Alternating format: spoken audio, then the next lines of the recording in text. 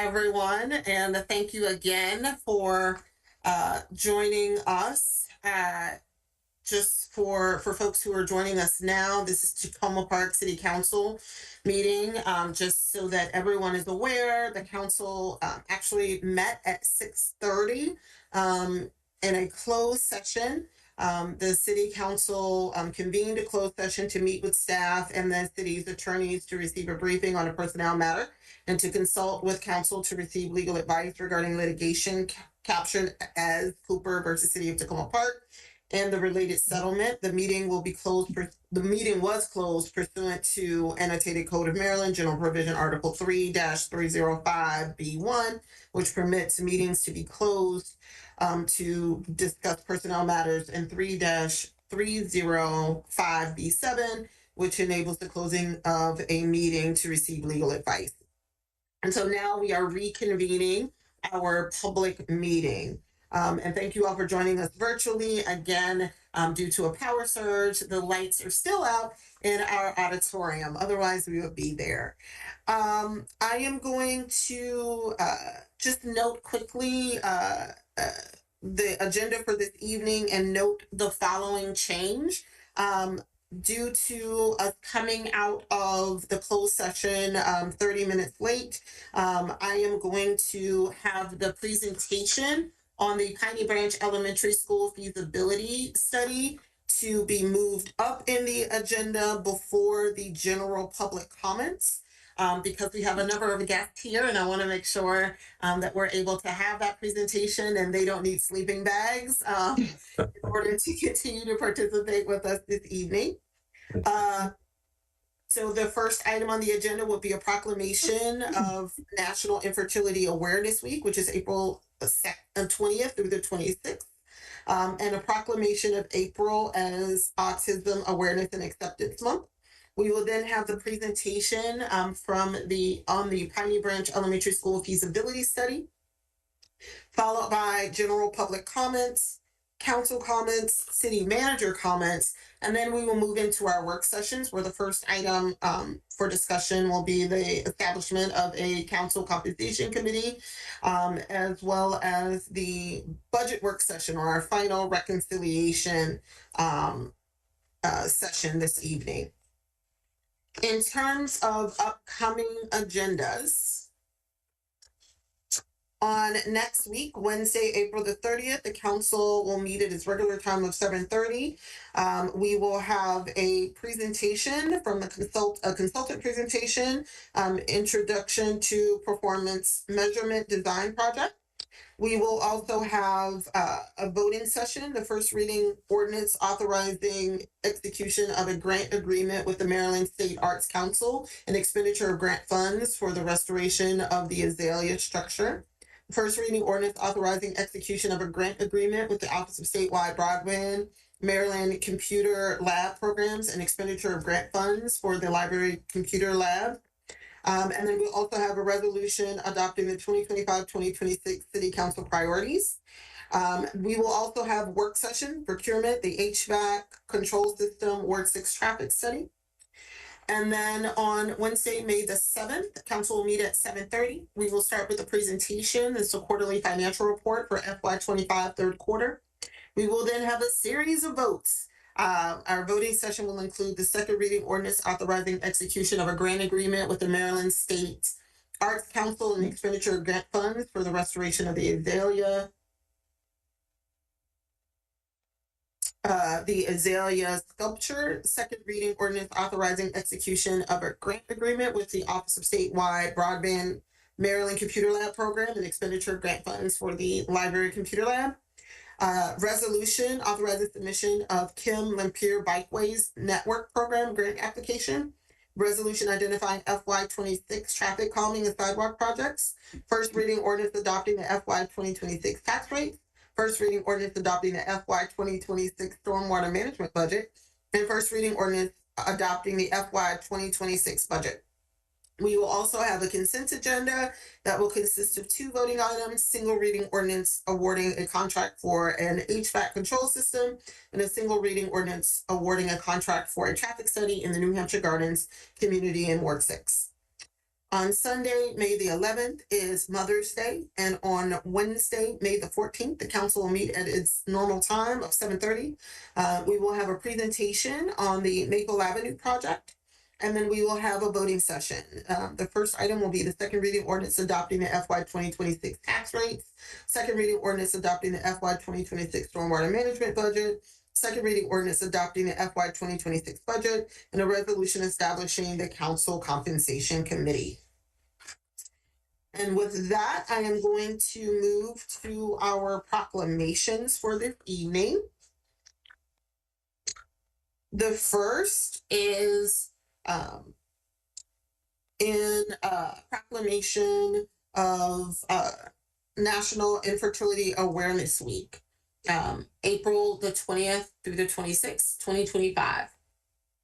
Whereas according to the U.S. Centers for Disease Control and Prevention, 1 in 5 women have trouble getting pregnant or sustaining a pregnancy. And whereas the World Health Organization and American Medical Association define infertility as a disease, and whereas infertility affects women and men equally and does not discriminate based on race, religion, sexual orientation, marital status, or socioeconomic level. And whereas the LGBTQ plus community also faces challenges when building their families. And whereas some people become infertile due to medical treatment for another condition, most often chemotherapy or radiation for cancer. And whereas family building options include adoption and medical treatment, such as in vitro fertilization and third-party reproduction. And whereas cost and lack of insurance coverage are barriers for many in our city to access the family building option they need. And whereas raising awareness of infertility and the barriers faced by the family building community is the first step to removing these barriers. And whereas Tacoma Park joins the National Infertility Association, volunteers, healthcare professionals, and members of the infertility and family building community to raise infertility awareness. Now, therefore, I, Talisha Searcy, Mayor of the City of Tacoma Park, do hereby proclaim April 20th through the 26th, 2025, National Infertility Awareness Week in Tacoma Park, Maryland. And I would like to say thank you very much to Council Member Westlake, who drafted this proclamation on behalf of the city. And I would like to offer her an opportunity to speak to this proclamation. Thank you so much, Mayor. Seriously, I'll keep this brief because I know it's been a long night. But I just want to share briefly that I often joke that I spent my entire 30s building my family. And I have 2 amazing children who I love dearly. But if you do the math, 10 years is a long time to make 2 kids. And that is because I struggled with infertility, and truly for about 10 years straight, if I wasn't pregnant or breastfeeding, I was trying to get pregnant or in between cycles, trying some new fad diet or needing to recover from the emotional and physical toll it took on me. So I just wanted to share that because it is something a lot of folks deal with, especially among the queer community, and it's often in private. And so now that I have closed that chapter of my life, if anyone who is listening is in that or has been there, I'm sending my open heart to them. Thank you so much. Thank you very much. And the next proclamation is in recognition of Autism Awareness and Acceptance Month. Whereas autism spectrum disorder, ASD, is a neurological and developmental disability that affects how a person communicates, interacts with others, and experiences the world with signs that begin during childhood and typically continue through a person's life. And whereas approximately 1 in 31 children in the U.S. are diagnosed with autism, according to the Centers for Disease Control and Prevention. And whereas autism varies greatly from person to person, with no 2 people being alike. And whereas Autism Awareness and Acceptance Month is recognized in April and emphasizes the need for public awareness to promote acceptance, celebrate the differences, and prioritize the inclusion of autistic individuals and their families. And whereas we celebrate the many ways autistic individuals add to the diversity and strength of our community, and it is our collective responsibility to create awareness and inclusivity that supports all individuals with autism and their families. And whereas the city of Tacoma Park aims to be an inclusive and equitable community where everyone is appreciated for their unique abilities. And whereas the city of Tacoma Park is a welcoming city and is dedicated to fostering acceptance and welcome all residents and preventing discrimination and bullying. And whereas the city of Tacoma Park is stronger and more vibrant because of residents with developmental disabilities. Now, therefore, I, Talisha Searcy, Mayor of the City of Tacoma Park, proclaim April 2025 as Autism Awareness and Acceptance Month and encourage us all to promote respect for people with developmental disabilities and bring awareness of the barriers that people with developmental disabilities face. Thank you very much. And so with that, we are going to move to our presentation this evening on the Piney Branch Elementary School Feasibility Study. We'll turn things over to our guest speaker. Robbie, are you kicking us off? Yeah, Julie, do you want me to start, or do you want to? Hi, good evening. Thank you for taking the time to hear our presentation, and at the end we will take questions. We're actually going to have, if we move to the first, I believe it's the first slide, is our introductions. Yes. All right. Well, we have an agenda. You want to? Yes. So we are from Montgomery County Public Schools, and my name is Julie Morris. I am the director of the Division of Planning, Design, and Construction, and I'll allow my colleagues to introduce themselves. I'm Rob Batstender with the Division of Design and Construction, and I'm a school facilities project manager.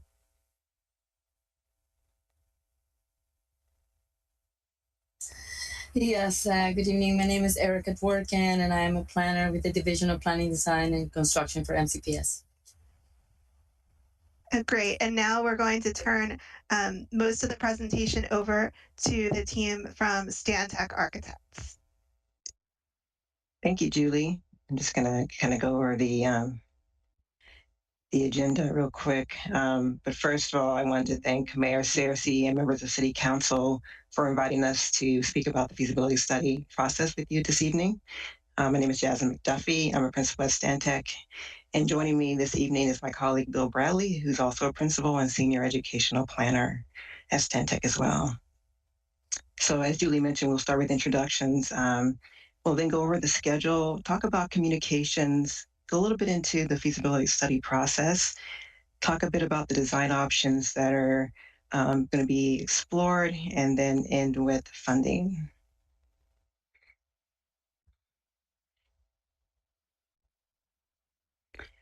Just want to point out that for this project, the main point of contact is going to be Rob Batstender. And so his information is on the screen now. In addition to Bill and myself, we have a talented group of professionals, architects and designers that are on our team that are going to assist us with the feasibility study. Just a little bit about Stantec. We are a global company with design professionals that specialize in a out of areas, but our focus in Mid-Atlantic and our focus in our education studio is education and school projects. We've completed many projects in this area and are currently working at Montgomery County Public Schools on the new Crown High School in Gaithersburg. In addition to an architectural team, we also have a team of talented engineers that are going to also assist us in studying the new feasibility study. I want to point out Clark Azar, who's our civil engineer, who's done a number of projects in Montgomery County Public Schools, as well as in the city of Tacoma Park. Talk a bit about the schedule. With the end in mind, the study is scheduled to complete at the end of June. And so leading up to that, we have a series of community meetings to solicit input from the community. And so obviously today is our first community meeting. So thank you again for having us. Our first community meeting is going to be next Thursday, May 1st. We then have a second community meeting May 15th. We will be meeting with staff May 27th. Our third community meeting is the third community meeting is May 29th. And we have a fourth community meeting June 4th. What I want to point out is that if the community would like to have ongoing dialogue about this project after the summer, Montgomery County Public Schools is open to having additional meetings in the fall. They've also said that they will extend themselves to coming to community events and sharing and gathering information as well. Yeah, I just wanted to point out the meetings will be held at the Piney Branch Elementary School in the cafeteria. Yes. So all the meetings, yeah, and they're a 7 o'clock start time. Thank you. In terms of communications, we are sending out mailers with dates to community members. Signage will be posted. We are also going to be advertising the city's monthly newsletter, as well as on the school's website. And now I'm going to turn it over to Bill, who's going to talk with you a bit about the feasibility study process. Thank you, Jasmine. Go to the next slide. Click. So, with the County Council having approved the Tacoma Park Minor Master Plan amendment, a feasibility study for a major capital project at this school has been recommended. Next slide. The idea with the feasibility study is to take an objective look at the building and the site to understand its needs and to then come back with a series of proposed options, each with a cost basis, so that a recommendation can be made and justified and incorporated into the superintendent's recommended capital improvement plan in the fall of this year. The way that we'll approach this, 4 parts. The first being an analysis. We'll take a careful analysis of the facility itself, meaning the building, the infrastructure, the building systems, looking at codes and regulations. We'll look at the site very carefully. We'll also do an educational program analysis to determine the degree to which the building is currently and in the future will be able to accommodate and provide for the curriculum that is intended. And as Jasmine said, we'll also have stakeholder engagement. After the analysis phase, we'll then get into, let me share this. I'll say that we've already begun the facility assessment. This looks like a photograph of Piney Branch, the library, or the lobby. You probably recognize that, but it's actually a pixel cloud, a digital image of the facility itself that we can then take back to our office. And without having to disrupt the school in the day, we can take measurements and peek behind walls and have a look at what's happening there. So that's already, that survey has already been completed. And after the analysis, we'll do a synthesis, a deeper dive, look for synergies, understand where economies of scale might come into play, and we'll do a collaborative confirmation with key stakeholders in the community. And after the synthesis, we'll prioritize. There will certainly be more issues uncovered than any budget could accommodate. So we'll have to prioritize into must-dos, should-dos, and would-dos. And the must-dos are those that are associated with the initial scope of the project, and also things that are required by code or regulation or law. Those are things that if you're going to touch the building that you must do.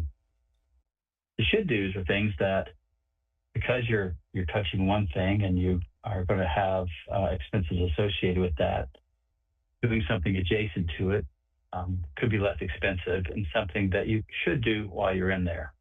And then would do's are those things that are maybe outside the scope of the project. We often hear about,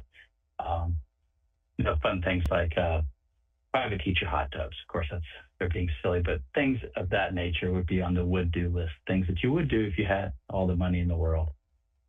And at the end of this, we'll make recommendations.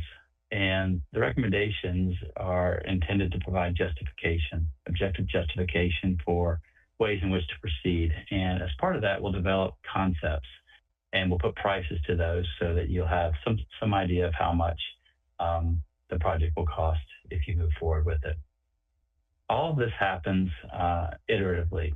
In other words, it appears linear here, but we'll continue to go back to the community, key stakeholders, the staff, to make sure that we're understanding what we're seeing and that we're interpreting it correctly, because those who live in and operate, work with the buildings every day certainly have a unique and insightful perspective. As we touched on this process, oh, sorry. No, you go ahead, Jasmine. I'm sorry. Oh, as we mentioned, this process also includes engaging the community, and so that creates a really wonderful opportunity to provide the opportunity provide the community with an opportunity to ask us questions and ask questions of the process. Also, to make sure that we're keeping the community informed of the progress, to propose solutions and get that feedback. That's really valuable, and to make some recommendations and also get that feedback. And it allows the community as a whole to really support quality education in the community in the end. Is there anything you wanted to add to that, Bill? I'm sorry for. No, thank you. I'm sorry. But in thinking about the design options, there are really 4 ways to approach this. And what you see here is Piney Branch. It's a model that we built in preparation for the interview that we did as part of our qualifications and selection. We used this model along with the Matterport model that you saw earlier to help understand the building and then come back to you with different solutions. And so there are really 4 different ways that we can approach this. And we have no predetermination at this point, but the first way is a full renewal of the existing building, which is to say a full renovation. And that would include all of the must-dos, of course, addressing accessibility issues both within the building and the site, addressing any code upgrades that need to happen, whether it be life safety code or energy codes. And then also could include the should-dos as well. So a full renewal, which is a renovation of the existing building, is one option.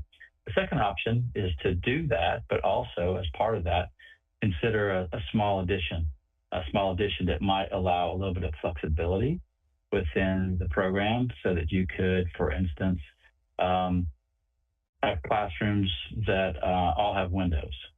Currently, as we observed it, some of them don't. A third option would be to do a full renewal with a much larger addition. That larger addition might include classrooms, connections to the site beyond, other such things. And then lastly, a fourth option might be to demo, to raise the existing building and build new on site. I'll say that all options will explore the pool and associated sports spaces, and a determination will be made with community input about whether those will remain.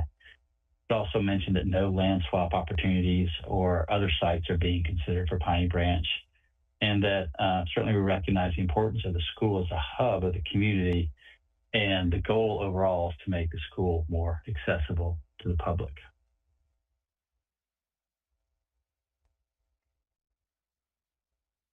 So Julie, we prepared this slide.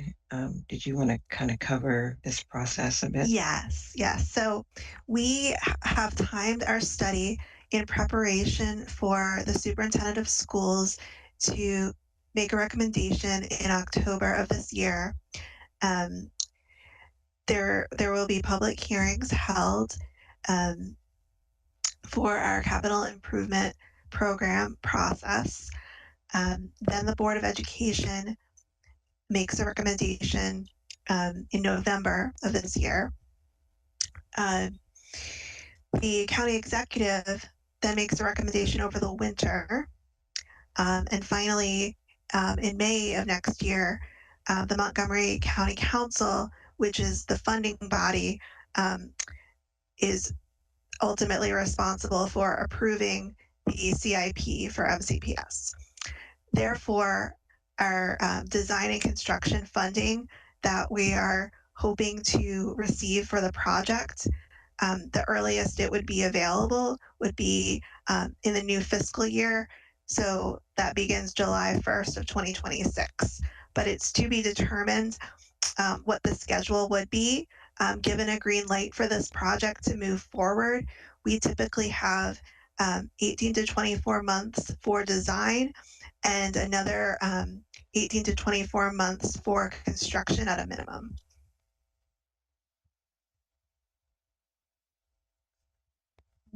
With that, we thank you and want to open it up if you have any questions.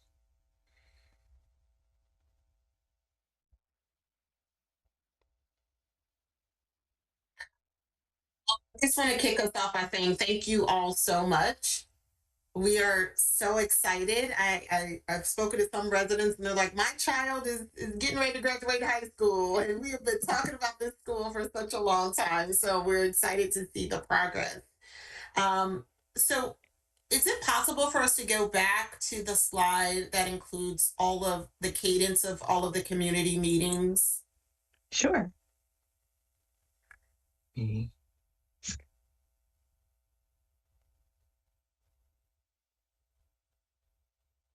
Sorry, making go all the way back to the beginning. No worries.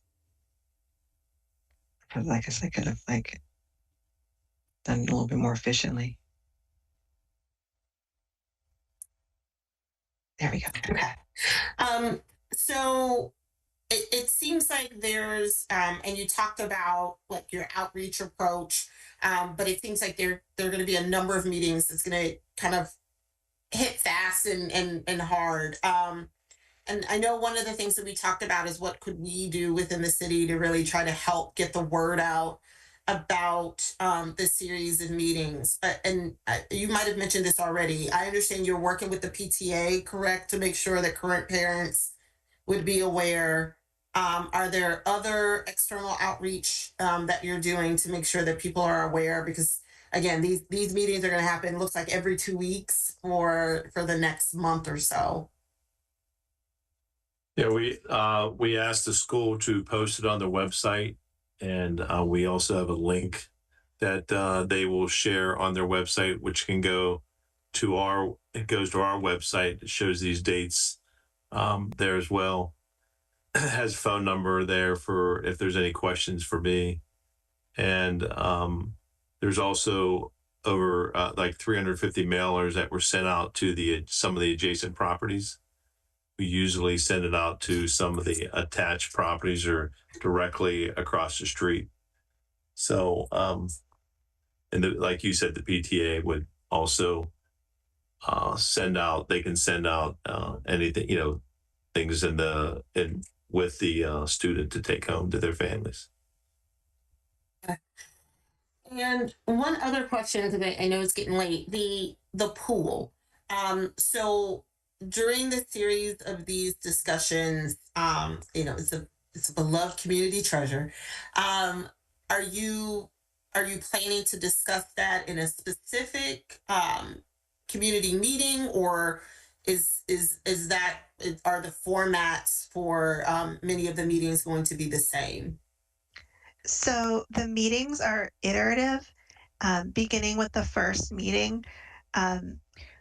The options that the design team comes up with will progress as feedback is gathered, so that by the last meeting, it'll be more of a presentation, like the final wrap up.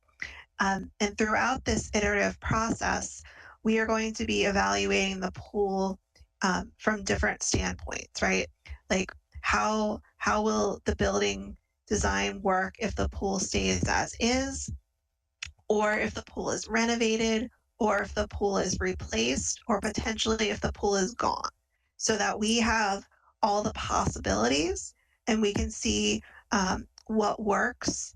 And along with the partners at the county recreation department and park and planning, we also are going to be meeting with them, hopefully multiple times throughout this duration, to get their feedback as well. Thank you very much. Councilmember Honzak? Thank you. I really appreciated this presentation. I have a few additional questions. If you'll allow me, I'll just ask them all at once and then you can address them in whatever order. First, I was a parent of a student at Piney Branch, and I recall that we had received actually various scenarios, even seeing architectural designs at that time. I'm just kind of curious what happened to all of those previous studies. So that's my first question. The second is, you just spoke about the pool. The target population interested in the pool is a totally different, not totally different, it's an overlapping, but it's a much bigger and different community than the PTA and the student body of the school. So do you have a different strategy for outreach to that population, or how could we work with you to help make sure that that population is covered? It didn't, I'll be honest, it didn't sound like it's covered very well yet by the strategies that you described. And finally, my single biggest concern, besides the fact that there are so many classrooms without windows, which to be sure is part of your scope, you even mentioned it. The biggest problem that this school has, as I view, as having been a parent there, is the footprint per capita in this school is the smallest in the entire county. What do you see? How creative is your scope with working with the existing site and getting that per capita square footage to be anywhere close to kind of the minimum standard that you all look at for the rest of your schools across the county? Because you did specifically call out that you are not looking at a property swap. Thank you, that's all. All right. Beginning with the first question, the previous study that I believe you're referring to was for a classroom addition.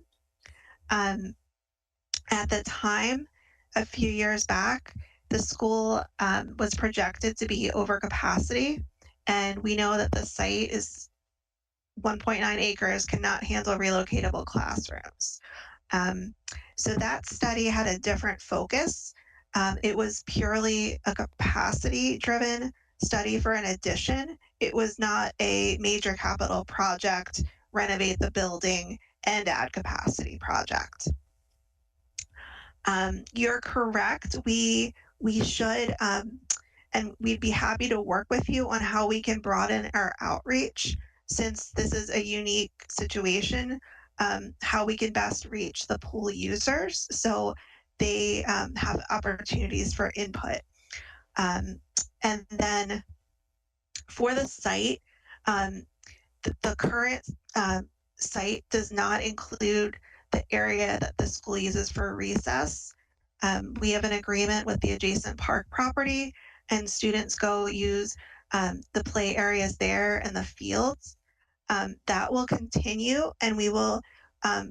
We had an initial discussion with parks. We're going to continue to work with them to see what opportunities may exist, not to swap properties, but potentially to go into the hillside, because that can help maximize the use of the site and also help us achieve the access to that property without the students having to either traverse a lot of stairs, or in the case of ADA access, students who cannot take the stairs have to go out to the street and go the long way up, which is really, really not a great situation. Could you just describe quickly how high you can go on that building under the current zoning? Can you get an exception if you need to? Well, we haven't considered the building as it currently stands is a 3-story elementary school.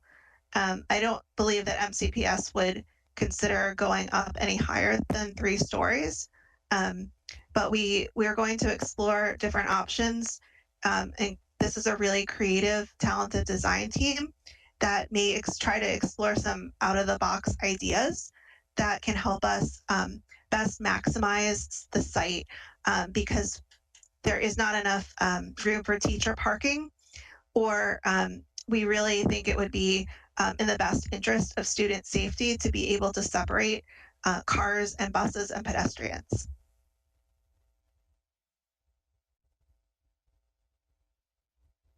Okay, thank you, Councilmember Linton. Councilmember Schlegel. Yes, this perfectly follows from what Councilmember Honzak asked and what you were just saying. You had referenced the idea of connections, exploring connections to the adjacent property, and I now understand you mean the MNC PPC Park property. And so, in relation to the maximum height of the building, is it possible that by having a bridge or some other exit that was from a higher floor, you could still meet, you could add an additional floor? My understanding, which may be totally wrong, was that every student has to be, or every person in a school building has to be no more than one flight of stairs from an egress. So is that something that might figure into your consideration about height and number of stories? Sure, definitely. One of the concerns with this school in particular, and one of the, there are no classrooms currently on the ground floor level. You have to go up to the second floor to reach classroom space. Um, this building would not be able to handle, and it's a grades 3 through 5 school. It would not be able to handle the younger students without at grade access or a dedicated stair, nor can it handle special education populations that need that access as well.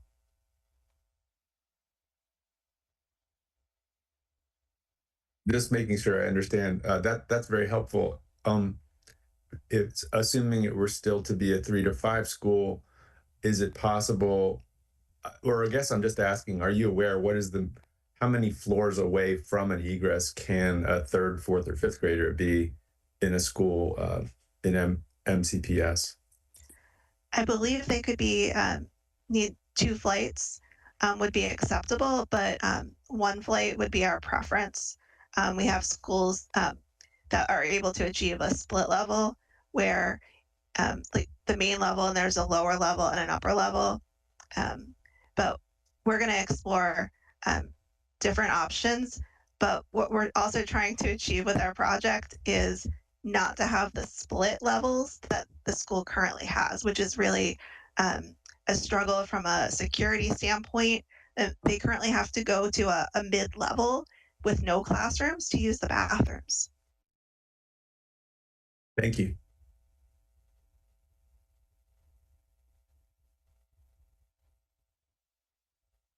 Okay. Well, see, no more questions. I just want to thank you all again for coming out tonight and providing us with this introductory presentation on the project. I know that we've been chatting about making sure that we're able to coordinate with our communications team to try to see if we can help with getting the word out within the city around the community meetings that will be coming up. And we definitely look forward to bringing you back once some of these meetings have taken place and there's a proposal so that members of council can hear more about the proposal and a path forward. Well, seeing no more questions, you all are free to go. Thank you all so much. All right. Really, you meeting Thank with you us very today. much. Thank you. Thank you. Yeah, thank Have you a for good the evening. time. Thank Madam you. Mayor, may I just make a point of order before the team leaves from the Piney Branch presentation, in case any of the general comments had to do with Piney Branch, to perhaps offer those people an opportunity to speak, in case there are any in the audience, given that we changed the schedule around a little. Just a suggestion. Thank you. Also, the comments are recorded, and if there are additional comments that come in regarding Piney Branch, we can have staff as well if folks aren't able to participate and share the video. It's a little tricky because we have people sign up in a particular order. We don't know who wants to talk about Piney Branch and who doesn't. All right, thank you. Okay. Thank you so much. All right, thank you very much. Thank you. Good night. Bye. Good night. Okay, we're going to move to general public comments this evening. And our city clerk has the list of commenters.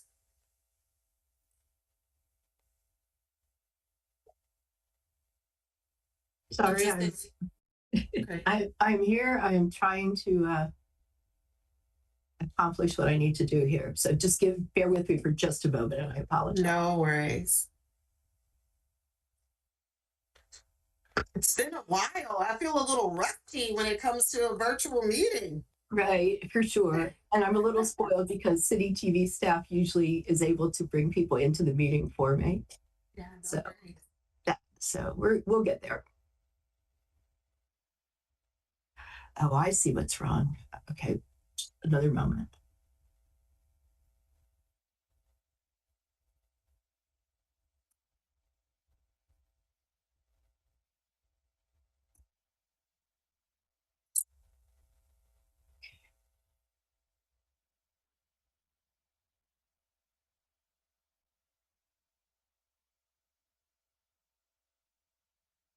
Okay, we'll have Jackie Moore will be first. Great. Followed by Tom Gagliardo. Okay, wonderful. Ready? Ready. My name is Jacqueline Moore and I live in Ward 2. I support Councilmember Schlegel's revision ideas for the atrium project plan. I know from experience that it's extremely expensive to move plumbing stacks to areas in a building that did not previously have plumbing. Moving plumbing and having to dig trenches through concrete in a building positioned over a creek where shears run is an avoidable cost. Councilmember Schlegel demonstrated that the very real needs of the police and city staff can be met with his revised plan, and natural light can still be available to those who work in and who visit the building. Let's not let the seemingly perfect be the enemy of the good. I also support funding for a Lincoln Avenue traffic study. I live on a street adjacent to Lincoln. Everyone on my block is affected by the increased traffic flow on Lincoln, especially during the morning and evening rush. Time and time again, I've witnessed drivers blowing the four-way stop at the intersection of Lincoln and Jackson. Drivers also cruise to the four-way stop at Lincoln and Carroll, but not with the same level of frequency that occurs at Jackson and Lincoln. There's a mix of both children and seniors who live in this area. Though there are sidewalks, it can be frightening to walk here. Many people who park their cars on Lincoln place traffic cones to protect their cars from side swipes. Unlike many other streets in Tacoma Park, it is not common to have a driveway in front of a home here. I have two staffing comments. First, I want to welcome Mr. Delsack, the new urban forestry manager. It's great to have another Virginia Tech Hokie in the city. Second, why is former Deputy City Manager Andrew Baldock, who's now serving as the Acting Director of Human Service Resources, not listed in the city staff directory? What's his salary for this new job? I also think it would be incredibly hard to do the job of HR Director remotely. It's a people-to-people type of job. I appreciate his willingness to chime in during Monday's budget reconciliation meeting. I'm sure the staff as well as the mayor and council appreciated him for sharing his in-depth institutional knowledge. One last thing on this topic, our new Deputy City Manager, Ms. Hapti, is not yet included in the staff directory. Next up, why is sod being used on the new library site? Is the city required to install sod to receive the final use and occupancy permit? I know that this is a real thing for those who renovate existing homes and who build new homes. It would be lovely to have some shade trees at the new library. In addition to the expense of watering and mowing new grass so it will grow, this type of grass creates a biological desert. It diminishes rather than enhances biodiversity. There are shrubs around the stormwater and rain garden area, but we could use some trees. My final comments are related to the settlement paid to Kekila Cooper. I sincerely hope that Ms. Cooper is now in a work situation where she feels safe and can be productive. Others here tonight will undoubtedly share their thoughts about the case, the settlement, and the people involved. My question is different. Will there be an increased cost for the city's insurance due to the $1 million payout? Usually insurance rates go up after claims are made, at least they do in the everyday world for people who hold auto and home insurance policies. Should the mayor and council members be keeping the possibility of increased costs in mind as they go through the budget process? I know that the city's insurance rates usually increase about 10% each year, which I will say seems high, but I don't know what is typical for a municipality. I hope that the Maryland Police Accountability Act and the Maryland Public Information Act can be used to release information such as the content of interrogation sessions between Ms. Cooper and members of the Tacoma Park Police Department. Thank you.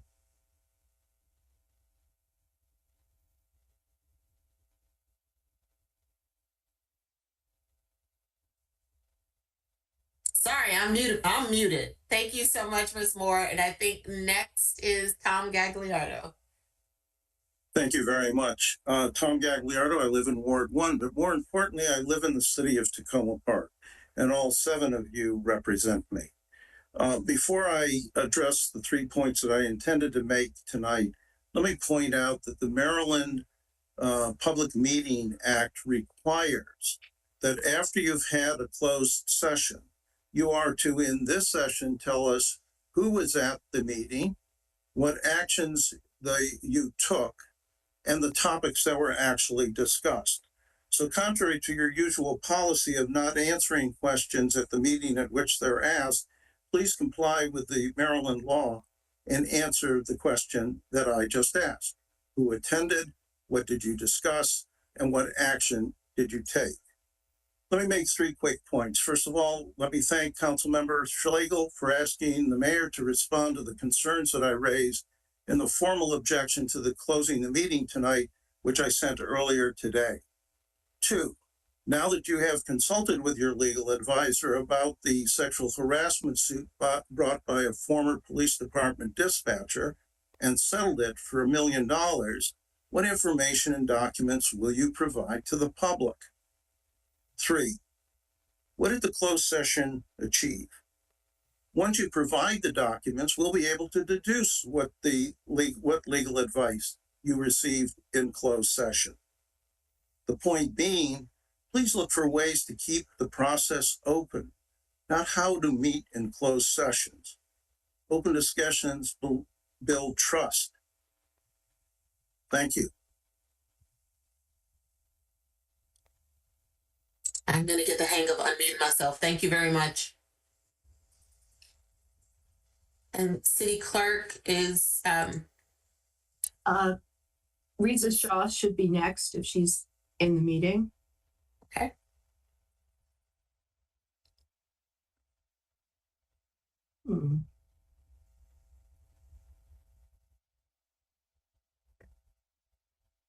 Well, why don't we go into Paul Hubner and then, oh, sorry about that. Risa, go ahead. You're muted. Okay, can you hear me now? All right. Horrified, enraged, furious, unsafe, you pick the words. Disappointed doesn't even come close. And I will note that April is Sexual Assault, which includes Sexual Harassment Month. I think you know what I'm talking about tonight. The fact that we're now seeing the culture of impunity that seems to be rampant in our police force shouts only one thing: it has to be stopped. Not believing the woman who was harassed and not taking her seriously, whatever was done to her, but instead continuing harassment and intimidation is simply not okay. We tout policing in Tacoma Park as being better. And this is one example of how flawed we are in Tacoma Park, how the police do not keep us safe, and how they don't even simply understand safety or accountability or fairness within the department. And that's no better than any other police force. The harmful actions were not just of one person, but of many people in the Tacoma Park Police Department.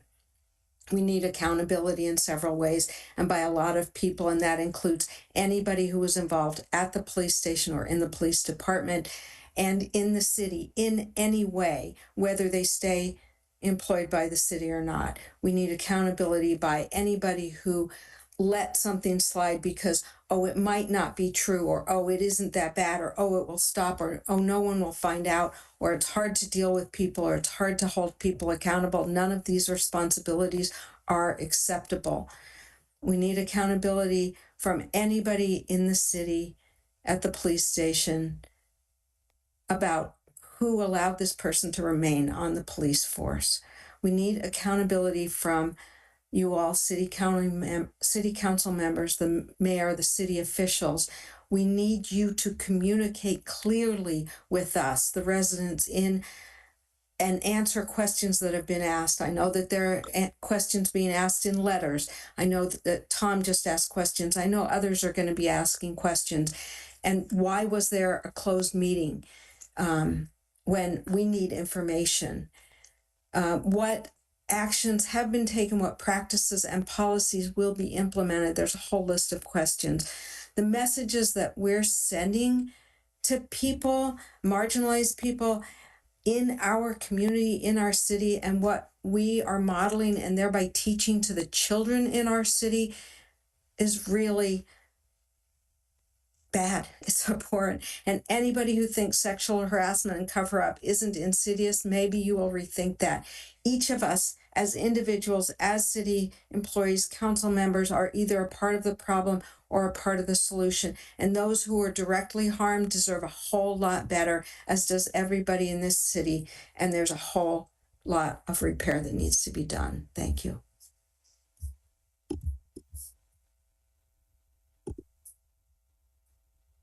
Paul Hubner is next. Good evening, Paul Hubner, Ward 3. I want to thank Councilmember Schlegel for his eye-opening, transformative analysis of the police department renovation called the atrium renovation. I've watched almost all of the recent council meetings, even to the 11:10 closing of last week's meeting. In all the budget presentations by city staff, only the city manager has proposed any cuts to expenditures. Each department presentation has focused on more staff, more consultants, more vehicles or equipment, more space, more pay, and more benefits. We have been increasing city expenditures year after year after year. We face serious revenue issues ahead of us. What I want, and what most residents that I meet with want, is more accountability, more value engineering, more cost-benefit analysis, and a cut to our property taxes. City capital projects have been a sinkhole of expenditures. In the commercial business sector, where I worked for decades, the emphasis is always more for less. The history of our capital projects has consistently been less for more. Most of our capital projects have been well over time and vastly over budget. Need I mention more than the dog park, this community center, Brashears Run, or the current library fiasco? Roger's proposal for reducing the cost of the police department renovation deserves serious study and in an expedited fashion. Instead of following the past practice of councils before, we should chart a new course. The city needs to deliver more for less. The council needs to require accountability for expenditures on capital projects. After already spending $85,000 on architectural drawings for that atrium, an additional amount of $35,000 spent on God knows what, and what about the other $865,000 being totally unaccounted for? I applaud this alternative proposal that suggests a way to save money and meet all the requirements of the renovation project. Remember, please, 20% of our homeowners and 47% of our renters are housing burdened, over 30% of their gross income on housing. Many federal employees and federal contractors are losing their jobs, and many of our residents who work in the service sector will soon feel the pinch on their pockets in these coming years. Seriously look for ways to cut expenses in this budget. Many residents already are having to do so and cutting their budgets. Thank you very much for your time.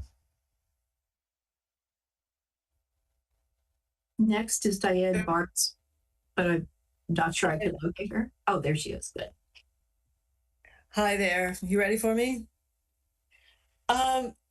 I want to agree with Paul on what he said about the large number of people in Tacoma Park who've lost their jobs because of government downsizing, and there will be implications in the private sector for those people having lost their jobs, and daycare providers, etc., which means it's really important for the city to basically spend less. I agree with Roger Schlegel on a scaled back renovation of the atrium. I would like to add that with the on again, off again tariffs that are being put on products from everywhere overseas, that it's basically impossible at this point to estimate the cost of any renovation. The only thing you could really know for sure is that it's going to cost considerably more than you thought. Turning to the police department, there's there's two things cannot be truth. You cannot say that a woman was harassed to the point where $1 million settlement was made, and the person who harassed her, Thomas Black, should keep his job. Those two things basically cannot both be true. So either the settlement was an error or Black needs to be fired. At the very least, well, furthermore, it's horrifying to me to think that he might be called to help someone who's a victim of sexual assault. It's amazing.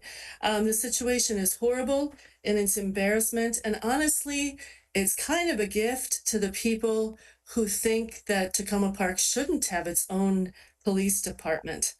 I have 50 seconds left. What I would like is for somebody in the council to explain to me the thought process of keeping this officer.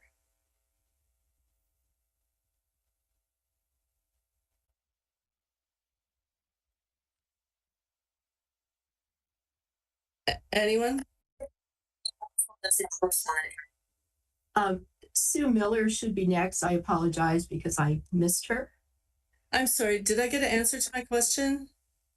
I was just saying that the council does not respond during public comments to questions. It's our common practice. Well, I was going to give you my time, but okay. Figures.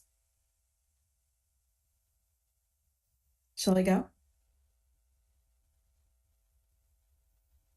Yes, you can. Good evening, Sue Miller, Ward 3. I'm addressing 3 topics tonight. First, I was horrified, as were so many residents, by the sexual harassment and retaliation filing made public this week, and by the parent handling of this matter. I join those who call for an immediate independent investigation into both the events and the handling to strive for transparency and accountability.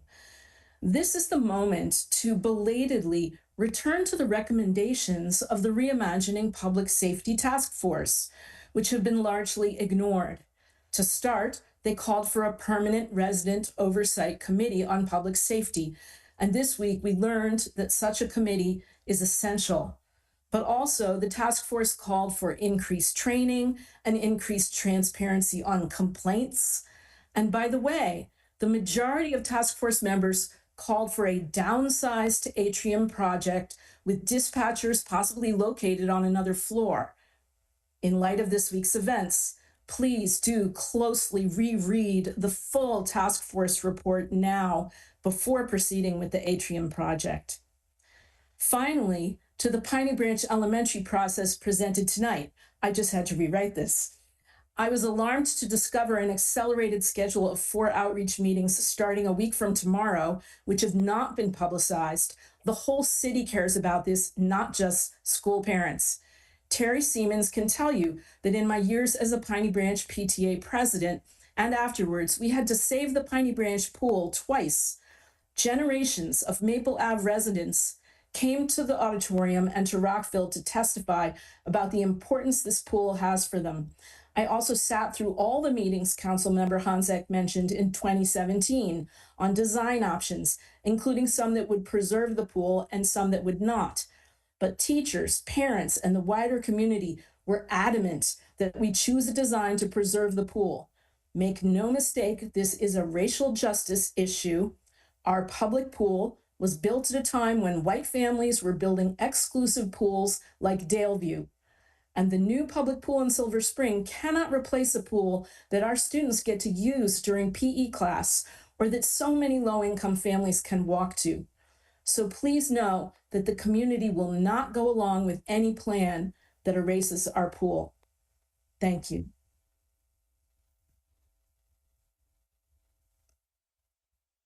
Here. Elizabeth Wallace is next. While we slept in our homes, Miss Cooper was at work in a cramped, dark office alone. She took 911 and non-urgent calls, dispatched officers, tracked radio chatter. She was our invisible point person in case of emergency, an illness, a break-in, a death. She protected us. We failed her. I graduated in 9/11 communications training. It's a hard job, and I admire people who are willing to take on the responsibility. For example, once when I was at the county communications center, a dispatcher answered a call for help. Domestic violence. A dozen previous incidents at the address cascaded down the computer screen. How dangerous was it for that officer to respond? The dispatcher monitored to keep the officer safe too. Miss Cooper handled calls like that. Another call I heard, a man running, gasping, footsteps on the sidewalk. Someone's chasing me. He has a gun. And then the call went dead. We have shootings here too. And Miss Cooper answered those calls. All dispatchers must keep their focus, their cool, no matter what. No matter how many people are crying on the phone, angry and scared, and she still has to react quickly, precisely, dispatching and recording at the same time. Miss Cooper did her job for months, all having to suppress similar emotions of her own due to the disgusting comments made by a fellow employee, hovering for hours. A superior in rank only. Black interfered with the police employee's ability to do her job, maintain composure, and even show up to work. Isn't that technically obstruction of justice? When he told her not to dispatch a particular call, was that not also obstruction of justice? A crime? If it were a TV show, I'd also wonder if he were aiding and abetting the car thieves in that instance. But as we know now, he was not the only problem in the department. This is systemic and has been for years. Sorry, I'm not suggesting we throw out the baby with the bathwater. I was really happy to see officers whom I know support her, and really disappointed to see a couple of others. Like, who knew? But at the recent multi-jurisdictional public safety meeting, the same day Fox TV broke the news, the chief said the more we engage our youth in positive outreach, the better. This case does in seconds what any school visit coffee with a cop could ever attempt to remake. At what point could a city manager contact the Department of Justice for a review? Kakila left Tacoma Park to work for an agency that is officially accredited. Tacoma Park is not. Why not? Montgomery County is. Shall we switch? It's time for a sea change. This is serious stormwater. Kakila Cooper deserves the money. She deserves an apology. What she really deserves, a medal. Thank you. Catherine Tunis is next. Hi, can you hear me okay? Oops, I'm echoing. I'm sorry, I'm on my, wait a minute. Okay, I think, my apologies. I put myself on the cell phone as well as my computer because I wasn't sure if my Wi-Fi would conk out. So thank you very much for being there, and thank you very much for listening to us tonight. I did want to talk about the sexual harassment settlement. I found it very disturbing that it occurred at all. The amount of the settlement made me worry about what it would mean for our taxes and our city services. But then the weak and misleading statement from the city attempting to minimize the situation, which was contrary to public case information, was really disturbing. And then reading the complaint was very disturbing about the appalling conditions that Ms. Cooper was forced to work under. It seems that sexual harassment training was not offered or required in the police department. So let me tell you a few things, if it's okay. Hitting on a colleague after they have expressed no interest in a personal relationship is illegal. Any form of hitting on an employee is illegal, especially not directly asking for sex. It is especially a bad idea for a supervisor to hit on an employee.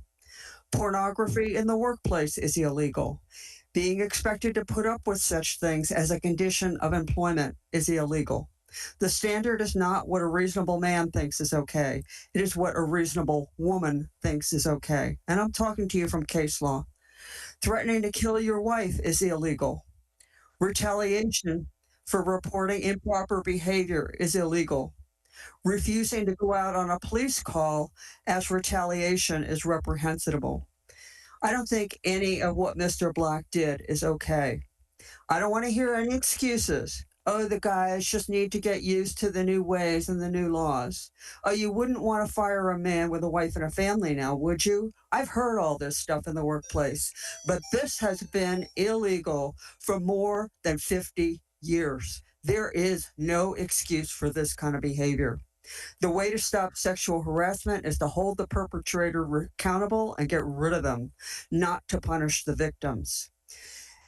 It is also clear that other employees knew of Mr. Black's proclivities and behavior even before Ms. Cooper started working for the city.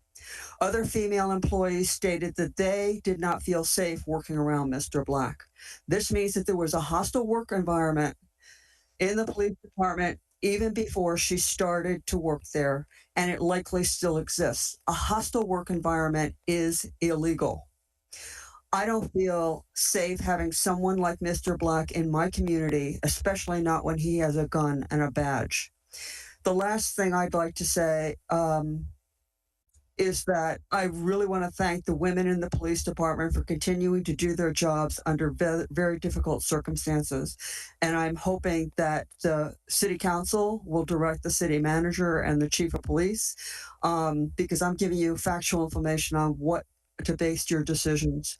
So we need training. We need clear ways for people to report violations that do not endanger employees or their careers. And we need major consequences for violators. Thanks so much. Next is Robert Dreyer. Good evening. Well, Tacoma Park is, I think, a very special place. I've lived here for 40 years, and I think it is a very special place. And I think we have a pair of challenges before us, crises really, that really will test the degree to which we really believe in our values as a special place. The first I have to say has to be the issue of the sexual harassment case. And what strikes me upon reading the complaint, and of course, I don't know whether the complaint's allegations are true or not. All I know is that the city's trial counsel apparently believed that there was sufficient evidence supporting the plaintiff's claims that they justified a truly substantial settlement.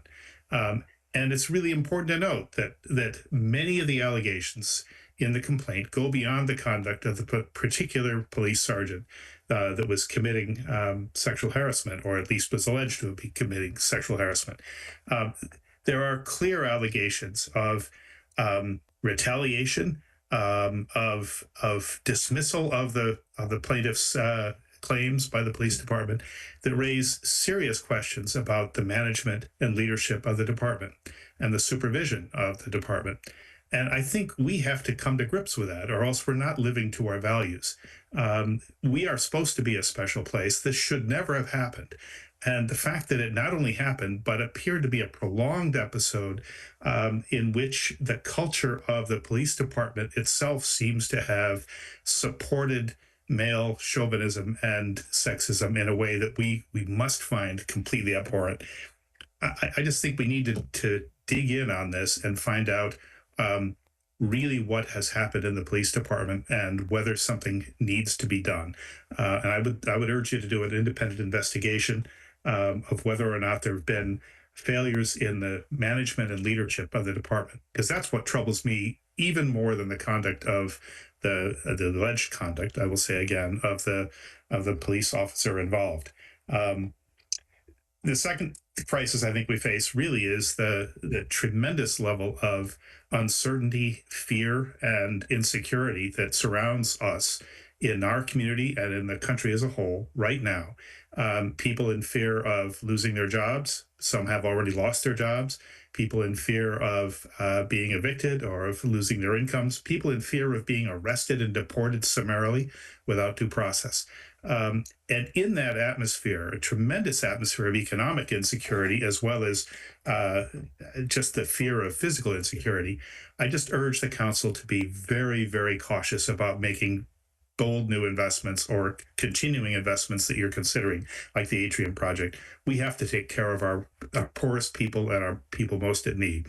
Thank you. Mary Machui is next.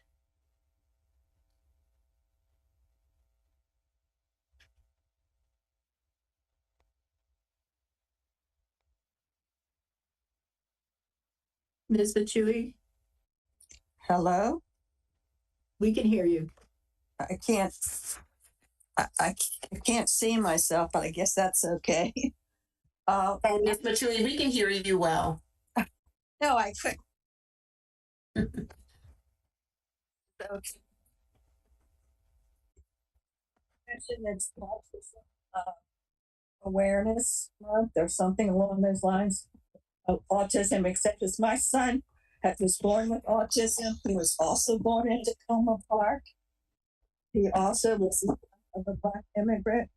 Yeah. He has never felt like he belonged in Tacoma Park, and I'm sad to say that's one of the reasons I started Parents of Special Needs Adults here in Tacoma Park 10 years ago, and I'm begging you, please help him. I'm 77. I could die any day, okay? I've got problems, and I'm concerned when I die or I get worse off, who will help him? Nobody. And the escalating property tax is another thing. He doesn't have the property taxes way too high and way too complicated. I really almost was feeling so stressed about it. I was so stressed I couldn't even think straight. I felt like jumping out a window. I was so upset doing these property taxes. And I'm trying to help a friend who worked for your city for 50 years as a crossing guard for a diddly twat low salary. And that poor woman is struggling with those property taxes too. And I'm trying to help her. And I'm just as bad off as her as far as figuring them out. Why can't you make it simpler and easier for us low income people, especially us seniors and with diddly, I'm sorry, please. Also, but I also say a thank you. On March 27th, I was really stressed out and I ended up on the floor of the third floor of the community center. And the officer, what is his name? I'm sorry. Our officer added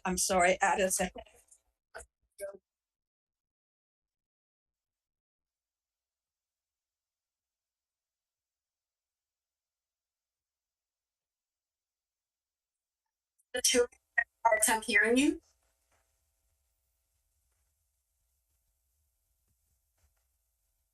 Mary Jane, are you there? Can you hear me now? We can hear you now. Thank you. On the 27th of March, I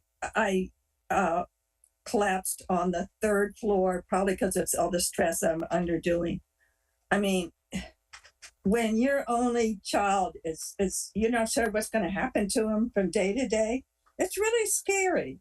I'm sorry for complaining, but it's scary. And we live in a different world. Live in a totally different world. I'm sorry. You'd have to have an autistic child living with you to feel how I feel. But thank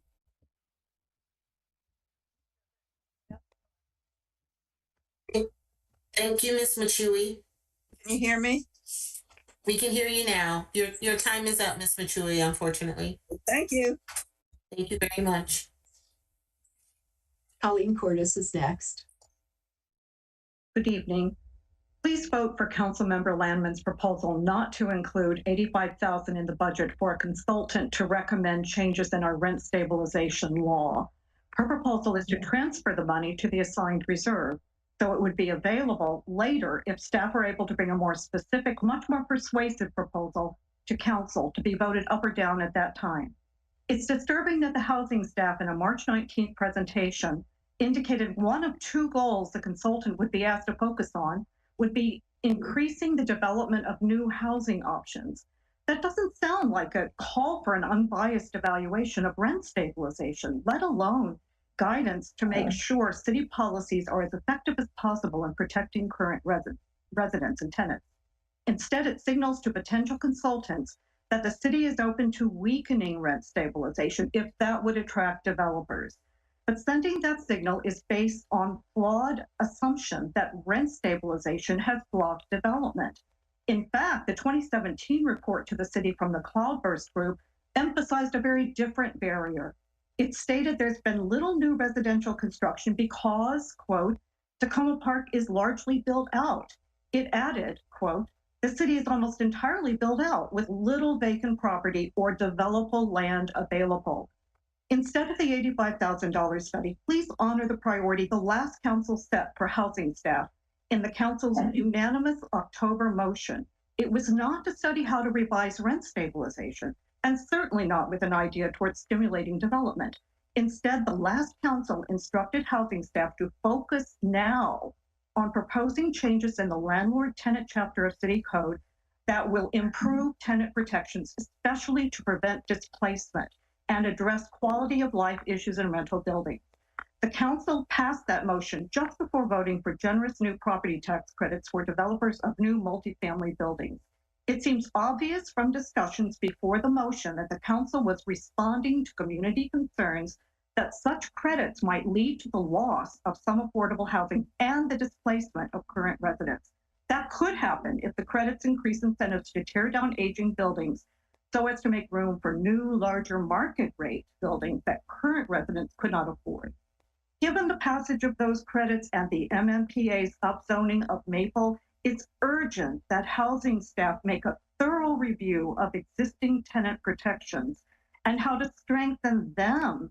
Make that its immediate priority, as that October council action called for. Not make the priority hiring consultants to advise what changes in our rent stabilization would appeal to developers. Thank you for considering it.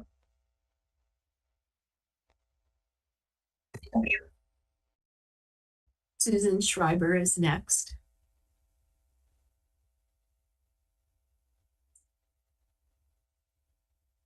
Ms. Schreiber, you're muted.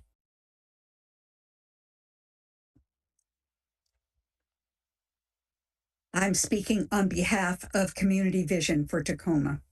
Tonight, we have delivered the following letter to you, signed by 117 residents just since yesterday. These residents ask for transparency and accountability from our city staff and council in the sexual harassment case against the city of Tacoma Park, which has been settled for $1 million. In accordance with the Public Information Act and the Maryland Police Accountability Act of 2021, all court records in this case and the settlement should be released immediately. We need an independent investigation of how this case was handled, the decision to handle it internally, and the culture and work environment in which these events unfolded. If the allegations in the complaint are true, those responsible should no longer be working for our city. Accountability is necessary to ensure a zero tolerance policy for sexual harassment, rather than an environment where victims may be blamed and gaslit. I want to just raise 4 points in the context of the need for immediate open discussion by the council and staff of what happened, including complete and specific answers to the following questions. Why was the officer who was accused of harassing a dispatcher demoted rather than being fired? And who made that decision? Given particularly that the city has been forced to pay out a $1 million settlement. What are the financial consequences for the city, including any legal fees, insurance deductible, and increased premium as a result of the legal case? How are the other department staff mentioned in the complaint being held accountable for their response? And why is the public only hearing about this case now when, according to the filed complaint, the alleged events took place in 2022 and 3, and the lawsuit was filed in 2024? Why were some council members kept in the dark about this case and the settlement until it hit the press? The city manager and council must understand that residents, and in particularly women residents, do not feel safe knowing that they may have to interact with an accused sexual harasser on the force and with other officers who were alleged to have bullied the dispatcher as she came forward. Without further explanation from the city, residents will assume that this is a textbook case of what happens to women who report sexual harassment and are then blamed and punished, while alleged perpetrators are free to continue their behavior. To restore a source of integrity and security to the city and confidence in city government, there must be an independent investigation and consequences. Thank you. Thank you very much, and Ms. Schreiber. I know that you asked for 5 minutes. I went ahead and gave you a little extra time. Thank you. No worries. Last on the list is Fred Schultz.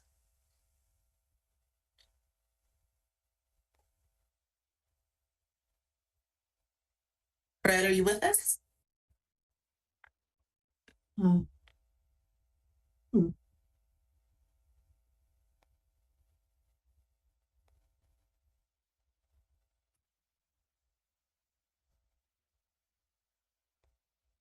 Perhaps Fred needs to unmute. If I can. I can't. Okay. Yeah.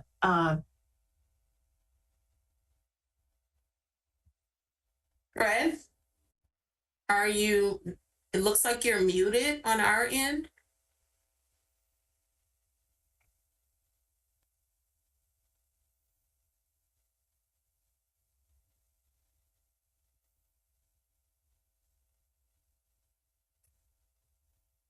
Let's see if we have any.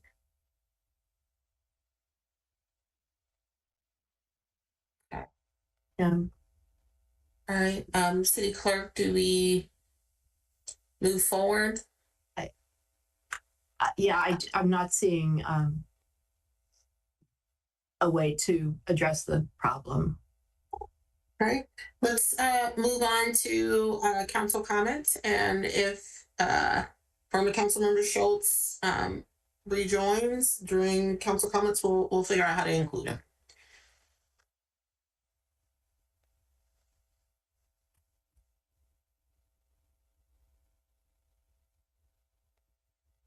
Okay. And council comments, Councilmember Honzak. Good evening. I would like to thank everybody who came out tonight. These are very important issues that people are addressing. First, I just want to speak quickly to what I feel ready to speak to. Trust. We have on our council a police officer. I am a sexual and reproductive health and rights specialist by training with 20 years behind me. We have an attorney. We have 5 women and 2 men on this council. We have a very diverse council in many other respects. And we also in our senior leadership have a female deputy chief of our city manager and a diverse triumvirate in our city management. I hope that that alone will give our residents some degree of assurance that we are asking many of those hard questions that you are concerned about. And that is all I'm going to say at this moment in time. With regard to Lincoln, I heard one of the residents who spoke about Lincoln Avenue. I just want you to know when we take our budget votes tonight, as I had said at last week's conversation or on Monday's conversation, when I was the one no vote on that one, and I may be again tonight, I'm not sure. It is not to say that Lincoln Avenue is not important. I just want you to know that. I consider every resident's concerns to be very important. It is important to me, though, that for the next budget cycle, we weigh other important traffic studies that may be needed across the city, since that one is going to not happen anyway until the end of this fiscal year at the very earliest. And finally, I wanted to share with my colleagues just very, very quickly that I was able to attend a really excellent summit, and I won't have time to get into it yesterday, but it was just a 2-hour session about incivility for local officials and ways that we can work on that. I think this is important to every resident and the council across the city and on council and within our staff, et cetera. I can't think of a more important issue. And I would like to share some of those concepts with my fellow council members. If I do not have the chance to do it in writing, please ask me about it. I intend to keep putting forth some of these ideas to my colleagues as we go forward, particularly in relation to some of our participatory efforts that are in our draft priorities. And Councilmember Westlake and I will be discussing just a small nugget of some of that in our proposals in the budget process tonight, but it's just the tip of the iceberg. Thank you.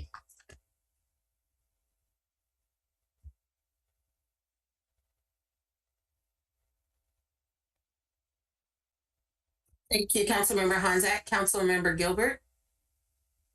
Thank you, Mayor. I just want to piggyback a little bit off of Councilmember Honzak's comments about the diversity of our police department and our city as a whole.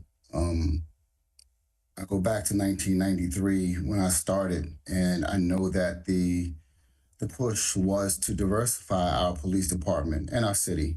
And when I started, we had a few female officers who were on the department, strong leaders in leadership positions, who would not tolerate some of the things that we spoke of this evening. And there were no improprieties, to my knowledge, that made it to this level during my tenure. I've been removed from the police department for 4 years now, so I can't speak to the culture directly. However, we have strong leaders in leadership roles that are female now. Our public information officer is a very strong professional. We have a captain who's a female, Michelle Holmes, who would not tolerate this. I know we have a lieutenant that's a female in a leadership role. So I'm hesitant to say that this incident was isolated, but I just urge everyone to just take a deep breath, gather as much information as you can. We learned a lot during our closed session. And we have to be patient and make sure we know what information that we can release and how to have these conversations with you all. But I just urge everyone just to stand by. Let's have these conversations, gain as much knowledge as you can about what happened, as much as we can tell you. And then we can move forward as a city. But I have faith in our chief. I promise you, I haven't had one conversation with him since I started on council. But I know him, and I know that he's going to do the right thing. He's going to try to hold people accountable to the best of his abilities. I've seen it firsthand. He's walked me through some trying times during my career, especially towards the end when we had a tough time with culture before he came on, and he made things right in a lot of ways. And I know he would not tolerate this, and I just urge everyone to stand by and wait for his response and wait for more information. Thank you. Thank you, Councilmember Gilbert. Let's see if there are any more council comments. Councilmember Landman. Thank you. I will be brief. I just want to say thank you to all the residents who spoke tonight, and also to emphasize that, speaking for myself, and I think on this point, having just sat through the meeting that was alluded to, I'm speaking for all of us when I say we hear you, and we are taking this whole matter very seriously, and we are doing our best to follow the advice about how to live within the confines of the law and yet be transparent with the community. And I would ask your forbearance while we try and follow the rules and still be as transparent as possible. It is very painful for all of us.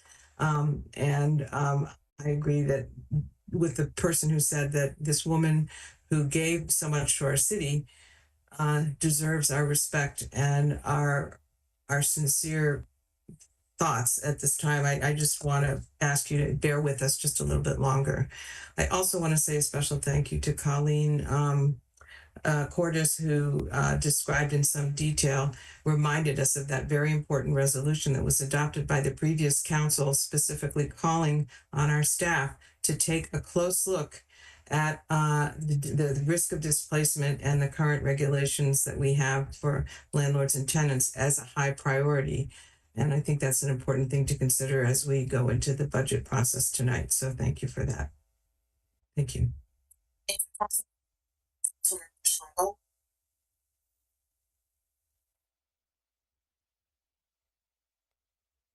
Yes, I'll be brief as well. I know we have a lot of work tonight.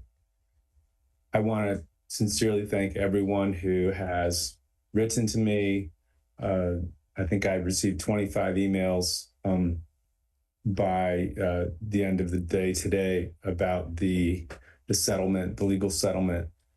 And I want to just say that I, like many of you, and as I believe all my colleagues, have many questions. I heard many questions asked this evening, and it gave me confidence that we have a group that, as Councilmember Gilbert said, and as Councilmember Landman said, that is not seeing this as something in the rearview mirror, but as something that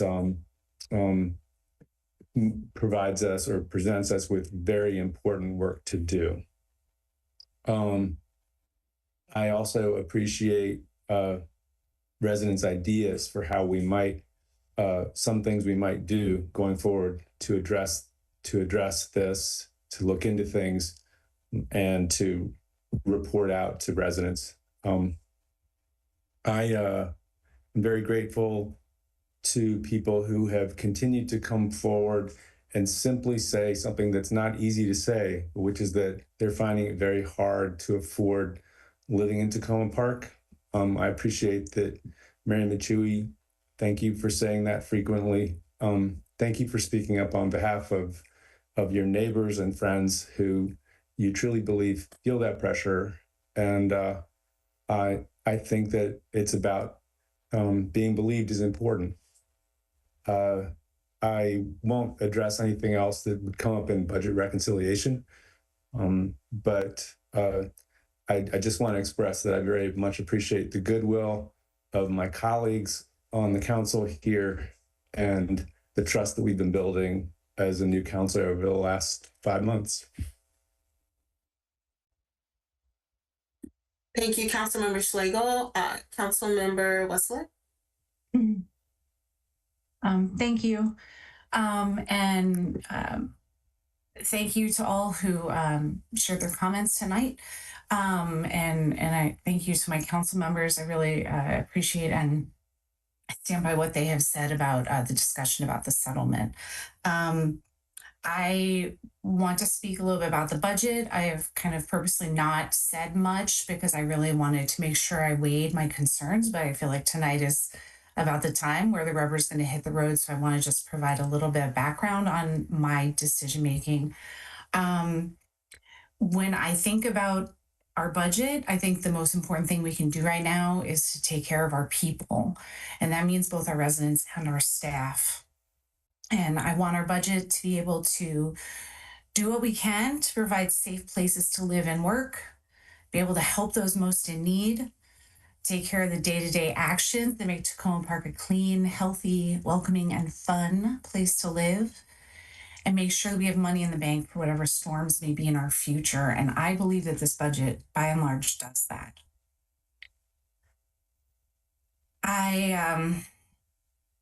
I'm going to say the unpopular part right now, I think. But I've heard many recommendations for cutting expenses this year by not doing capital projects or freezing staff or turning things over to the county in hopes of lowering our tax rate. I have not heard many recommendations of things to cut. I have not heard about services that folks here would be okay with doing without next year and ongoing into the future. And I don't know how we could meaningfully lower taxes without either removing ongoing programs and services or significantly adding new revenue. I do know that many residents chose Tacoma Park because of its many services. I know that is part of why my wife and I came to Tacoma Park, knowing it has some of the highest taxes in the area. So right now, I believe the vast majority of our residents want the vast majority of the programs and services that the city provides. So with that, I cannot justify lowering our tax rate in any significant way. So I'm happy and hopeful that we'll be moving forward with a budget that does not raise the tax rate, continues to provide what our residents rely upon, ensures that our safety net programs are funded and in some ways expanded, that it invests in the safety of our residents in some of the highest traffic neighborhoods in our city. It keeps a larger than needed portion in reserves to be prepared for the unexpected, and that it funds action that will improve the working conditions of some of our hardest working staff members. Thank you. Thank you, Councilmember Westlake. Councilmember Dabala. I'm going to be very brief. I am overwhelmed by the eloquence of all of the council members that have spoken tonight, and there is just no way I can add to that. Thank you for the folks who came out. Thank you to and spoke about some very challenging issues. And thank you to the Ward 2 residents. I've heard from a lot of you about some of these issues in the last few days. And on the budget, I will just refer to my comments that I made last week. If I were to go into detail, it would sound a lot like what Councilmember Westlake just said. And so with that, I think we probably do want to head to the budget discussions so that we can take some action on some of the things that are still outstanding. And again, thank you all for coming out and for caring so much about our community in the ways that you've all expressed yourself tonight. Thank you, Councilmember Dabala. First, I want to thank everyone for coming out tonight, all of your feedback, and your pushing us as a council and pushing us as a staff and pushing us as a community to be better. I cannot stress that sexual harassment has no place in the workplace. Full stop. It should not have happened. Full stop. But now I think what's really important is for us to focus on the path forward. As was discussed, we have moved in the direction of diversity in terms of our city leadership, but also as it relates to our police department with goals of increasing the number of female officers that we have on our force. I think it's critically important for us to be as transparent as we can be legally, as was discussed today, making sure that information and some of the questions that we know you all have, if it's our ability to do so, share potential answers that we are able to do so. Keeping in mind that this is a personnel matter, and I do want to stress that this is a personnel matter, and we do have to treat information carefully because of the nature of not just the allegation, but other staff that may be mentioned. I also, again, want to stress the path forward. A commenter brought up the Public Safety Task Force. And one of the things that we've been talking about as a council, and as we were talking about our council priorities, is prioritizing following up on the recommendations. What has happened with those recommendations from that task force? One of the big things that our police chief has asked multiple times of councils is for us to look at our resolution, which identified the city council's priorities for policing in the city. And now maybe the perfect time, we already needed to do it, right? But it's the perfect time for us to take a look at that. These kinds of incidents are rare in the city. This egregious offense was extremely rare, but I see it personally as an opportunity for us to look at our policies, look at our procedures, and see what we can do, change so that this never happens again. So again, I want to echo the sentiments of my colleagues where we are asking for your patience. We are working with our staff to provide as much information in a transparent way that we can. But we're also focused on looking forward in terms of what we need to do as a community to ensure that these kinds of things don't happen again. So I just want to reiterate my appreciation of all of the emails that I've received and all of the folks that have come out tonight. And again, just ask for your patience as we prepare materials that can be disseminated more widely in a hope of ensuring that people can regain their trust in our city and our police department. So in terms of budgeting, we're going to talk a lot about budgeting tonight. I've said on numerous occasions, this is one of the trickiest budgets. With COVID, we were trying to read the tea leaves in terms of what would happen. And I feel like we're in a similar place.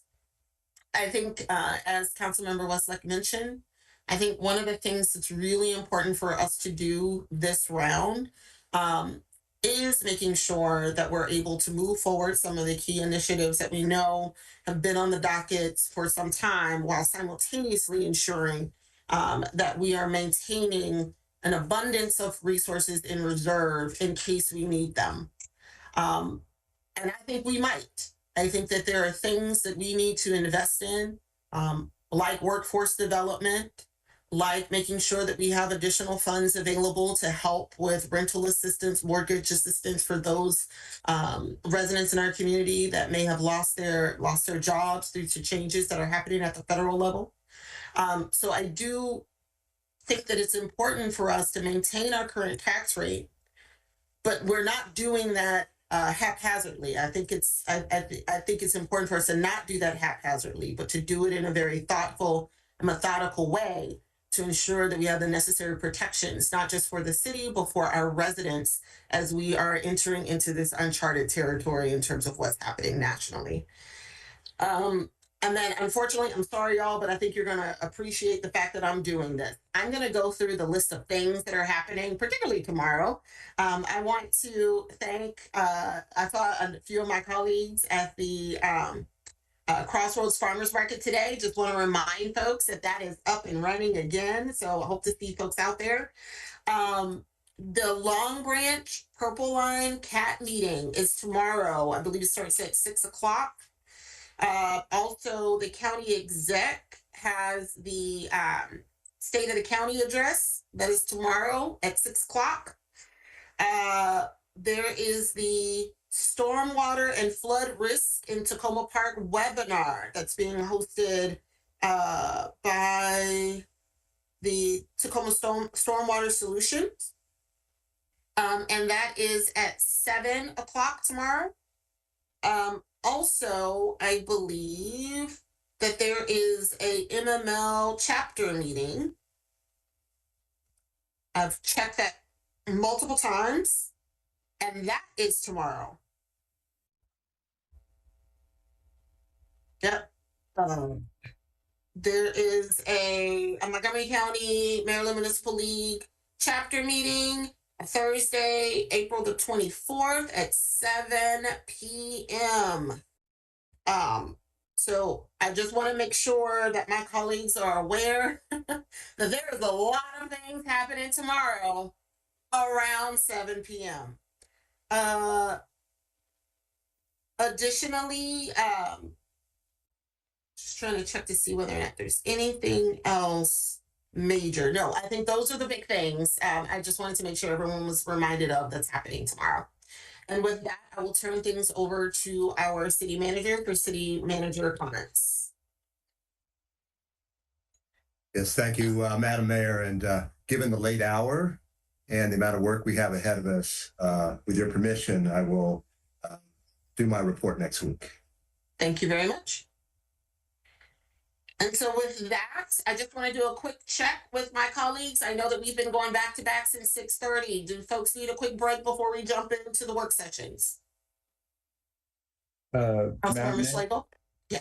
Yeah, Madam Mayor, there was a resident who raised a question. I don't know, or made a statement that there was a report out required from the closed session, and I don't know legally what the rules are, but perhaps if we do take a break, perhaps there would be a way for you or whoever to assess whether there is indeed something that has to be reported out.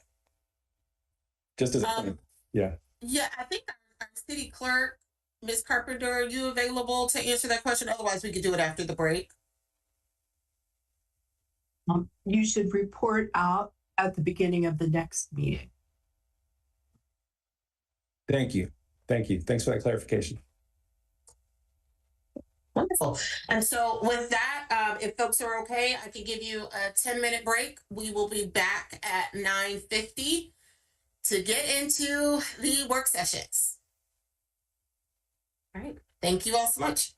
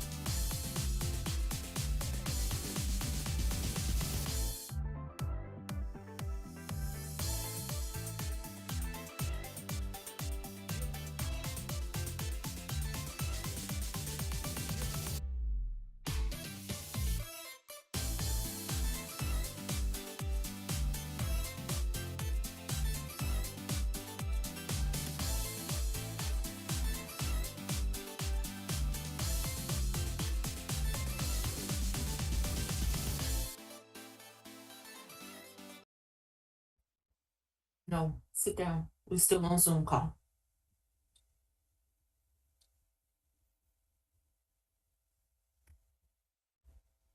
All right. Okay, so are we back live?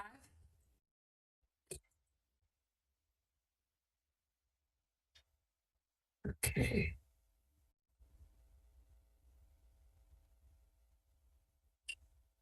Perfect.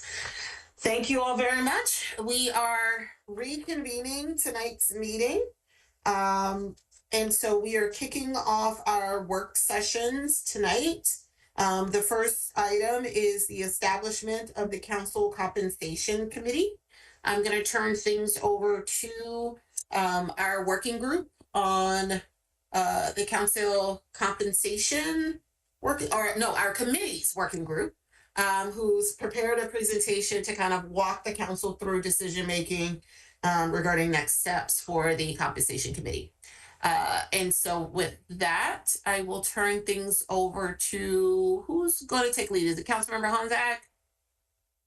Councilmember Schlegel is going to start us off, and I believe that Jesse Carpenter is going to put up the presentation for us. I will do that. Give me just a moment. Thank you. Thank you. Thank you all so much.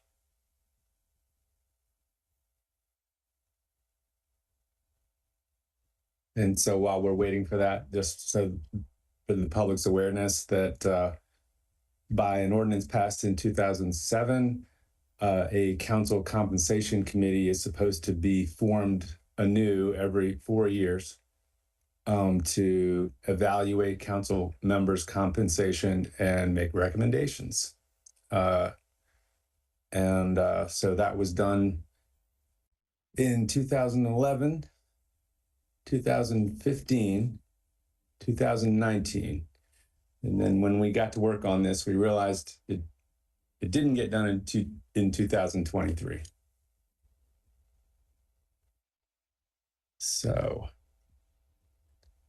if we could go, so our job as council is to constitute this committee with the goal of affording it the expertise, the diversity, and the time needed to do their work during this calendar year, we hope. So is this where we should be? Yeah. We go back to the city clerk. Yeah, city clerk, we're looking at the presenter mode. Yeah.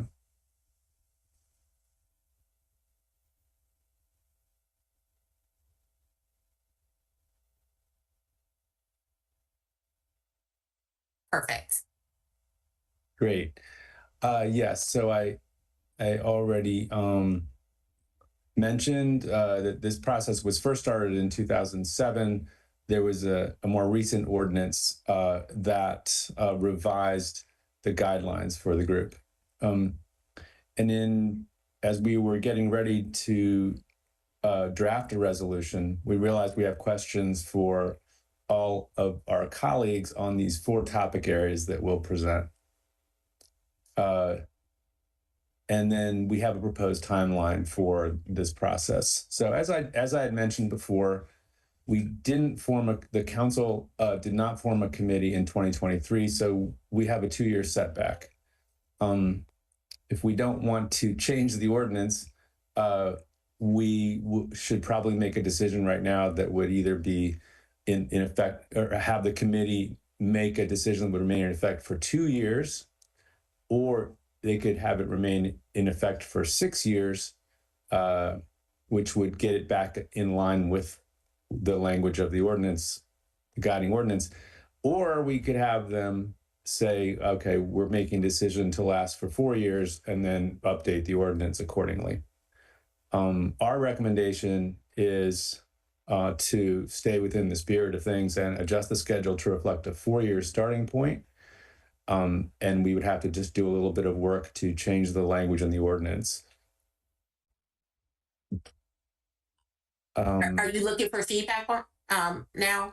I agree with that approach. I think 2 years is too short, and 6 years may be too long, because it would basically be, if we're keeping with the 2-year terms, then you have 3 terms before you're able to kind of have someone look at it again. So I think 4 works. Okay. Comments from other colleagues? Would you, in effect, be restarting the 4-year clock based on the realities of where we are? Yes. Is that the general idea? I would support that as well. Yeah, the ordinance says beginning in 2007 for every 4 years thereafter. So we would just need to update that language. I would support that as well. That sounds like makes sense. Okay. Councilmember Dabala. I'm going to add my voice to that too. That makes sense to me. Okay. Thank you. Next slide. And is this someone else's slide now?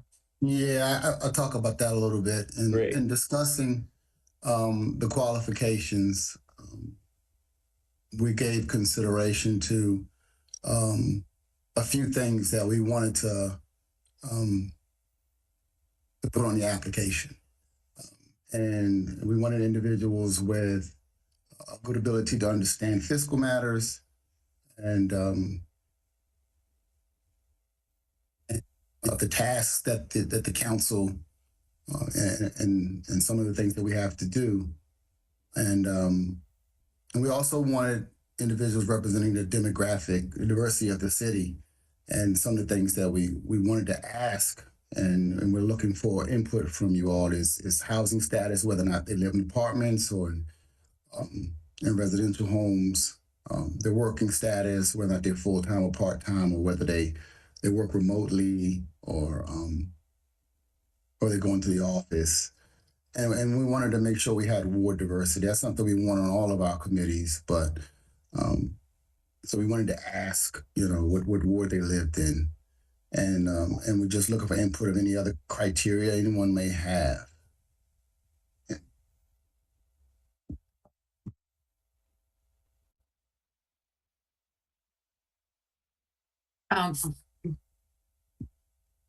Councilmember Westlake. I wasn't sure if we should jump in or not. I think that makes a lot of sense. I would recommend some type of parents or not, an age of children. Is something me and Councilmember Honzak were talking about, just the real impact of childcare and this work. I think is something that experience I think would be helpful in this task force.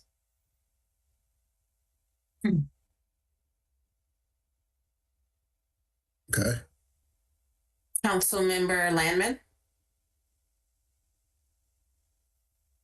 Thank you. Are you the criteria that you laid out and modified with Amy's friendly amendment, Councilmember Westlake's friendly amendment that child, young children status be included, look good to me.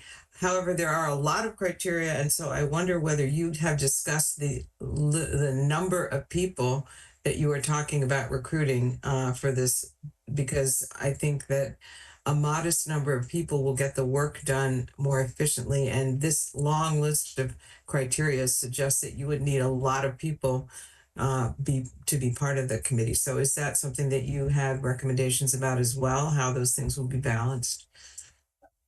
I forget the number that we came to the conclusion on, Jesse. Was it a 7-member committee? Or was it a larger number?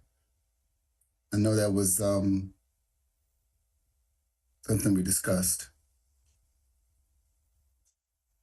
So I don't remember what the go ahead, Jesse. Councilmember Gilbert, this is Kara. I Councilmember Honzak. Jesse, if you wanted to respond, feel free. I'm not seeing you unmuting yourself. We did our discussions were around a 7-member committee, as that is the standard number that we work with as a city. And also, Councilmember Landman, you ask a very good question. There are a lot of different criteria here. So we did have a pretty in-depth discussion about whether or not these would be mutually exclusive, whether we'd have to cover all the bases, and were there any for which we felt like we needed to absolutely have them, set in stone, such as ward representation, just as a for example. And we we're not necessarily thinking that we would absolutely wed ourselves to that in stone, but we would really look for, maximum diversity of these different characteristics and do it that way. For me, those first two criteria were the most important. Having an understanding of fiscal matters and how we do our jobs. I think that's very important. But the others, it's just how we round out our committees, how we decide we want to round out our committees going forward, and trying to obtain the most diversity we can for our committees, as far as the wards and some of the other criteria. Any other recommendations for qualifications before I move on? Councilmember Schlegel, I see your hand. Yes, just to round out, I think Councilmember Honzak and Councilmember Gilbert made it clear, but our feeling is that in applying for the job, a person would speak to any of those criteria that they felt were germane to what they might bring, and that would allow us to, as a group of 7, to be thoughtful in our selection. That's all. Thank you, Council. Thank you. Thank you very much. Council norms, considering the sensitive nature of this task force, and the fact that they're going to be making decisions on and coming up with an outcome and deciding compensation for, it could be one of us, essentially. We thought it best that we establish some boundaries and protocol in trying to come up with a 7-member task force. And I know we talked openly with some of our other task force about recruiting. And we even set out to do that with a couple of our other committees, and finding capable residents to join our committees, because we didn't have a lot of interest, and then we didn't have the diversity, the ward diversity. So, but considering the sensitive nature of this specific task force and what their responsibilities are going to be, we thought that we should set a boundary, and one of those would be that we not recruit, and that we not have the optics of handpicking residents for this task force, and just that we disseminate the advertisement appropriately throughout our individual respective wards, and to not seek out or have the optics that we're seeking out people. And that was one of the things we thought would be very important as a council norm. Anybody else have any other ideas? No, I mean, I think I get what you're saying. I mean, it will be important for council members to be able to announce that we are looking for volunteers. I mean, we see that with our other committees, right? If there isn't a broad enough push, you won't get people to apply, and you won't end up with enough people. But I hear you in terms of making sure that we're not trying to cherry pick folks on the council compensation committee that might, have the people perceive that is not an objective process.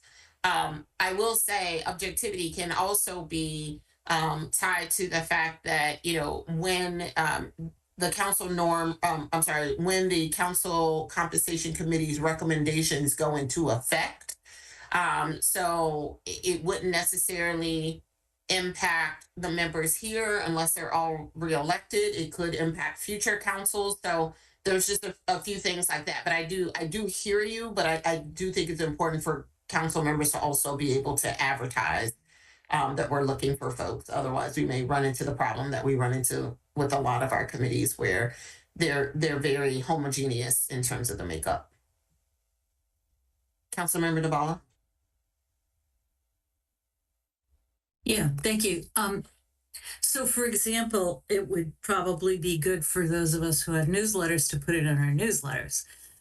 But calling a neighbor and saying, I think you'd be perfect for this, that might be going a little far. I think that somewhat hands off about individual recruitment is a really good idea. And I'm glad you guys thought of it. Councilmember Westlake. Thanks. And I shared this feedback with the Committee on Committees, but I'll share it here too, that I understand that, but just knowing from a volunteer recruitment standpoint, the best way to get people is person-to-person recruitment. And I don't, and if we are the people that know our wards and know our city and know the people on the ground, it might be that that's a good person to recruit. But that doesn't necessarily have to mean there's a conflict of interest. I'm fine however we go. I just wanted to state that I don't want to kind of hamper ourselves too much without considering that. And the other thing that I had mentioned to the committee that maybe, I apologize, should have been on the prior one, but for the qualification, I think it would be useful on the application for this if we ask folks if they have financially contributed to any candidates in any, the last couple of elections or volunteered. So I think that could help get at if there's any true conflict of interest. Not to say someone who donated couldn't, but if there was someone who was a huge donor for one of us and they were on it, that might indicate a conflict of interest. So just throwing that out there. Thank you, Councilmember. I didn't hear that. Did you say Landman? Landman, yeah. Yeah, okay, sorry. I frankly, I'm a little puzzled by this suggested norm because it is perfectly normal to recruit people for city committees, but I think it's critical that we separate the recruitment from the selection processes, and that the selection process needs to follow appropriate norms. But we should cast our net widely. I mean, I think that we've set out the criteria for what we're looking for, and that we should reach out to people with those special skills or qualities if we know that they're out there and we would really think that they could benefit this committee. As long as we are not selecting the ultimate members of the committee, I feel like it might be, as Councilmember Westlake was hinting at, it's hard to find qualified people, and we might be shooting ourselves in the foot if we sort of deny ourselves the ability to encourage highly qualified potential volunteers from stepping forward, always with the caveat that we are not going to be the person who picks. And so I think the question of how the selection is made is also critical. So I think we can have a norm among ourselves that we are not seeking personal enrichment.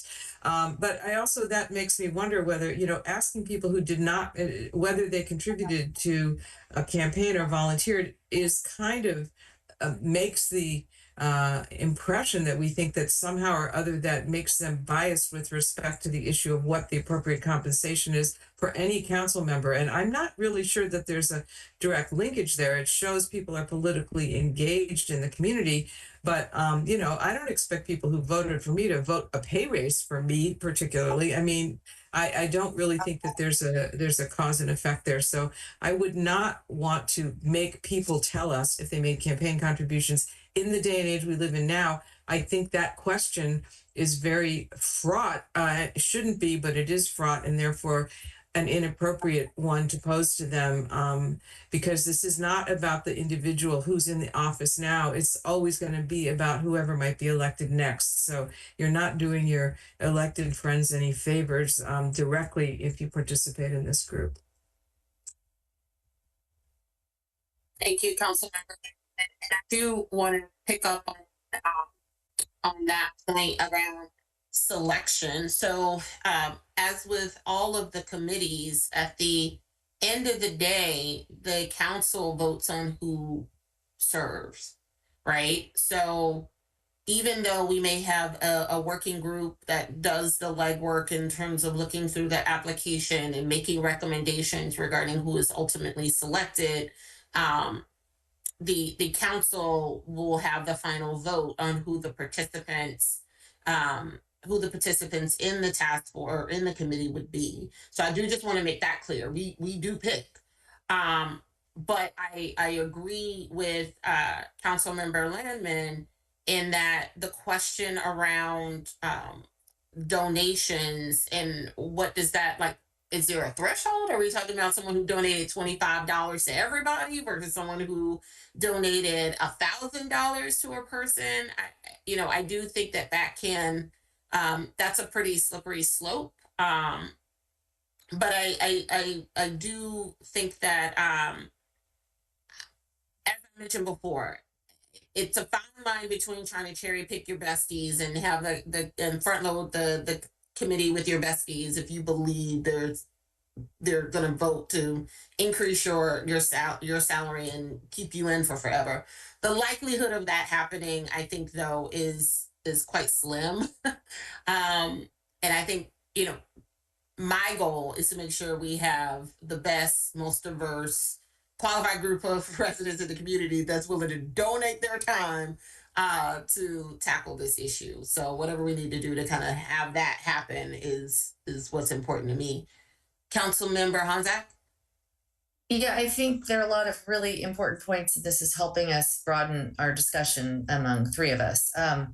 One of the things that this is making me think about that I didn't think about before is I wonder if one of the ways we can kind of straddle the two perspectives on this that I'm hearing, or the two major kind of ends of the spectrum, is, since I think most of us, if not all of us, share, and it's a council priority to improve representation, right? And we've been trying to move towards that. I think we've been doing a reasonably good job of making progress. Maybe it's slower than we wish, but I think it would be very reasonable that when you put out your advertisement, let's say to your listservs, to your WhatsApp groups, whatever you may have access to, and when the city puts it out, it could say something like, are you a senior? Are you a parent of young children? Do you feel you identify with a unique perspective that others can't bring to council? We need you, I think that is a really reasonable pitch, even if, and maybe even if you knew a small group of, I don't know, whatever it was, like if you go to a seniors group that's within your ward, or you go to a parents group within your ward, or you go to some cultural event where you have people from a particular, whatever it is, and you say your perspective would be valuable. I think, personally, I think that would be within the safe space, but handpicking when you know what someone's perspective might be less so. So, that's my perspective. Thank you, just as a quick time check for folks, we're nearing the end of our allotted time for this topic. Councilmember DeBala. This might be an old hand, but I'll take this opportunity to say the next question is charter for the committee. And my comment had to do with what the committee might be charged to do. So I'll wait till you say what you're.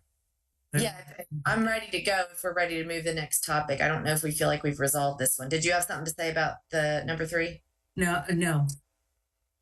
Okay. I had just this possibly a nice distinction to make, if I might be recognized. Yeah. I was just thinking that perhaps a nice distinction to make would be that if you're talking to more than one person about the opportunity, you're not handpicking or tapping somebody. And so that to think about it in an order of operations, like first advertise broadly, then at any possibility when you have like a small group meeting or an outreach to a place that you're visiting, bring it up there. And then, if need be, just continue to try to address more than one person at a time, so there's no implication that you're tapping somebody saying, I really think I want you to apply. That would just be my general feeling. I don't know how formal we need to agree on it.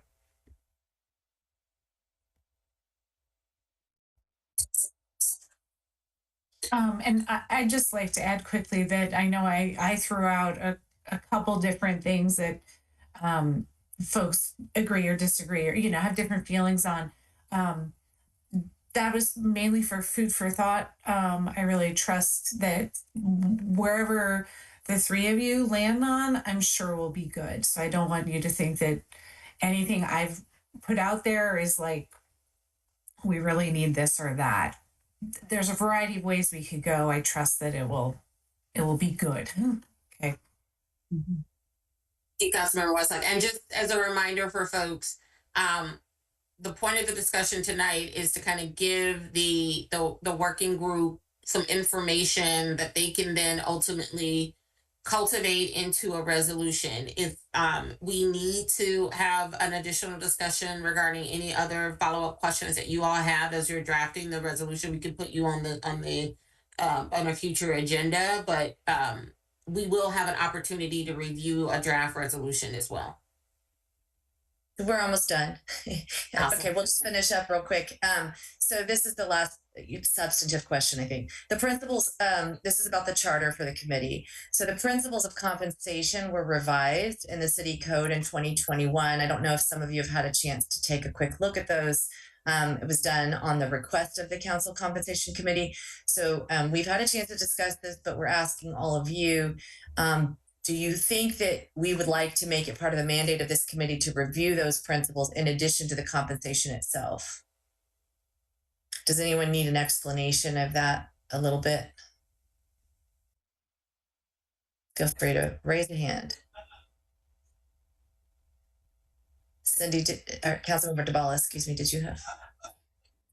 I see Councilmember Lammons' hand. Just a quick question. Do our compensation rules have anything in them with respect to childcare? I mean, we have equal compensation for everything else, but there are, I wonder whether that wouldn't be a topic that, because I confess I haven't gone back to look at the principles. Is that an option, and is it something that's already covered in any way? Childcare costs, compensation for childcare. That's not part of there's nothing that explicit. It's more about the general categories of things that are covered, and even that's an interesting way to think about it. But there are a lot of different ways that duties that people have in their lives that aren't just exclusive to, say, childcare, right? I wouldn't pertain to go that far. I think we're just talking about sort of do we want them to actually have that conversation among themselves about the principles that they're adhering themselves to, and whether they want to reframe those.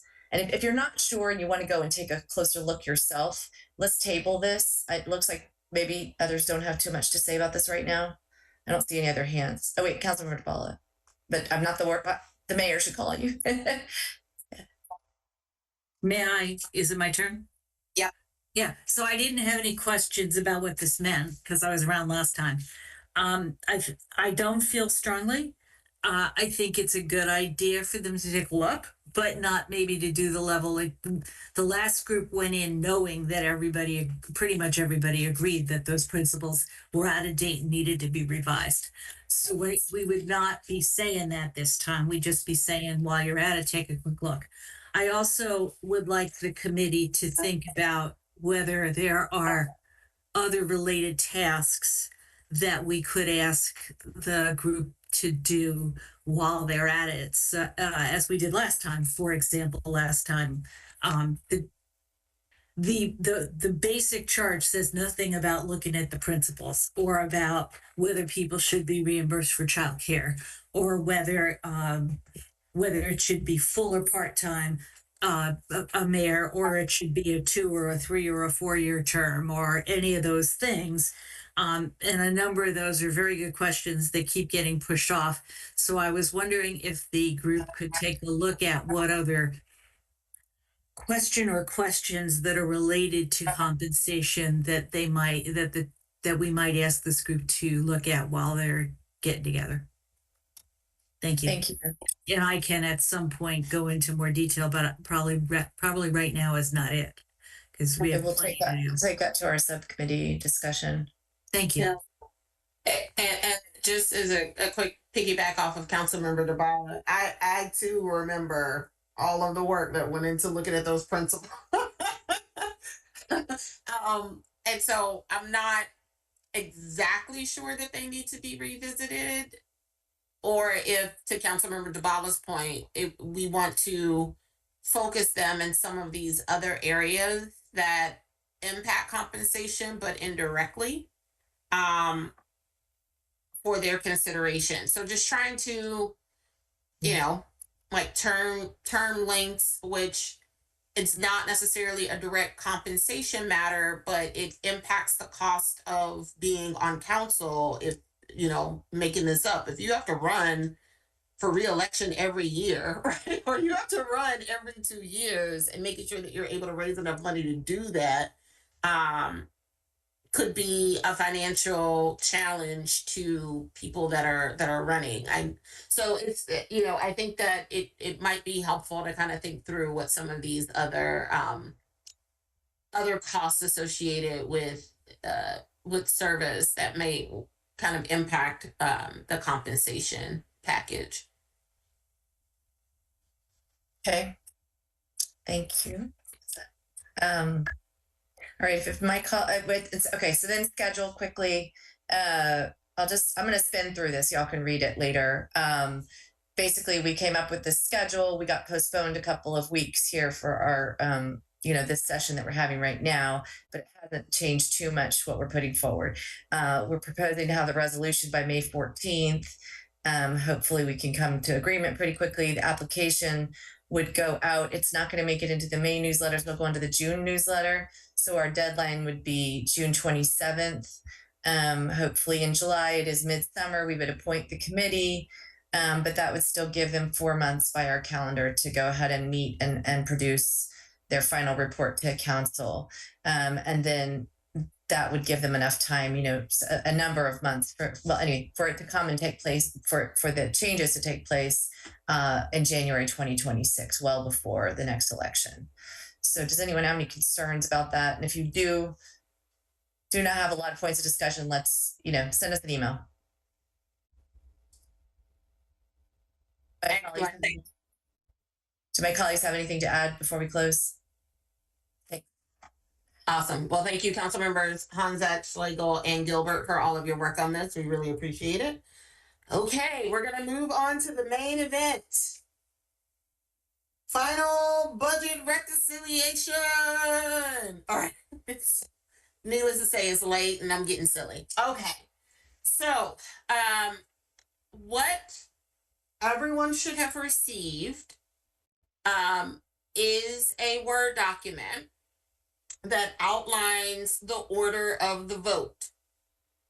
I just want to check with our city management team to confirm how, if there's anything that needs to be discussed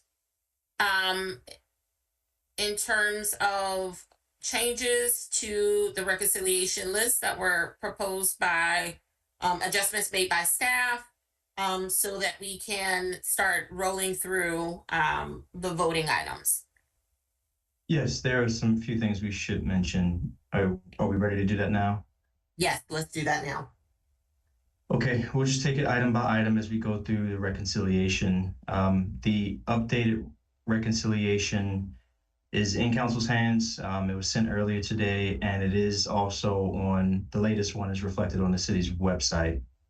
So as you see on the screen, or should see on the screen, the items that are updated by staff since the last reconciliation meeting are in red.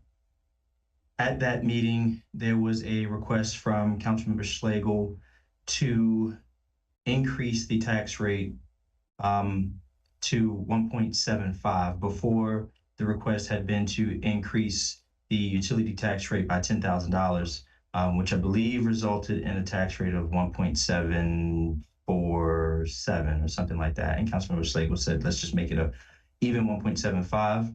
So that new increase in revenue for the railroad and utility tax rate is an additional $521. So the total revenue for that increase in railroad and utility tax is $10,521. Moving to the general fund area, the most notable series of items is also an update to a request from Councilmember Slagle. So the initial request was to freeze an additional position that's in addition to what was recommended by the city manager, the communication specialist. And then the city manager responded with a request to, rather than it be a position, can it be equivalent to what a full-time FTE might be? And so city staff spent the last day or so trying to identify a number of general fund reductions that would amount to a FTE. The total reduction among the items selected was $80,000. And there are 5 items that account for that $80,000 decrease. The first one, council received some information in a memo. It's related to the staff recommendation to remove from the proposed budget a grant match and the corresponding grant itself from the budget. And that is related to the Safe Streets for All federal grant that we had been previously awarded. The recommendation from staff to remove it from the FY26 budget, and we can go into more detail about this if council so determines, is basically based on some additions from the administration that add a number of executive orders that place the city in a compromising position. And because of that compromising position, the staff recommendation is to not proceed. And so the general fund impact due to the reduction in grant matches is $44,000. The other items are a little bit simpler to explain. The next item in that category is a $5,000 decrease to communication conferences. The next is a $7,000 reduction in police conferences. And then the next two are slightly more complicated in that they involve both the general fund and the red light camera fund. And basically the reason they involve the two is because we are transferring funds from the general fund to the red light camera fund. However, we are also not intending to increase expenses in the red light camera fund. And so in order to do that, we need to have a corresponding reduction in the red light camera fund. And so this $9,000 that is a transfer to red light camera, and the $15,000 that's a transfer in red light camera, which will ultimately be for the lease study, not a decrease or change in the amount of the lease study, but just a transfer of a portion of those dollars, $24,000 out of the 35, you'll see reflected in the red light camera section as a transfer from general fund for lease study and a $15,000 transfer from the general fund for lease study and a corresponding decrease from two other places in the red light camera fund. One is safety programs, which is related to police, and then a $15,000 reduction in the red light camera fund from sustainability grants, specifically the single family rebate. And the other item to mention, or just show rather, is the actual decrease in the proposed FY26 budget related to the SS4A grant. So this is the other half of what I spoke about earlier. The first portion in the general fund was the grant match. This portion is the actual grant. So the $220,000 that you see highlighted here, you see it twice because In the special revenue fund, we have to account for both the revenue, which is the receipt of the grant, and the expenditure, which is the expenditure of the grant. And so it's reflected in both the revenues and expenditures. And the other thing that is not really material, there is as you all know, there was an adjustment because of a state decision to the proposed budget based on the fact that the FMLA program is not going to proceed. Formerly, all of that money had been accounted for in a general fund. That is not accurate. And so the reconciliation now also shows that there are reductions in some of the other funds other than general funds. So just to make that clear, I'll just point them out. Again, these aren't really material changes. So you'll see in the ARPA fund expenditure, there's a decrease of $1,178,000 for that purpose. And the stormwater, you see $832. And I think that's it. The one that was already in the reconciliation is this $1,441, $975. And we can take any questions. Other than that, those are the changes in the reconciliation. Quick question, Deputy City Manager Eubanks, thank you for going through this. I just want to make sure that my records are correct. I thought that there was also a $3,899 item in terms of the delay in the FMLA in the red light camera. Red light camera. Is it part of the red light camera expenditures? Yes, thank you, Mayor. Okay, so, and I think I missed the $800 one. So there's an $800 one. Where is that? That's in stormwater. Okay.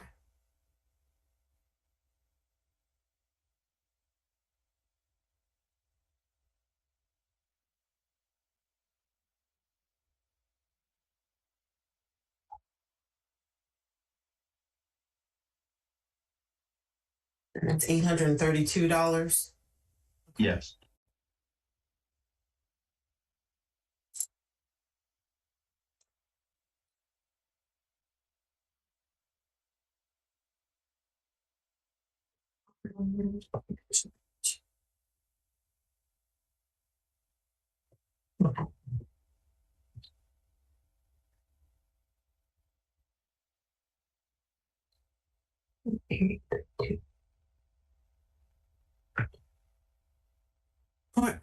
Point of clarification for Mr. Eubanks, if I might, Madam Mayor. I was trying to use the document that you distributed shortly before the meeting, but it looks to me like it has continued to change since then. Am I right, or am I imagining that? The only thing that should change is the fact that I highlighted these areas of significance in red. And that was really just for me, so I didn't miss anything. Everything else should be the same. Yeah, I think there were Deputy City Manager Eubanks. They were very insignificant adjustments. So the delay in the MD FMLA were items that were included in the version of the spreadsheet that was sent to folks. I want to say maybe like at 5 or so today, and that included the I guess the $1,100 dollars from the ARPA fund expenditures, $800 from the stormwater management fund expenditures, and I believe the reduction of $3,899 in the red light camera. Otherwise, the items that were in the list are the same from what was sent out yesterday.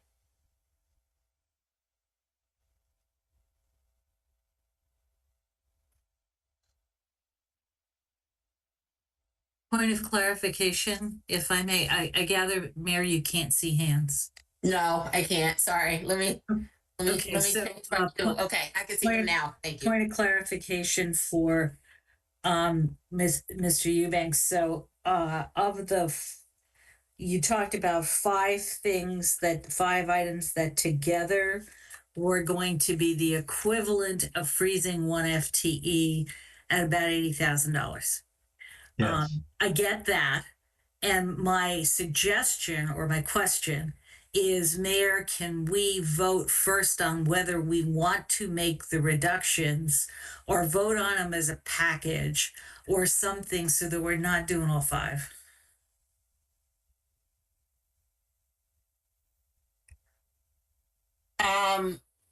I just want to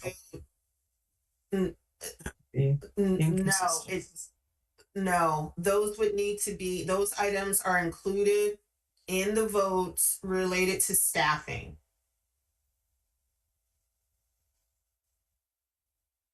So yeah, I didn't follow that. Yep. So they're noted, votes 16 through 20, individual votes. It's on page 1, 2, 3, 4. Right. So the problem I've got is that we haven't read I've read the memo, but many of us have not had a chance to read the memo, absorb the memo, decide that we agree. And so rather than have a bunch of people discuss whether we're going to do the grant or not tonight, I'm trying to find some other way to vote on, we want to make this reduction. And if the grant gets canceled. Well, we're not just talking. I just want to clarify, because I recognize that folks haven't had an opportunity to read the memo. But I do want to be 100% transparent. A lot of federal grants right now, they are adding executive order language, which might, in our view, go against our values as a community. Yeah. It may mean certain things like unable to be a sanctuary city, having to cooperate in certain things, not being able to use certain terminology regarding sexual orientation or gender identity. Mm-hmm. All of those things are possible. And so what the memo was stating was that based on a grant that we received, based on review of some of the language regarding the terms, staff is recommending that we don't move forward with the federal grant. The point is to make the $80,000 match. We would make this recommendation regardless of the request. Okay. Yes. All right. Thank you. It just happened that that it's all happening during budget season. Okay, Councilmember Schlegel. I just wanted to thank Deputy City Manager Eubanks, the city manager, all the staff who must have been involved on very short time frame in figuring out what options were out there. Secondly, I wanted to say that I do appreciate that each one of these is a hard choice for the manager to make, and that they do have consequences. Sometimes people will say, "Oh, it's just conferences," but you should never say just conferences. You should recognize that they're part and parcel of the work. So I wanted to emphasize that I respect very much the thinking and the creativity that went into this. And last, I just wanted to say, Deputy City Manager Eubanks, you are phenomenal at explaining this stuff. I really, really appreciate your clarity. So thank you. Thank you, Councilmember Schlegel. Councilmember Westlake. Thank you. And just to make sure I understand this, all the ones there in red, and I read through the Safe Streets for All grant memo. All of that and those others are attributed to Councilmember Schlegel in response to his request for the cut. It wasn't that Councilmember Schlegel said, "Hey, can we cut a police conference?" Right? That's why his name is there. It's the stuff that the staff identified to meet his request, right? That's correct. Okay, thank you. And I just have a quick question. Can staff speak to the impacts of a reduction in the communications? Because I know that they're pretty small communications conferences and police conferences. Yes, I can speak and Mr. Kelly and Chief, if you want to add on, please do. The communication conferences is intended to cover all staff in that division, including City TV. We are anticipating, based on what's included in the budget, a reduction of, or freeze rather, for 1 year of the communication specialists. And there are other dollars in the communication conferences line that can cover training and conferences. And so it does not remove fully the ability for that division to add to their knowledge base by attending such conferences. The same is true for the police conferences. There are a number that are regularly attended by both command staff and others. This $7,000 reduction does not fully remove the full ability of the police department to attend conferences. In fact, this is one of the divisions lines that's impacted, not all divisions. And so they would appreciate the $7,000, but again, there are dollars there to attend the primary conferences that department regularly attends. Thank you very much. Councilmember Dabala. Yeah, what I one point of how this is going to work. So you have provided us with a budget reconciliation voting order. And at what point does the following thing happen? So let's say we go through and vote a bunch of things and we wind up being a shade over the total dollars that would give us the tax rate that we say we want, the maximum of the tax rate that we say we want, which is a level tax rate. And the city manager has said that if that happens at some point, they come back and they say where it would adjust. Is that going to happen tonight, or is that adjustment going to happen after tonight? That adjustment will if we need it. Strategically, if we need it, we are voting on the assigned reserve and the unassigned reserve amounts last. So the last. Okay. I missed that. Thank you very much. I missed that somehow. No worries. Councilmember Landon. Yeah. Just a quick point, looking at this list of reductions and following up on the comment that was made by Mr. Eubanks, which I appreciated, explaining the origins of the decrease in spending for the Safe Streets for All matching grant. That still seems to have Councilmember Schlegel's name next to it. He probably like credit for any reductions made, but just for accuracy purposes, that probably should be labeled staff recommendation or something like that, because it does indeed, it happens to contribute to meeting that one FTA reduction, which is great, but it has a different origin. I think based on what you just said, that would be appropriate. Well, I just want to remind folks there was a discussion that happened on Monday about this very point. And there was an exchange. And at one point, the question was whether or not this was proposed by staff. And at the end of the day, staff were identifying these extra cuts at the request of Councilmember Schlegel. So that is why they have been identified and labeled as Councilmember Schlegel, because it was a request that he made for them to identify these items.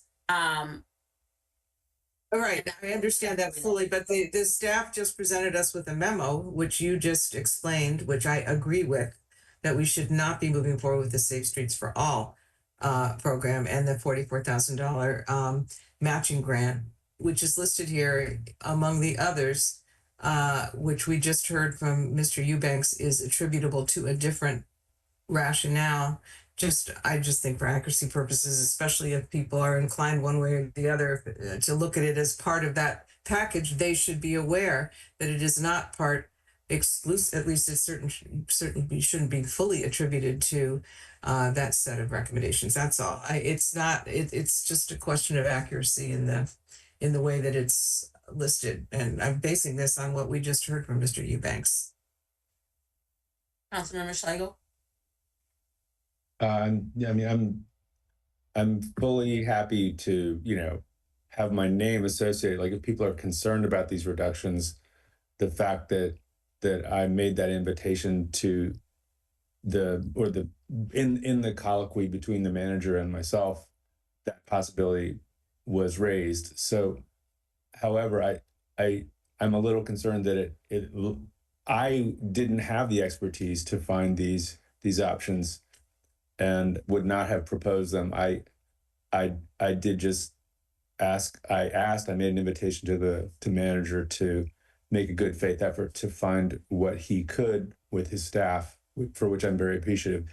I just want to make that distinction. I don't know how people read this, but I don't want to be given credit for having some kind of like expertise in these line items.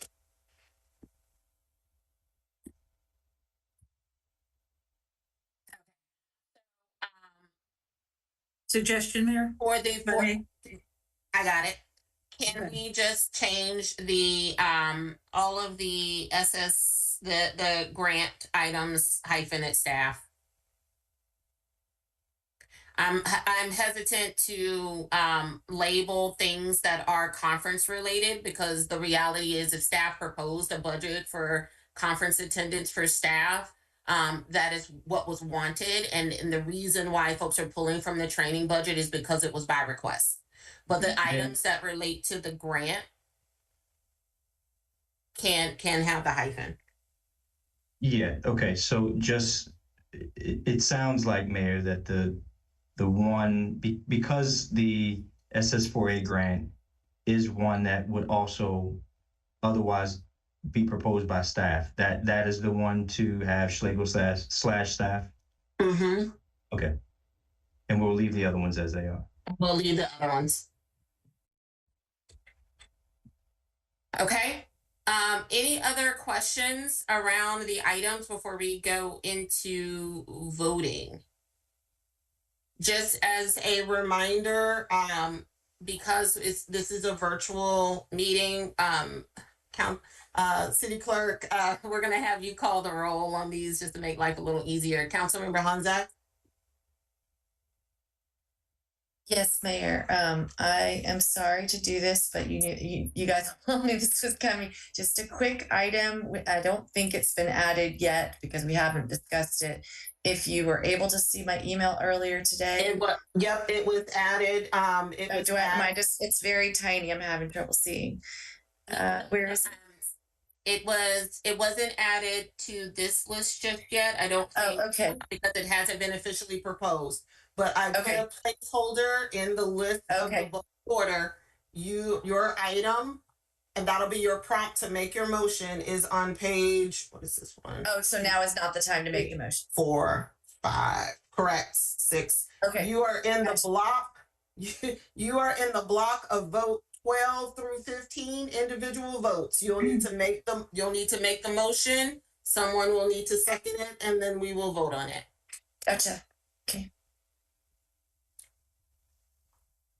Any other questions before we move into the voting block? And again, I created the reconciliation voting order document just because there's so many plus here, minus there, that it could sometimes get a little confusing in terms of, basically, we just need to vote on moving an item versus voting on minus in one place, adding another place. Could you add Westlake, please, to that last item? Yep, already been done.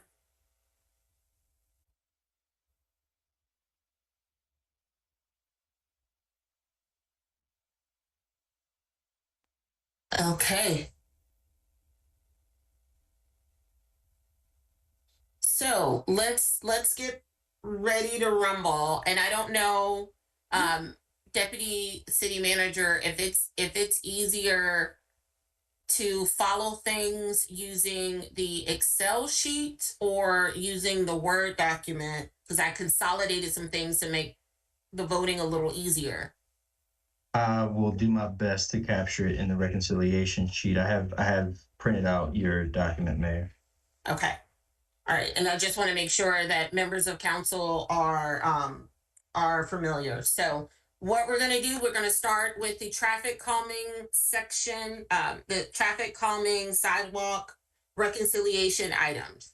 Why are we starting here? We're starting here because we need to have the final numbers on this for this item, particularly if we're going to vote to go over budget. That then has to be reflected on the general fund expenditures item that Councilmember Dabala had moved previously.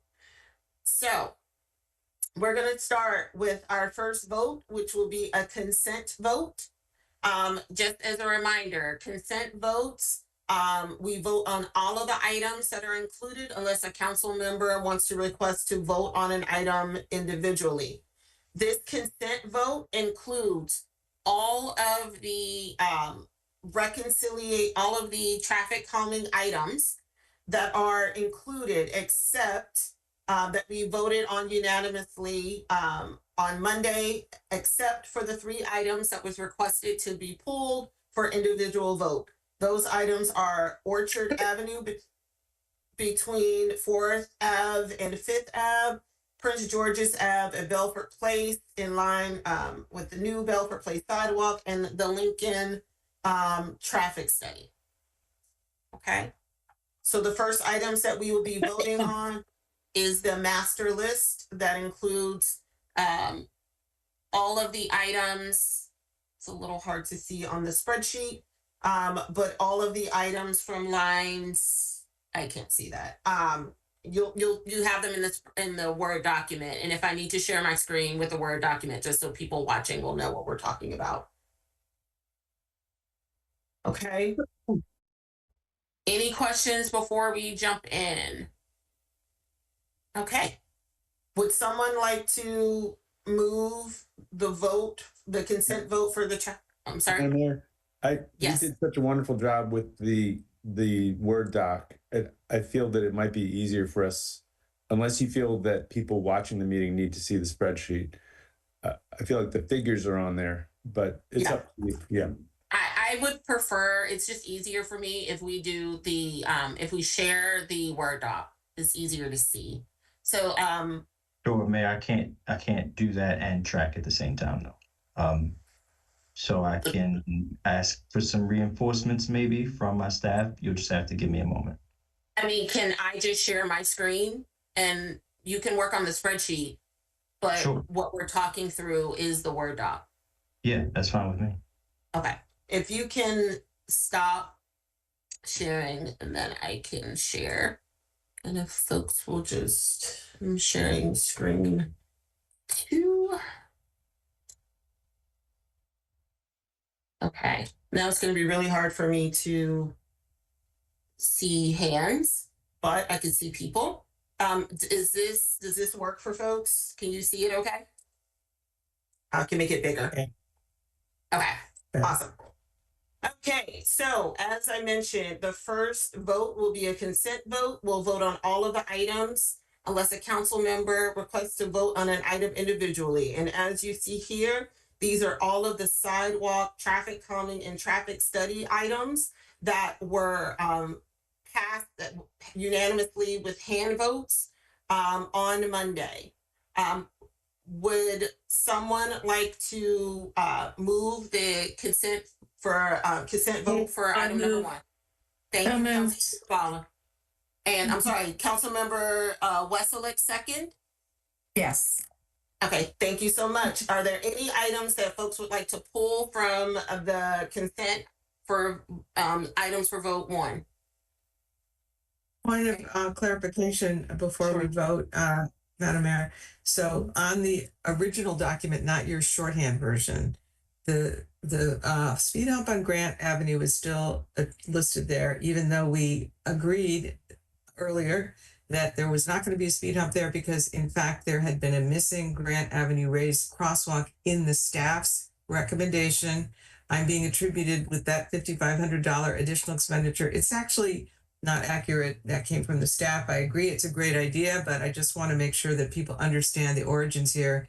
And the $15,000 speed hump is still listed next to my name elsewhere in the master document. That should have been deleted after the correction was made for the missing raised crosswalk. So it's only for the record to show where we ended up, and let's give the staff credit for having had the raised crosswalk on their agenda in the first place. Thank you. Great, thank you. And did staff get that? I just listed based on who actually moved certain items, but I had a little back and forth with the city manager earlier to clarify this, and he said this would be the moment in the discussion in which to bring it up. So hence I'm doing it now, but no worries. I caught that. No worries. It's clear to staff. We understand. Yeah, thank you. All right. So given it's been moved, we have a second. There's been no additional points of discussion or moving these items. Would the clerk please call the roll? I have my hand up, but Sorry, Councilmember Schlegel. I just wanted to make sure that when we see a figure in parentheses, that means we had previously hand voted a no on it. Is that correct? That's correct. Thank you. But I needed to keep it. Mm-hmm. Okay. Okay. Would the clerk please call the roll? Councilmember Landman. Councilmember DeBala. Yes. Councilmember Schlegel. Aye. Councilmember Gilbert. Aye. Councilmember Honzak. Aye. Councilmember Wessler. Aye. Mayor Searcy. Aye. Okay, so that was painless. Now we're going to move to our individual votes as it relates to the traffic calming and sidewalk budget reconciliation. We have 3 items. The first item is Orchard Avenue between 4th Ave and 5th Ave speed hump. Would someone like to move it? I'd like to move that. Councilmember Schlegel moves. Do I have a second? Second. Councilmember Landman seconds. Any points of discussion? Seeing none, would the clerk please call the roll? Councilmember Landman. Aye. Councilmember DeBala. Yes. Councilmember Schlegel. Aye. Councilmember Gilbert. Aye. Councilmember Honzak. Aye. Councilmember Wessler. Aye. Mayor Searcy. Aye. Next item, Prince George's Avenue at Belford Place, in line with the new Belford Place sidewalk, raised walkway. Would someone like to move it? Yes, I would like to move it. Councilmember DeBala moves. Do I have a second? Second. Second. I'm sorry, who had this? Councilmember Honzak second? Thank you very much. Any points of discussion? Mayor, I'd just like to confirm, you mentioned Prince George's and not Orchard, correct? I thought Prince George's was included in the consent vote. No. No. Okay. I wish. No. No, may I just say that the reason that they were pulled was because I wanted to give people an alternative if they wanted to not fund the 2 lowest ranking projects because they were concerned about going over $33,000 and wanted to trim a little. For judge, so that's why these got pulled in the first place, just to explain. Thank you. Yep. Okay, we have moved, we have second, we've discussed. Any other points of discussion? All right, would the clerk please call the roll? Councilmember Landman. Aye. Councilmember DeBala. Aye. Councilmember Schlegel. This is for the Prince George's Avenue, Belford Place. Aye. Yeah. Councilmember Gilbert. Aye. Councilmember Honzak. Aye. Councilmember Wessler. Aye. Mayor Searcy. Aye. Next item is the Lincoln traffic study. Would someone like to move it? Yes, please. Do I have a second? I'll Councilmember second. DeValla moves. Second. Schlegel, second. Councilmember Schlegel seconds. Any points of discussion? Seeing none, would the clerk please call the roll? Councilmember Landman, Aye. Councilmember DeValla, Yes. Councilmember Schlegel, Aye. Councilmember Gilbert, Aye. Councilmember Honzak, Nay. Councilmember Westphal, Aye. Mayor Searcy. Okay, we've made it through traffic calming, and we are officially $33,000 added on. And that's important because the first item that we're going to vote on is Councilmember DeValla's item. And I just want to ask Councilmember DeValla if she would like to adjust her traffic calming or sidewalk projects reconciliation item before we Yes, go. I would like to adjust it to be $33,000, not 30.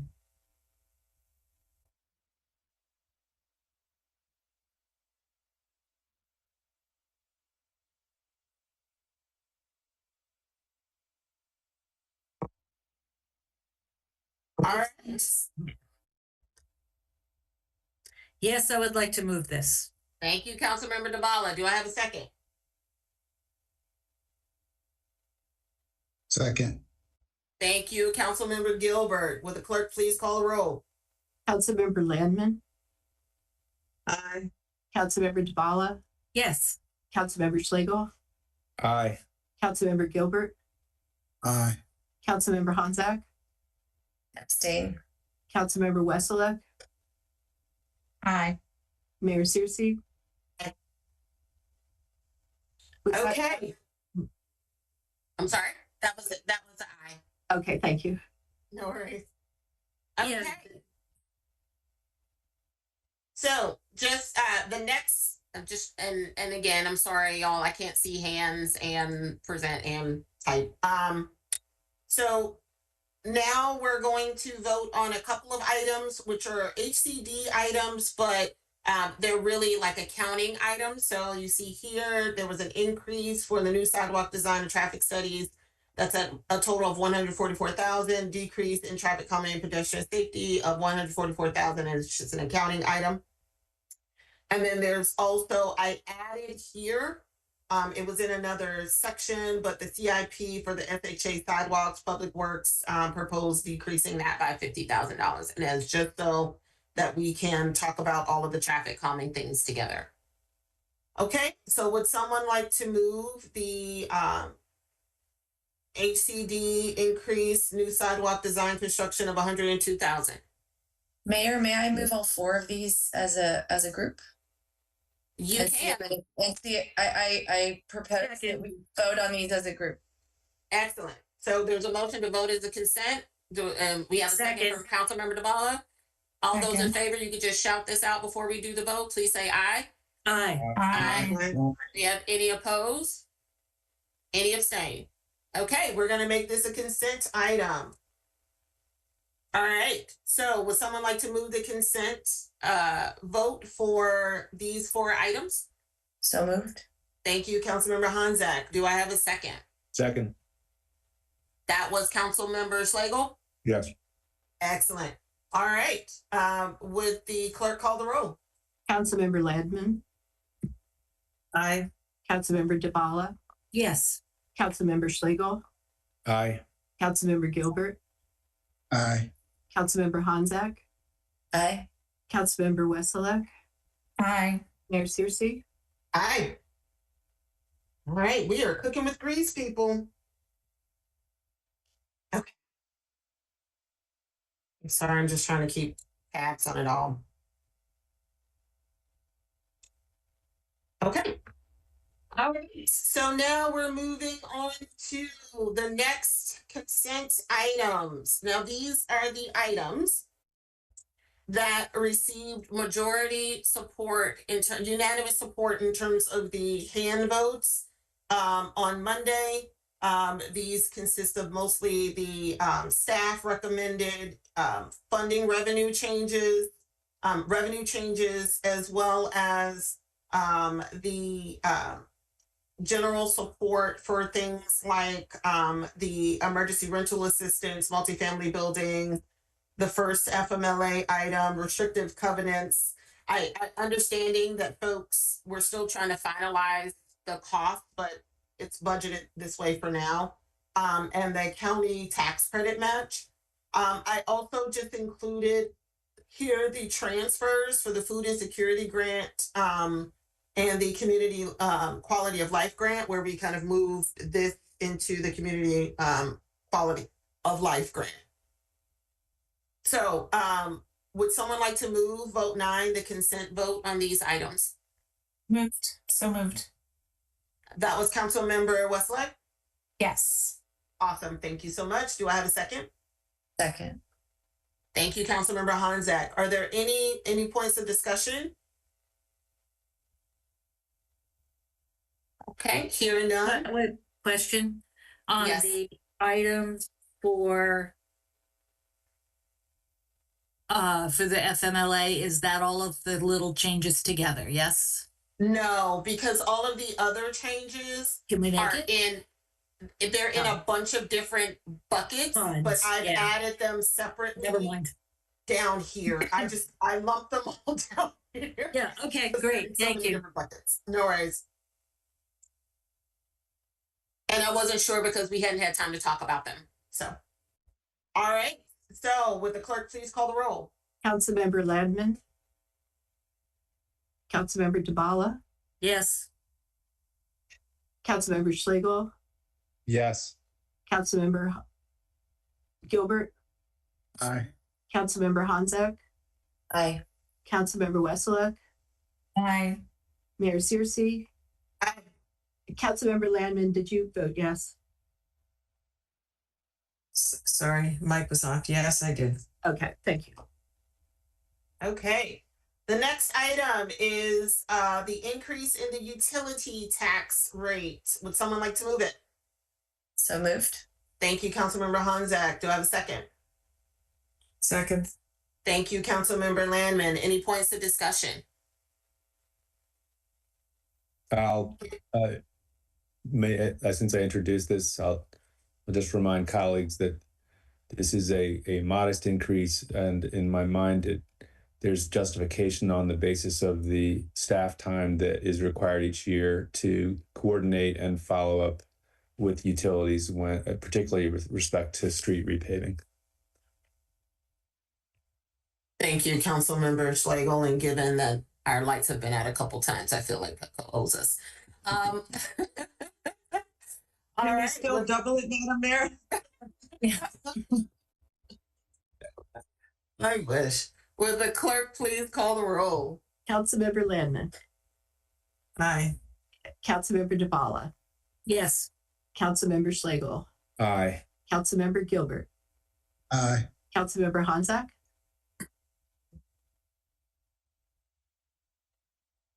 Is that a yes? Councilmember Honzak. Yes.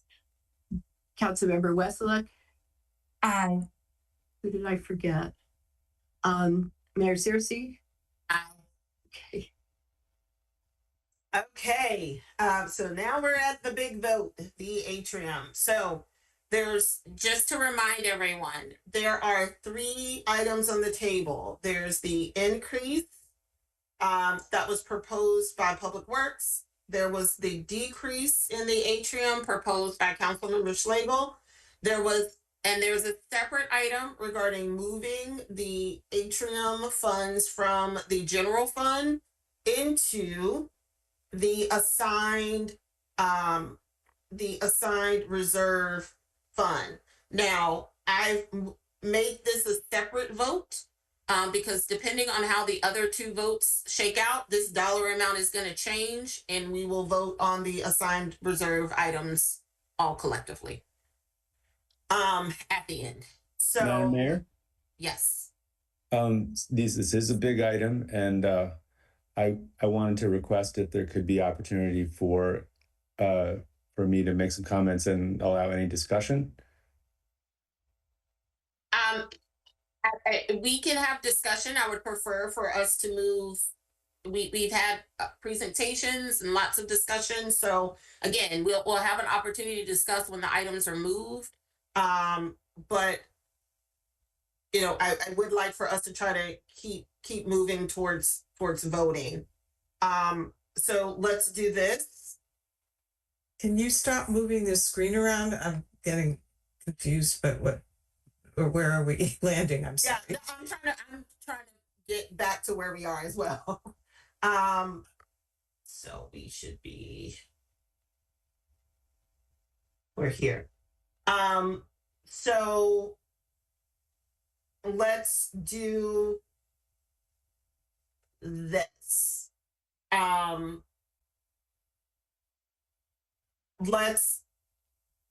Would someone like to move?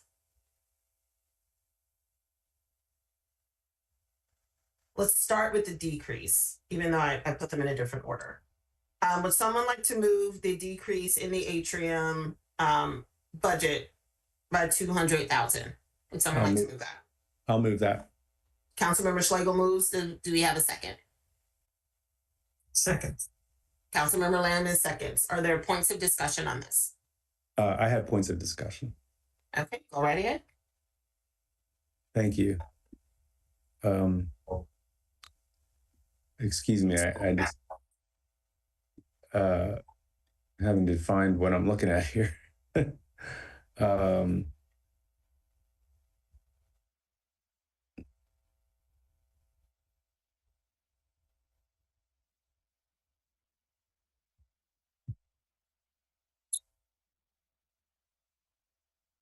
Yes, this will be my one time for discussing, and I thank you, council members, for your consideration.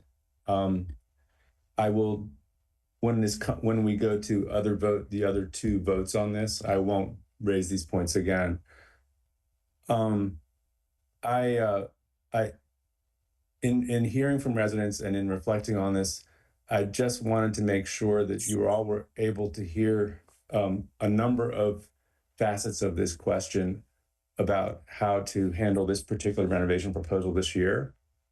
I had pointed out that by my math, the cost for this was $985 per square foot. And when I look at the recreation center proposals that developers brought forward, as far as I can judge, they were much less than that, around $700 some per square foot. And so those were rejected by the council. So my thinking is that this could be, as the Stantec team said, a question of distinguish between must do's, should do's, and would do's. Paul Hubner has raised a couple of times now an amount of about $305,000 that he saw allocated towards this project and says it's unaccounted for. I don't know, I don't understand that question, but I think it's important for us from a fiduciary standpoint to get clear on that as a group before we advance this funding. We also need to remember that it was only in the last couple of months that the additional $285,000 was added. And we also know that the revised estimated cost last time it was revised was, I think, 2022. So these are areas also where I think there's a point to be made that we should slow down and have oversight. We haven't yet circled back to the reimagining public safety task force recommendations, and they are germane here, as Sue Miller pointed out in her comment, that there was a strong recommendation to revisit this design and to not house the mental health clinicians in the area of the police department as this renovation plan would have it. AFSCME President Brendan Smith sent us all a letter today emphasizing the importance of this renovation because of the dark and secluded confines of the dispatch room. I think that raises very serious questions about whether the plan as we have it now truly protects employees from having to be in dark and secluded confines.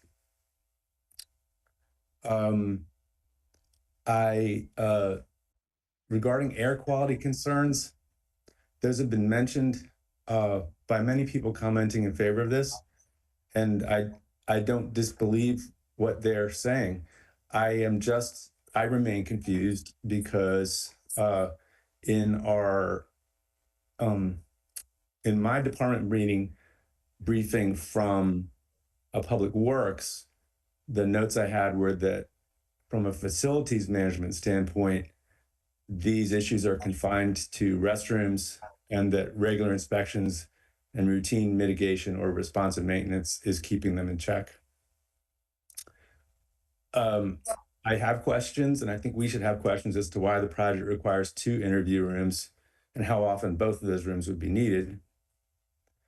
In the plans, there's an additional office for a patrol sergeant, and perhaps the previous council asked questions about that, but it hasn't come up in discussions for our current council. I question, and I think it's a good question to ask, the question of audibility for the dispatchers of members of the public. Why the use of microphones isn't sufficient to address the problem of them having trouble hearing residents on the other side of the glass. I have I'm getting near the end. I appreciate it. I have a question as to why our dispatchers couldn't have been moved already to a windowed space or a different space in the building. I was taking my thoughts in this direction when Chaplain Reverend Gail Fisher Stewart said that her primary obligation as a police leader when she was in the MPD was ensuring that all those under her supervision had what they needed to do their jobs. So that question is on my mind.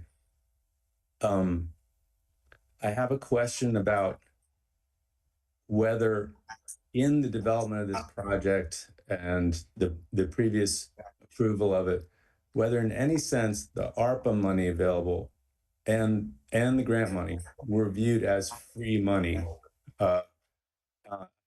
as I heard a staff member characterize it, and that thus this free money was not in need of the same scrutiny with regard to spending. I'm not casting aspersions upon any staff, but this is a question of whether prior councils have carried out their fiduciary responsibilities in their prior moves to approve this project. In other words, being as careful with that money as they would with money coming from our own tax base. And last thing is just noting that 4 of us as council members are new.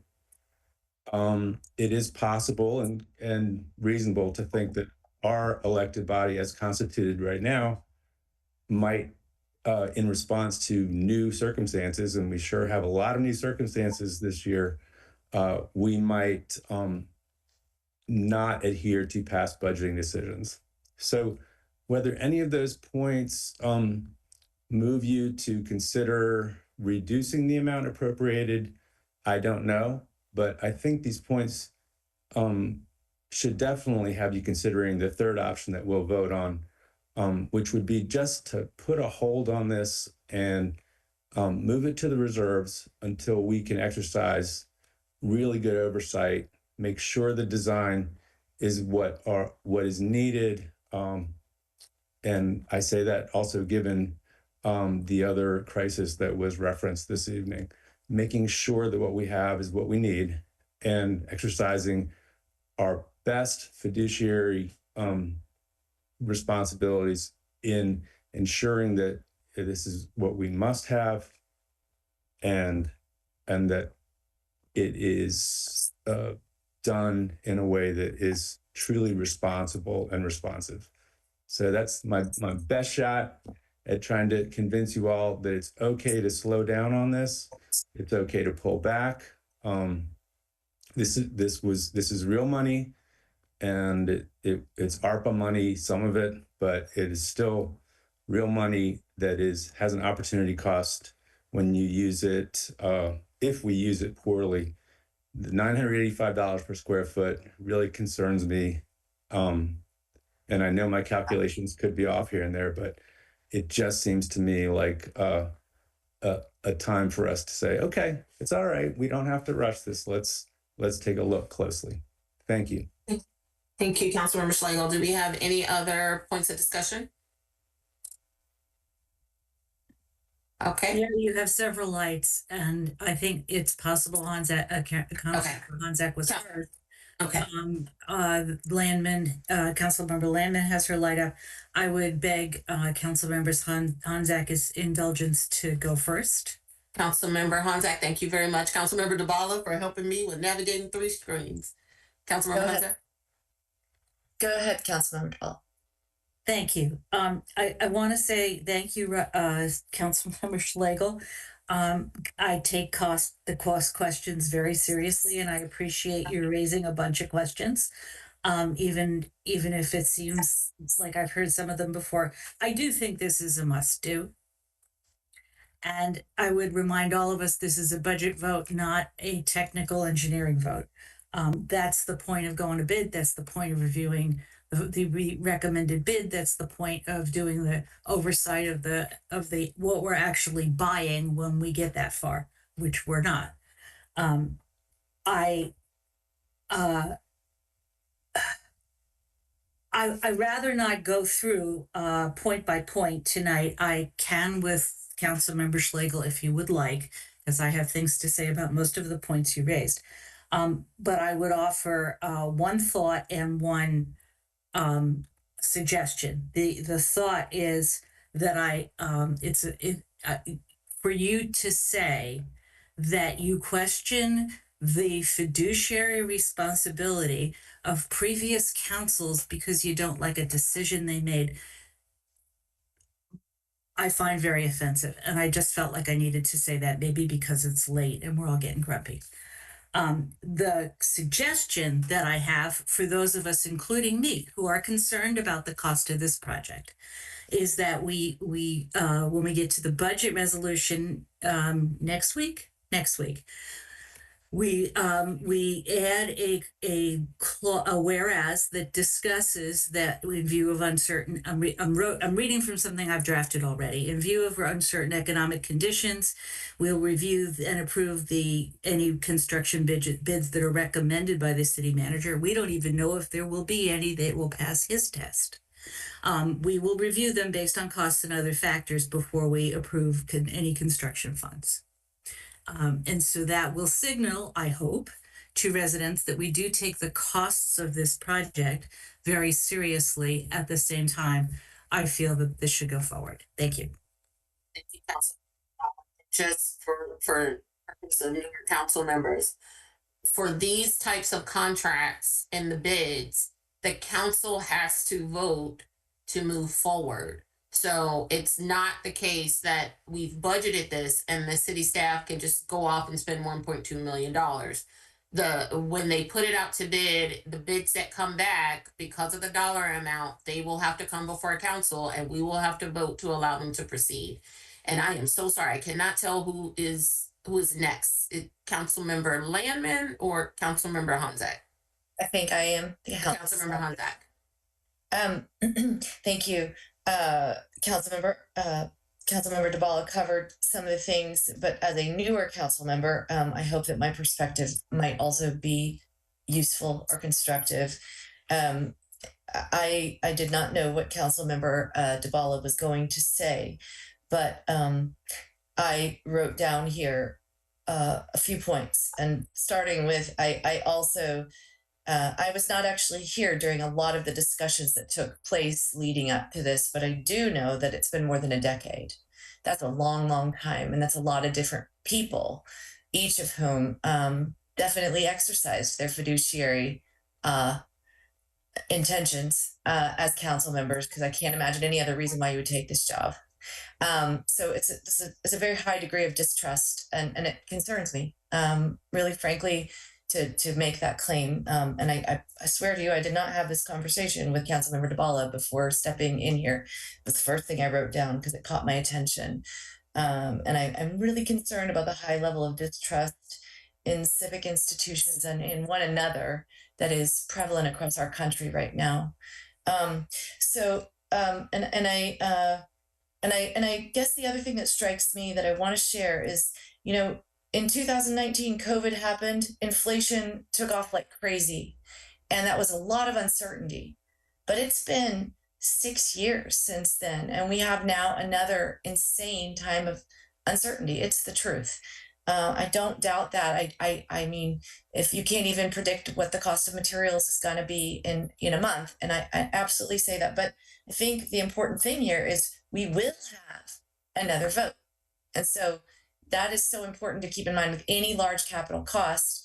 There are multiple steps along the pathway from the council to the staff where decisions get taken.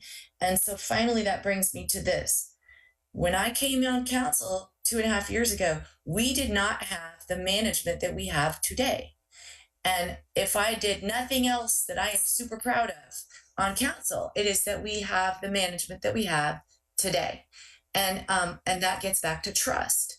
I have a very high degree of trust in the capacity and the ability to exercise oversight of this budget across our very excellent council that we have here today. And I appreciate how much effort you have put into this particular line item too, Councilmember Schlegel. I really, really do. I think you put a lot of really good thought into it, and I really appreciate that. And I hope we continue to use that kind of fiduciary responsibility. So I just want to show you how much I respect the dedication to fiduciary responsibility that you have. But to question the past, I do find troubling with such intensity, I guess, is difficult for me. And so I hope we can renew our trust, not blindly and ignorantly, but in good faith, and looking at the capacity that we have in front of us. Thank you.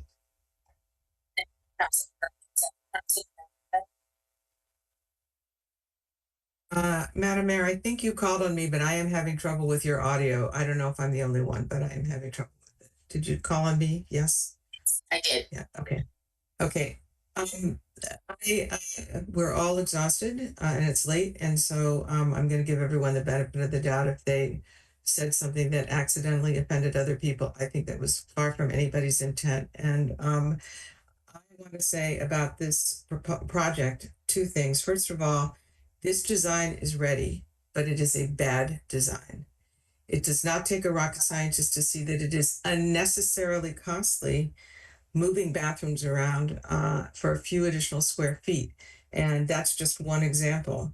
I do not believe that Councilmember Schlegel or myself has any intention of sacrificing the legitimate and important needs of our dispatchers or the possibility of having adequate space for our mental health clinicians should they both be on staff at some time. But we do have a valid reason to question this design and its costs. Now, earlier in the year, when the city manager was talking about this, the risks of higher prices that is through no fault of anyone in this room, tariffs, deportations, you name it. He said, if it comes in at a price that's too high, we are going to have to value engineer this project if we want to go forward. I think that Councilmember Schlegel has done a very good job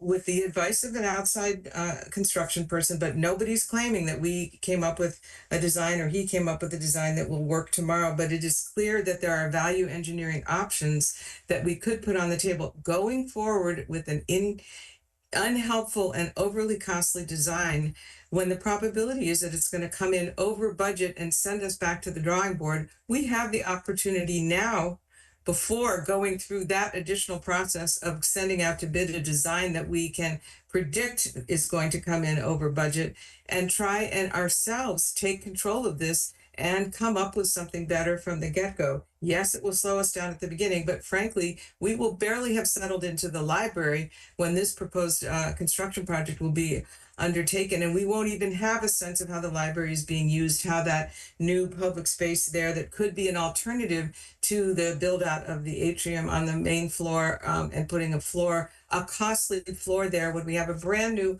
all-purpose room complete with a kitchen to hold our receptions in should we need to hold a reception. I think that we should not just let forward momentum carry us forward when we have a way. It is a must do to give our dispatchers a decent workspace, and it is a must do to find space for the clinicians, and we have other options. And so I don't want us to be wedded to this poor design because any more than I want to use my mother-in-law's terrible recipe for cranberry sauce at Thanksgiving just because she has written it down. We do not have to use it. We can use our imagination and our responsibility to provide oversight to go back and rethink this before we get sent back by the by wasting additional time by sending it out for bids. So I strongly support this initiative, in part because I want us to be responsive not only to our staff, who I think we are proposing to be responsive to by coming up with a design that meets their needs but does it in a way that we can afford, but also to the people who are paying for this and who have seen too many very overly costly projects in our lifetimes. Thank you. Thank you, Councilor. City Manager. I'm sorry. I see your hand, City Manager DeSpirito. Okay, now I hear you. Thank you. Thank you. Just a couple clarifications, and I appreciate the comments, all the comments. Staff appreciates hearing your perspectives. Couple clarifications. This project cost was last updated just 6 months ago. This was just, I believe, October, November of 24. So the cost that's where it had gone, from the architect, 1.2 to 1.4. And that's what we built into the proposed budget. So it is a relatively recent cost update. I would also say the addition of the 285 is in the interest of complete transparency and full cost accounting for the project.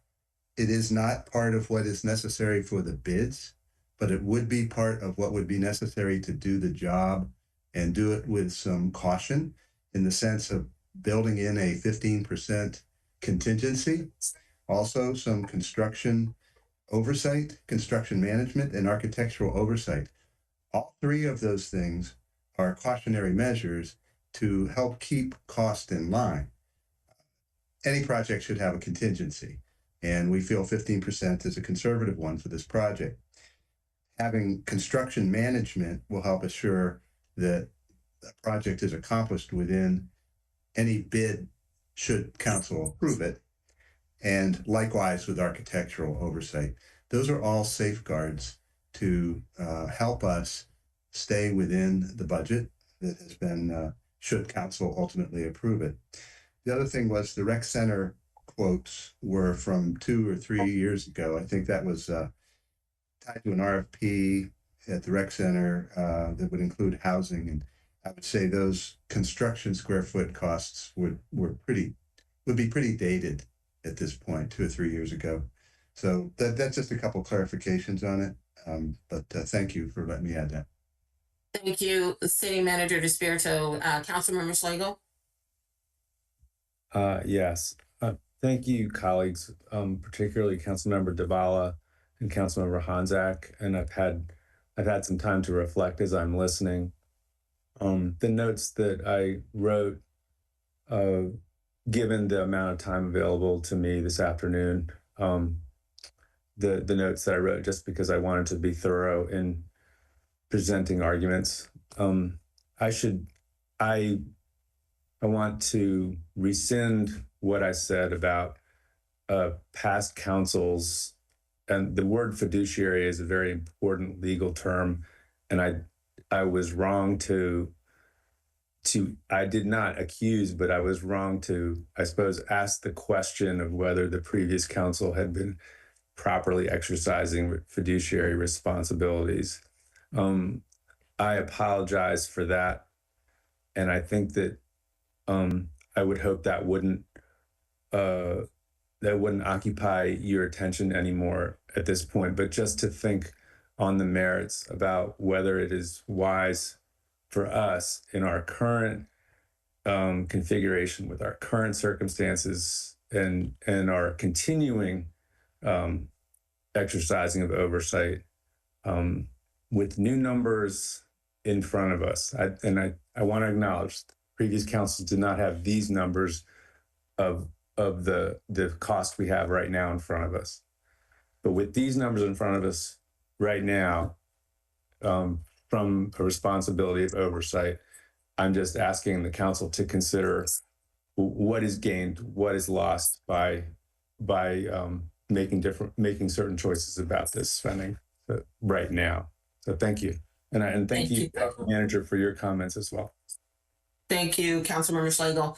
I'm just gonna go ahead and say my 2 cents. I know that we hear a lot about the library in terms of the overall costs.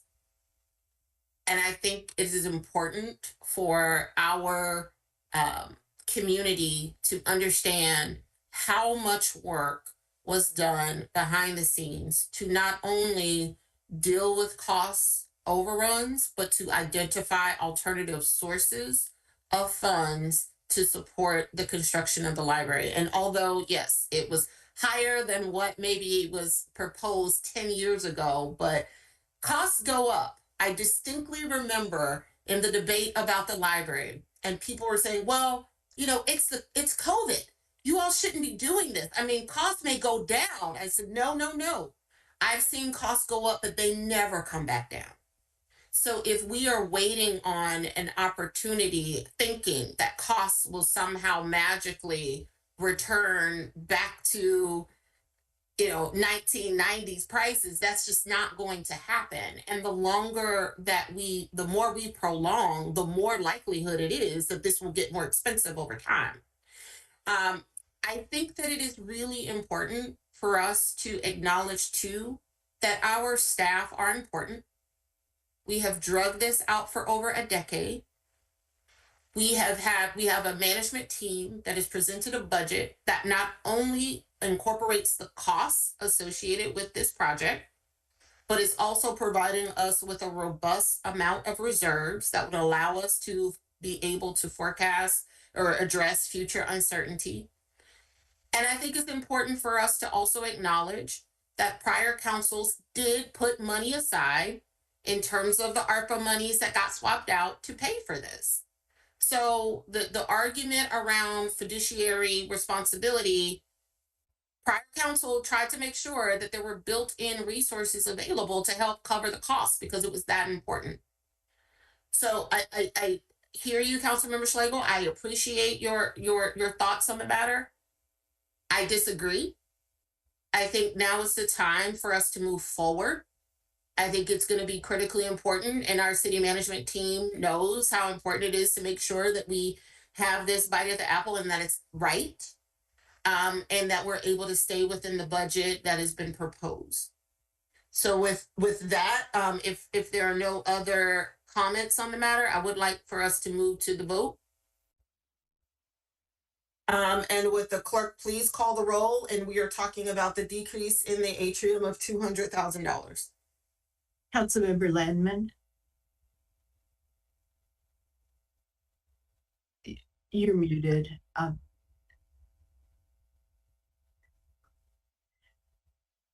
Aye. Councilmember Dabala. Nay. Councilmember Schlegel. Aye. Councilmember Gilbert. Nay. Councilmember Honzak. Nay. Councilmember Wesselek. Nay. Mayor Searcy. Nay. Next item is the increase in the Public Works Community Center atrium, dispatch atrium of $285,000. Would someone like to move it? So moved. Thank you, Councilmember Westlake, for moving. Thank you, Councilmember Gilbert, for seconding. Any points of discussion? Sorry, I have to check hands. Let's see if my computer's okay. Excellent. Would the clerk please call the roll? Councilmember Landman, Staying. Councilmember DeBala, Yes. Councilmember Schlegel, Abstain. Councilmember Gilbert, Aye. Councilmember Honzak, Aye. Councilmember Wesseluk, Aye. Mayor Searcy. Aye. Okay. Next items that we have for individual votes. The first item is the increase in HCD for Social Service Community Connector. Would someone like to move it? So moved. Yes. I'm gonna give this to Councilmember Mama. Yeah, Councilmember Gilbert. All right. All right. Excellent. Any points of discussion on this one? Okay. Seeing. Sorry, I didn't raise my hand. May I? I'm so sorry. And I see Councilmember Landman has her hand raised. Councilmember Landman? Go ahead, Councilmember Honzak. You were, Sure? I think you were trying to word it. Oh, I'm sorry. I just couldn't find my little icon.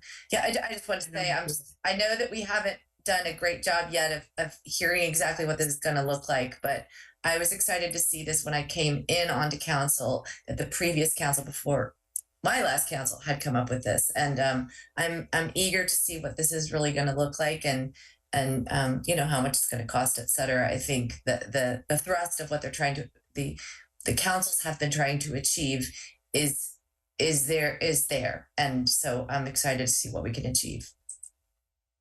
Councilmember.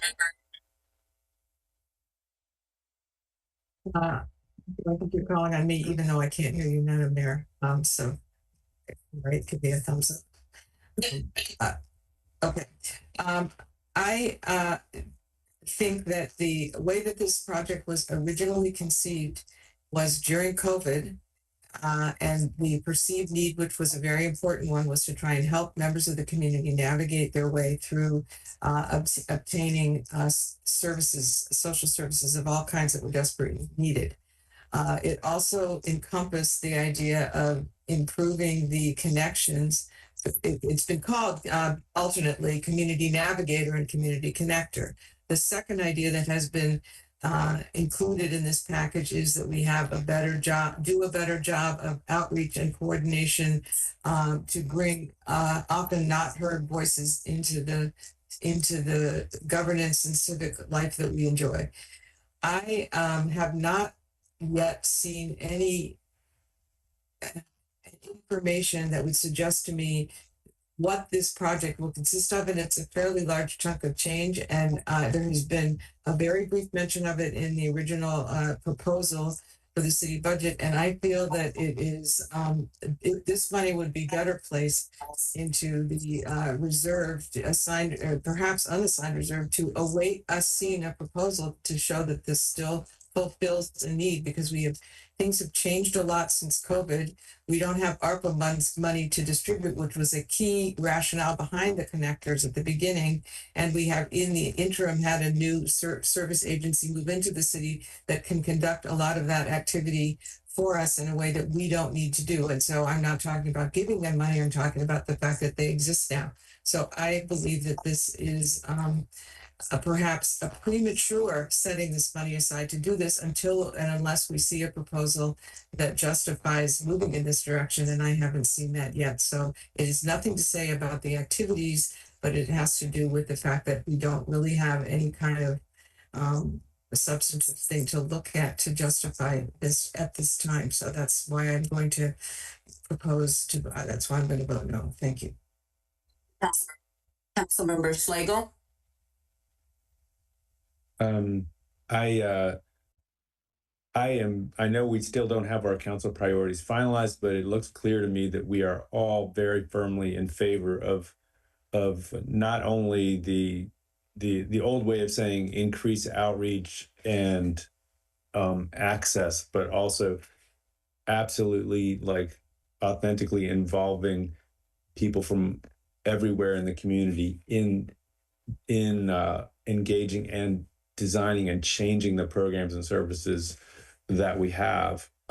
So I think that the dialogue around community connectors that I saw when they were first conceived of, as Councilmember Landman said, was about feeling that people needed help just to find out what was there.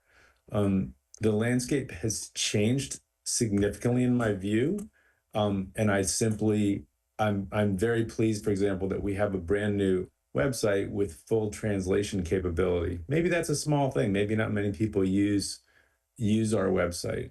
I'm also pleased to see the agency taking its spot in Ward 6. All I'm saying is that we are very likely to be establishing this as a strong priority, and it might be that as we fine-tune our strategies, we are looking at the lay of the land now and thinking that $300,000 spent over 2 years for something that starts and stops isn't the direction we want to go. So I am going to vote nay, but I want to make sure everybody understands I feel very much in solidarity with the idea that I understand to be behind this. Thank you, Councilmember Slade. Councilmember. If you were calling on someone, it wasn't clear what you said.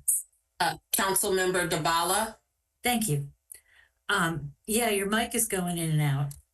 I don't know why. Thank you for those comments, Councilmember Schlegel. And yeah, I think everybody on this council and several councils before this think that community engagement needs to be a high priority. It is hard to do. It's hard to make the time to do it, but several councils have very jealously guarded this money so that it could be used wisely. And you are correct. The situation is different than it was during COVID. And that is absolutely something that we need to talk through, which is why I've asked for a work session on this.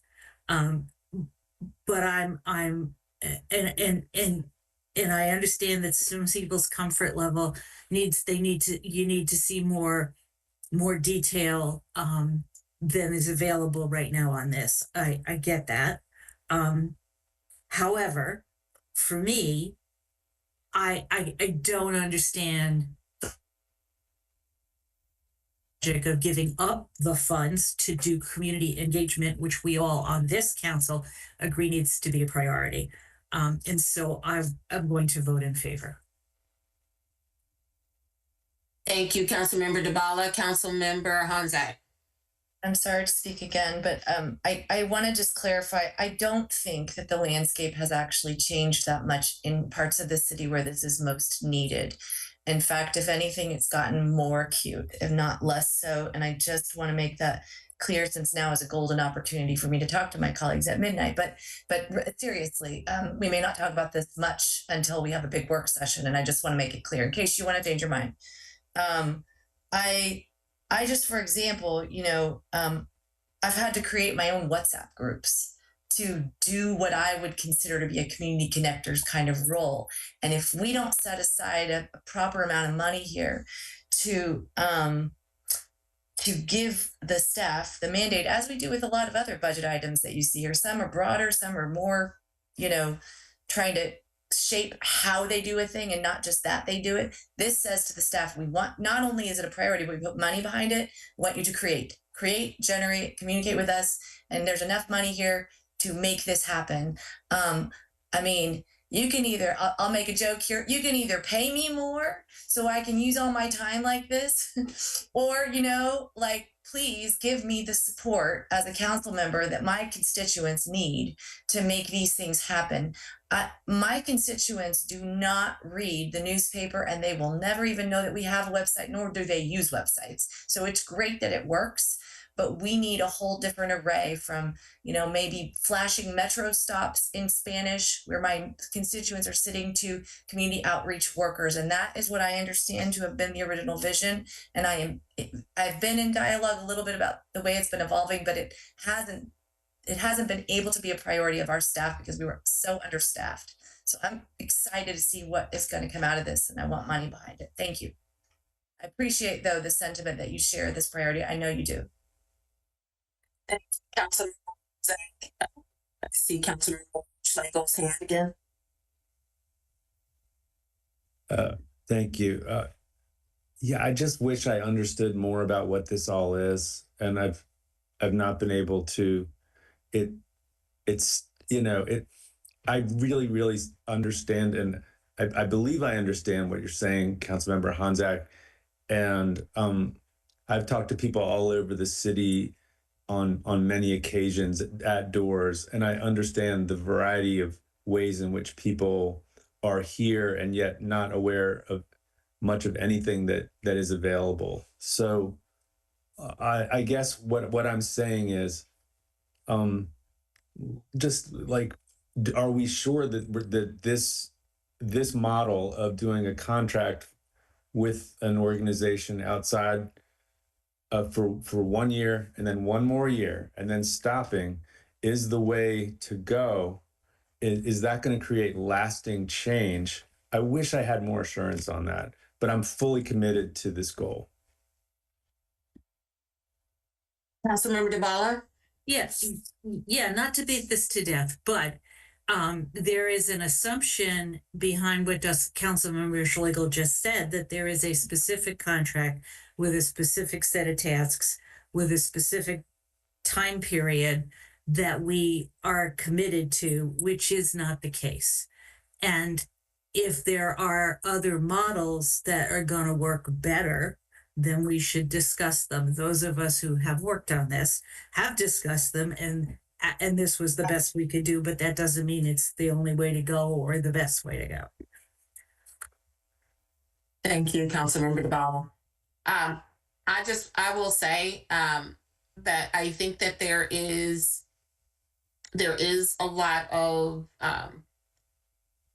I guess I don't want to say confusion or misinformation about what this is.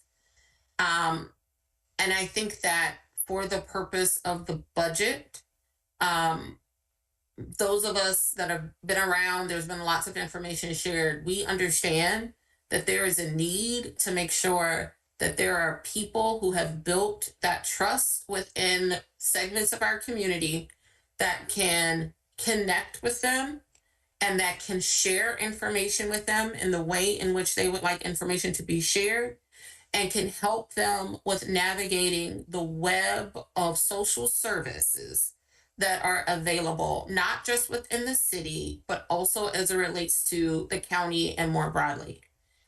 I, like Councilmember Hanzak, have spent a lot of time trying to help individuals navigate the maze. Our staff do not have the capacity to help as many. We do the best. Everybody does the best that they can. And I'm looking at Councilmember Hanzak. We're doing the best that we can.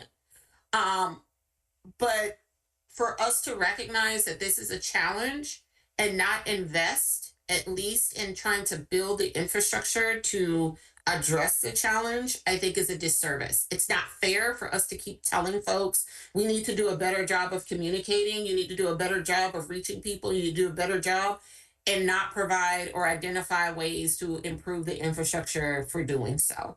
So I will be voting in support of this item. And so I want to move us forward for a vote. Would the clerk please call the roll?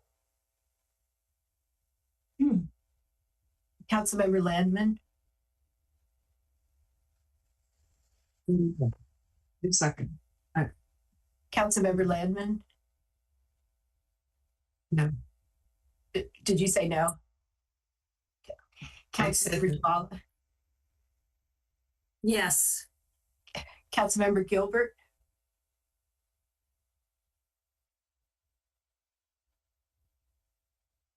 Is that a yes or? Yes. Okay, sorry. Councilmember, sorry, Councilmember Hanzak. Yes. Councilmember Wesselek.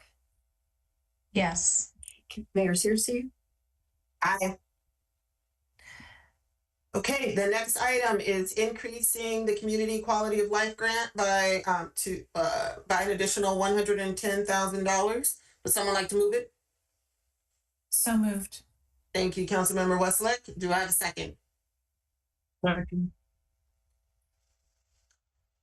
And I'm sorry, I didn't get who that was. Was that Councilmember Landman? Okay. All right. Points of discussion. Point of discussion. I just want to reiterate, in case people are looking to save money, which I know that all of us would like to do that. I respect all the different ideas that are put out there. I really respect Councilmember Westlake and Schlegel for putting this particular item forward. I am not convinced that this is necessarily the best avenue through which to park this particular kind of money, and I think we can do it later, pending what we would like to see happen. I would personally like to see our staff or the council actually being more narrow in our definition of what we would like to see happen. And I think we've got some of that in our reserves versus right now saying we want to do this through the community quality of life. I get that the staff asked us to do this now, but that's why I'm going to be voting no. In case anybody would like to vote with me, not because I don't believe in the spirit of what you're suggesting. Thank you. Thank you, Councilmember Honzak. Okay. Any other points of discussion? Okay. Would the clerk please call the roll? I have my hand up. Sorry. You can't see the hands, can you? No, I'm Okay. trying. All right. Go right ahead, Councilmember Schlegel. Yes, thank you, Councilmember Honzak. Could you please clarify what you're saying about that you would be in favor of pulling from reserves later in fiscal FY26 if you see these needs still unmet? And I think the spirit, I won't speak for Councilmember Westlake, but I think the spirit of this was people who were sorely distressed by food insecurity. That was my number one. And then followed by other economic insecurity. So I'm just trying to understand, because this is an interesting strategy you're talking about, which is not to appropriate the money, but just to trust that in one of our pots or buckets of reserves, we've already implicitly planned for this, to see if it turns out to be a really bad period. Is that what your suggestion is? And perhaps the manager could also I think I didn't want to spend too much time on this, but yeah, it is important that you do understand my logic, because it comes from having walked through the ARPA program, the direct cash assistance program, and the grant cycle that we went through, and kind of my observations on the ground too, and ground truthing some of the community quality of life grant giving. I think that the community quality of life grant giving is a more general mechanism, the way it's set up with a resident committee, a sort of broad mandate. Anybody can apply for it, or from a sort of organizational standpoint. And some of it's been terrific, and some of it I think has been a little bit, dare I say, redundant a little bit sometimes, particularly in relation, I'm sorry to say, but from some of the food security stuff. I think food security is a real need. I think there's been a little bit of redundancy, because it's a little bit hard to be super comprehensive when you use this kind of mechanism. Whereas the thing I have seen be very effective is the number one call I get from some of my highest need residents is for is when they're facing eviction. And actually that was borne out by when they did a study on how the direct cash assistance was used by our highest need families during COVID. It was actually number one, I believe, was for paying rent. And number two, I want to say, was actually not food, but it was health related costs. And so I think the fact that we made sure to put money specifically as a city into the emergency, what is it called? Can someone help me out? It's getting late. Emergency funding for our housing. Sorry, someone was trying to. Emergency rental assistance. Thank you. Emergency, I'm getting very sleepy. Emergency rental assistance is really important, and I'm glad we did that, and I think it's extremely important. And we've got already a a high functioning community quality of life grant that's already, a lot of it's already been allocated. So I don't know that it's actually that sustainable either to double that. I think some of it was already doubled or increased during COVID. So I guess I would rather see us be more targeted and focused, particularly given that we have this excellent data that we gathered previously about how that direct cash assistance was used. So I hope I'm being clear. Councilmember. Thank you, Councilmember Honzak. I really do appreciate your concerns, and it what you're saying makes a lot of sense. I just want to raise part of why I think I'm in favor of us putting more of this money in now for two reasons. One, it's because it seems like it's a lot easier for staff, so I want that to be as efficient as possible. And two, we did hear a lot from folks and talking about food insecurity, and in conversations I've had with some of those, a lot of those organizations are losing the county and state and federal funding that they also got. So I know that we could never bear the brunt of that and should not, but I think that making sure that we can help bolster those networks that are already there, given that they almost surely are getting loss of funding in other areas, would be beneficial. If I may, just one more, Mayor. Yes. I know it's late. I'm sorry, but this is big money too. I really think that, as you asked before, Councilman Schlegel, I think it would be wiser, in spite of what the staff has said, to wait another few months to see where the greatest need is, that we as a city are most appropriately positioned to place. Our dollars are scarce as a city. We are trying to be really responsible. And if we've got this social service community connector program in place, we can help better direct people to where we think we are best positioned to give them that kind of support, like making sure people actually access the eviction funds, or sending them to the county to get what they need, making sure the right people get to that information, particularly since we aren't providing direct cash assistance. So I would prefer, honestly, to just not assume that we need to subsidize organizations generally, because it's not a huge amount of money. I think we'd have a greater dollar per dollar impact if we could just be more targeted. But anyway, I'll stop. I'm sorry to do this at midnight. All right. I am going to call. Clerk, please call the roll. Councilmember Landman. Yes. Councilmember Dabala. Yes. Councilmember Schlegel. Yes. Councilmember Gilbert. Abstain. Councilmember Honzak. No. Councilmember Wesselix. Aye. Mayor Searcy. Do you think you could put on headphones with a speaker or something? Because I can't, it seems to be internet at your end. I can't hear you most of the time. I don't know if that would help, but if you could sit closer to the mic. And I would appreciate you repeating your vote.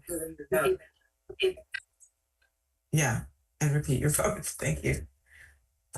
Are folks not hearing me say aye?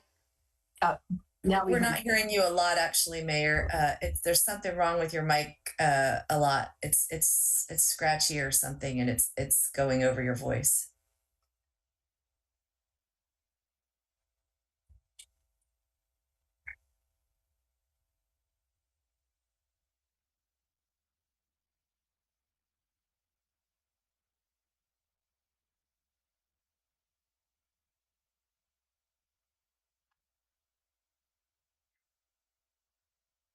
So as I heard that, if I may say, Councilmember Gilbert abstained. Councilmember Honzak voted no. Everybody else voted yes. Is that correct? Or if that's wrong, please let me know. Okay. Ms. Carpenter? Yes. I didn't hear my name called. Did you get a vote from me on the community connectors? Community connectors.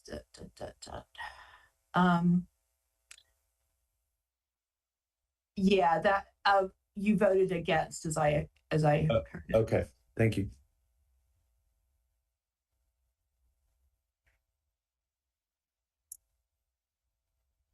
Can anyone?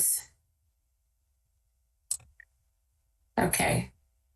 I'm testing my mics. Can folks hear me? Folks can hear me? Okay. Okay. So the next item is the removal of the financial review. Would someone like to move it?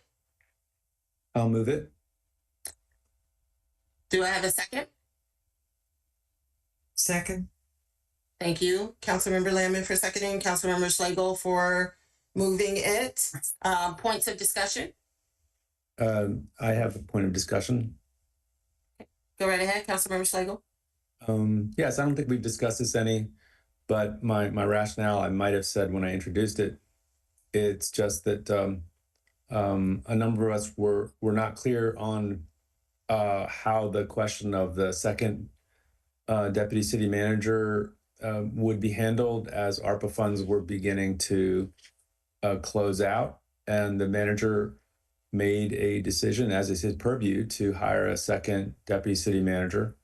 And in doing that, he spoke about the expertise that his team had. And my understanding of this financial review is that it is something that he sees as important. And I would like the staff to see and the manager to see whether it's possible to conduct that kind of review using their professional expertise, experience, and training, and doing it in-house during a tight year. So that was my rationale for that. And could the city management team provide us with a little bit of insight on the impact that the removal of this financial review consultant would have on the work that you're doing? Yes, I would be happy to speak to it, Madam Mayor and council members. And you know, I think it's a fair question. This is, however, a proposal coming from staff because we think this will aid us in some very substantial ways. And I want to start by saying that I have nothing but the highest respect for the staff that I have, whether it's in the city manager's office, finance office, or, you know, frankly, anywhere. I absolutely do. However, we have discussed it collectively, internally, and typically a city that is seeking some very fundamental advice on their financial situation, much like when the precedent is that you all have gone out for revenue forecasts. You had one, I think 2 years, each of the last couple of years. That was done by independent experts that came and ultimately presented to the council. Ultimately, firms like that, it provides a number of advantages. One is that they're independent. You know, you get, you know, an outside voice that is going to have an opportunity to advise you based on experience they've had in numerous other places. Because typically these firms have done numerous similar types of work. They have a track record that can be checked out. We would look in the scope for them to take a very hard look at not just our revenue projections. That's important, but that's just a piece of the pie. We need, in my opinion, some assistance in looking at the fundamentals of how our entire financial structure is built and look at forecasts, not just for revenue, but expenditures and other factors that impact our financial outlook.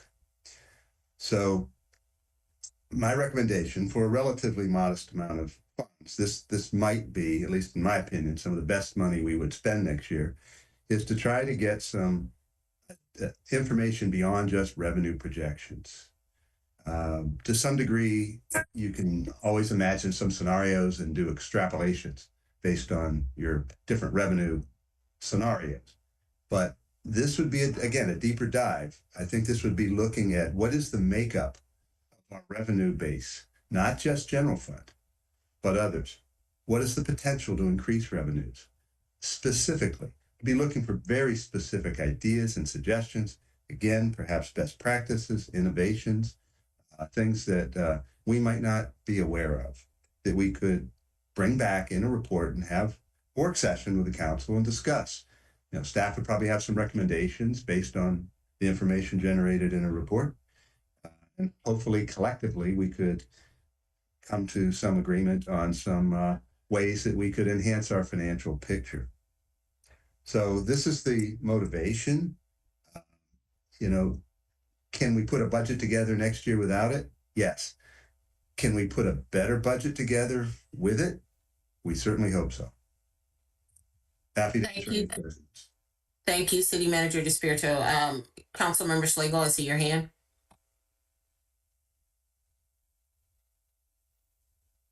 Sorry, I didn't mean to have it up. Thank you very much for those comments, City Manager DeSpirito. Okay, great. Seeing no additional hands, would the clerk please call the roll?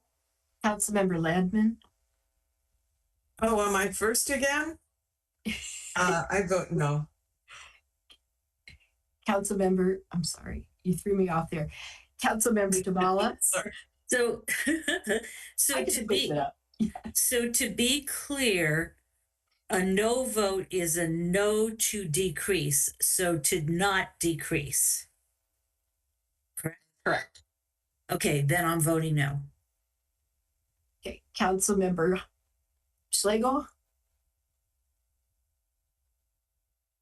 Is that a yes?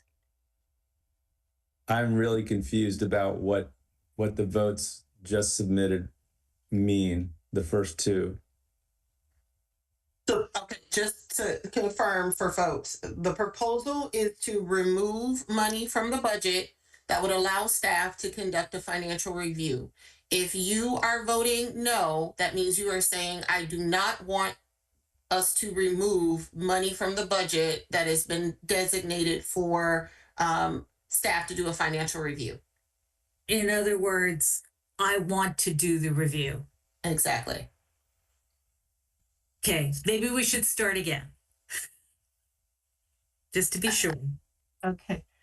With that understanding, Councilmember Landman. I still choose to vote no. Councilmember Dabala. I choose to vote no.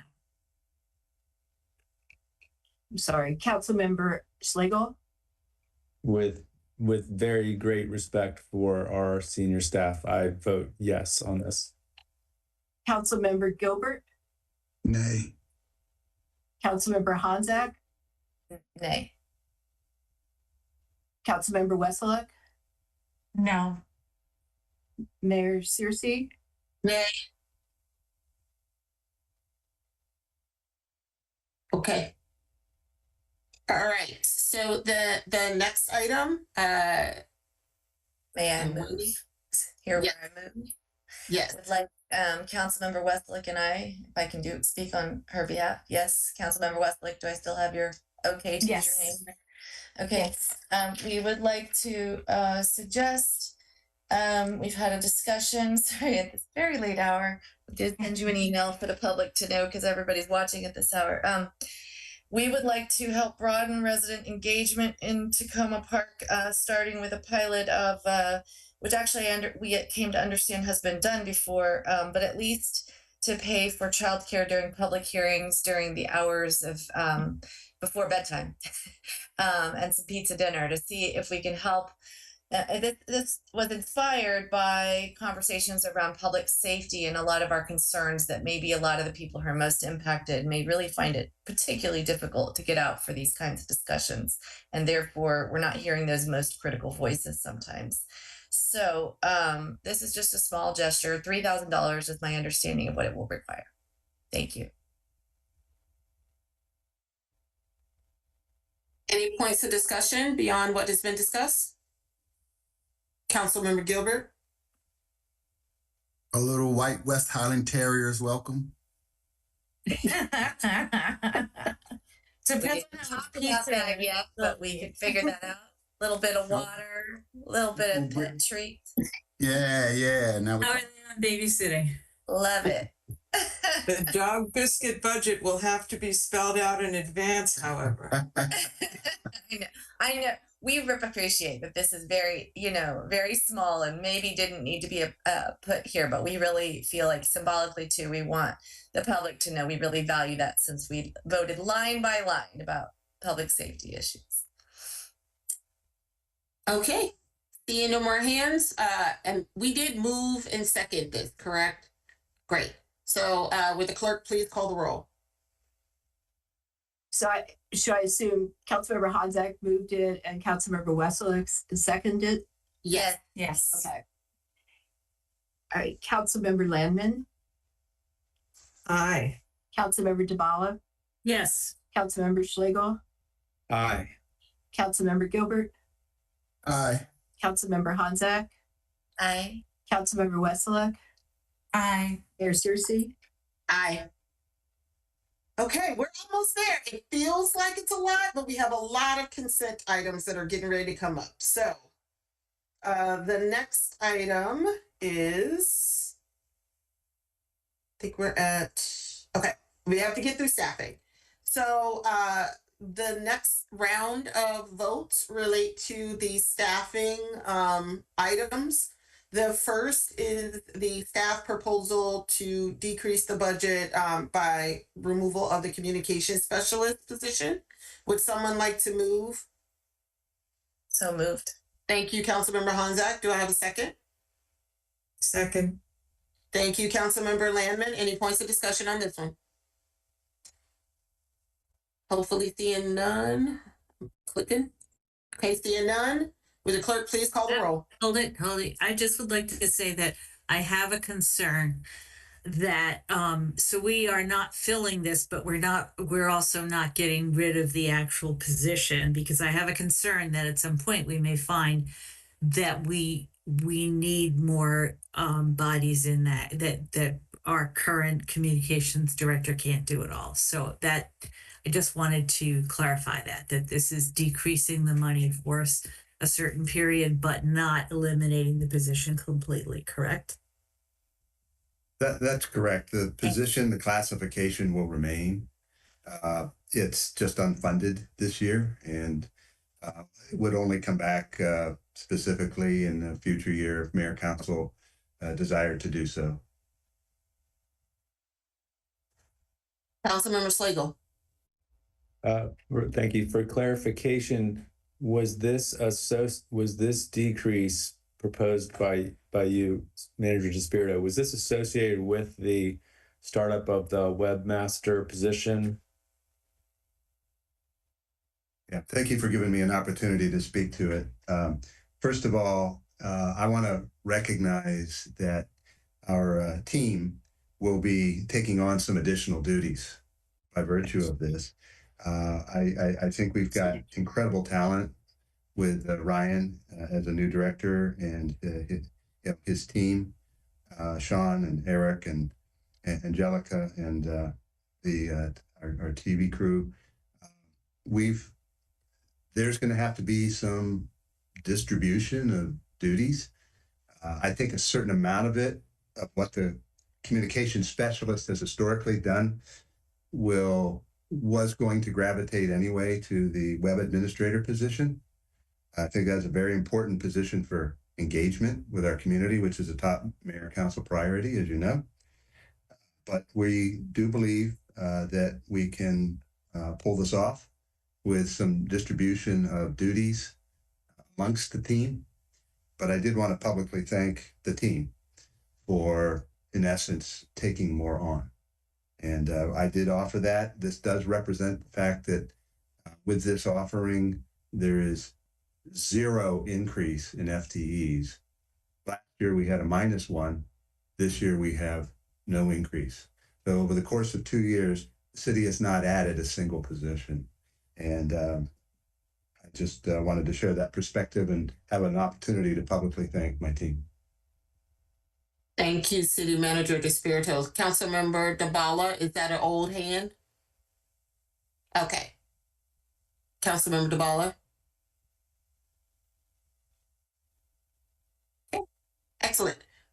Seeing no additional hands, would the clerk please call the roll? Councilmember Wesselak. Aye. Councilmember Hanzak. Aye. Councilmember Gilbert. Aye. Councilmember Schlegel. Aye. Councilmember DeBala. Yes. Councilmember Landman. Aye. Mayor Searcy. Aye. You're trying to keep us on our toes. Okay, the next item is the salaries and fringe benefits of non-union management staff. Would someone like to move it? May I suggest or question, would Councilmember Landman and Councilmember Schlegel consider putting these 1, 2, 3, the next 4 votes together? I would suggest that we don't, because this item is the one that was split between staff. So unless you want to Oh, that's right. Yep. Okay. Yep.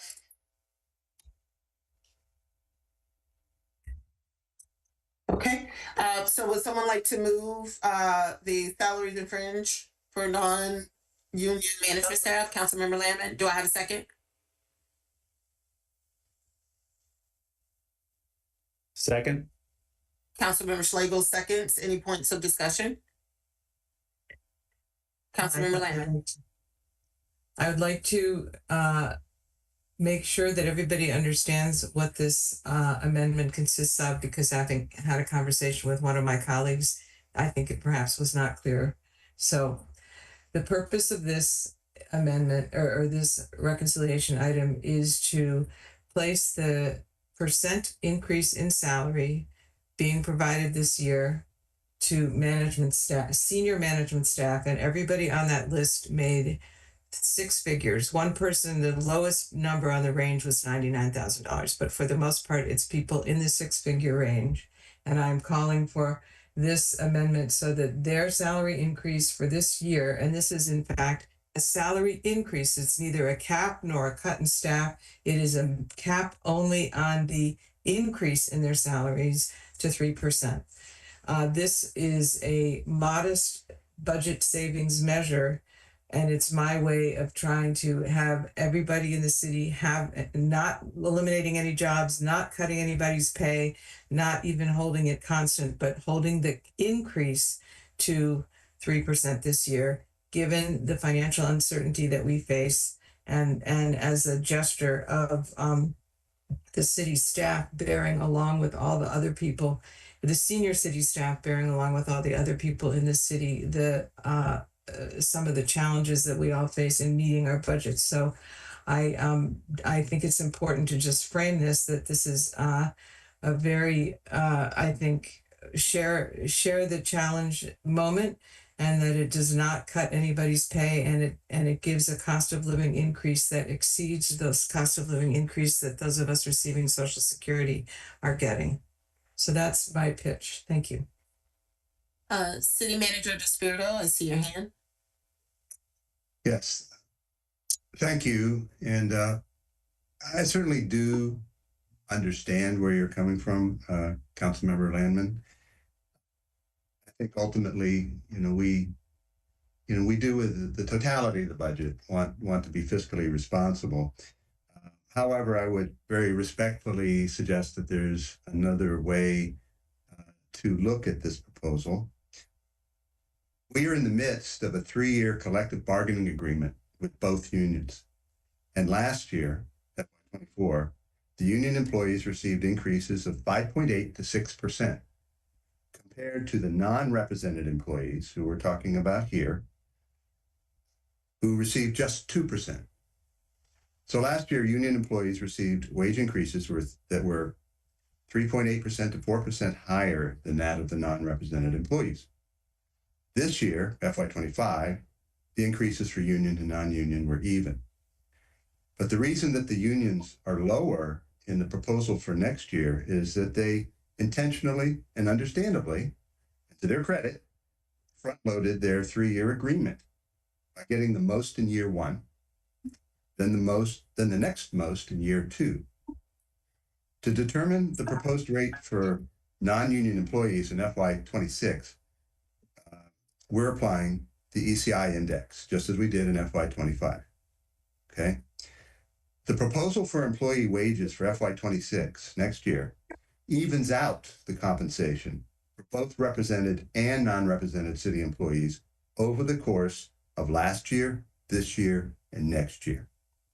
The 3-year window of the current bargaining agreements, and therefore is fair. To reduce, in my opinion, to reduce the requested percentage for non-represented employees from the balanced 3-year approach that's currently proposed in the proposal before you would be seen by employees as introducing a compensation inequity and would thus likely affect employee morale.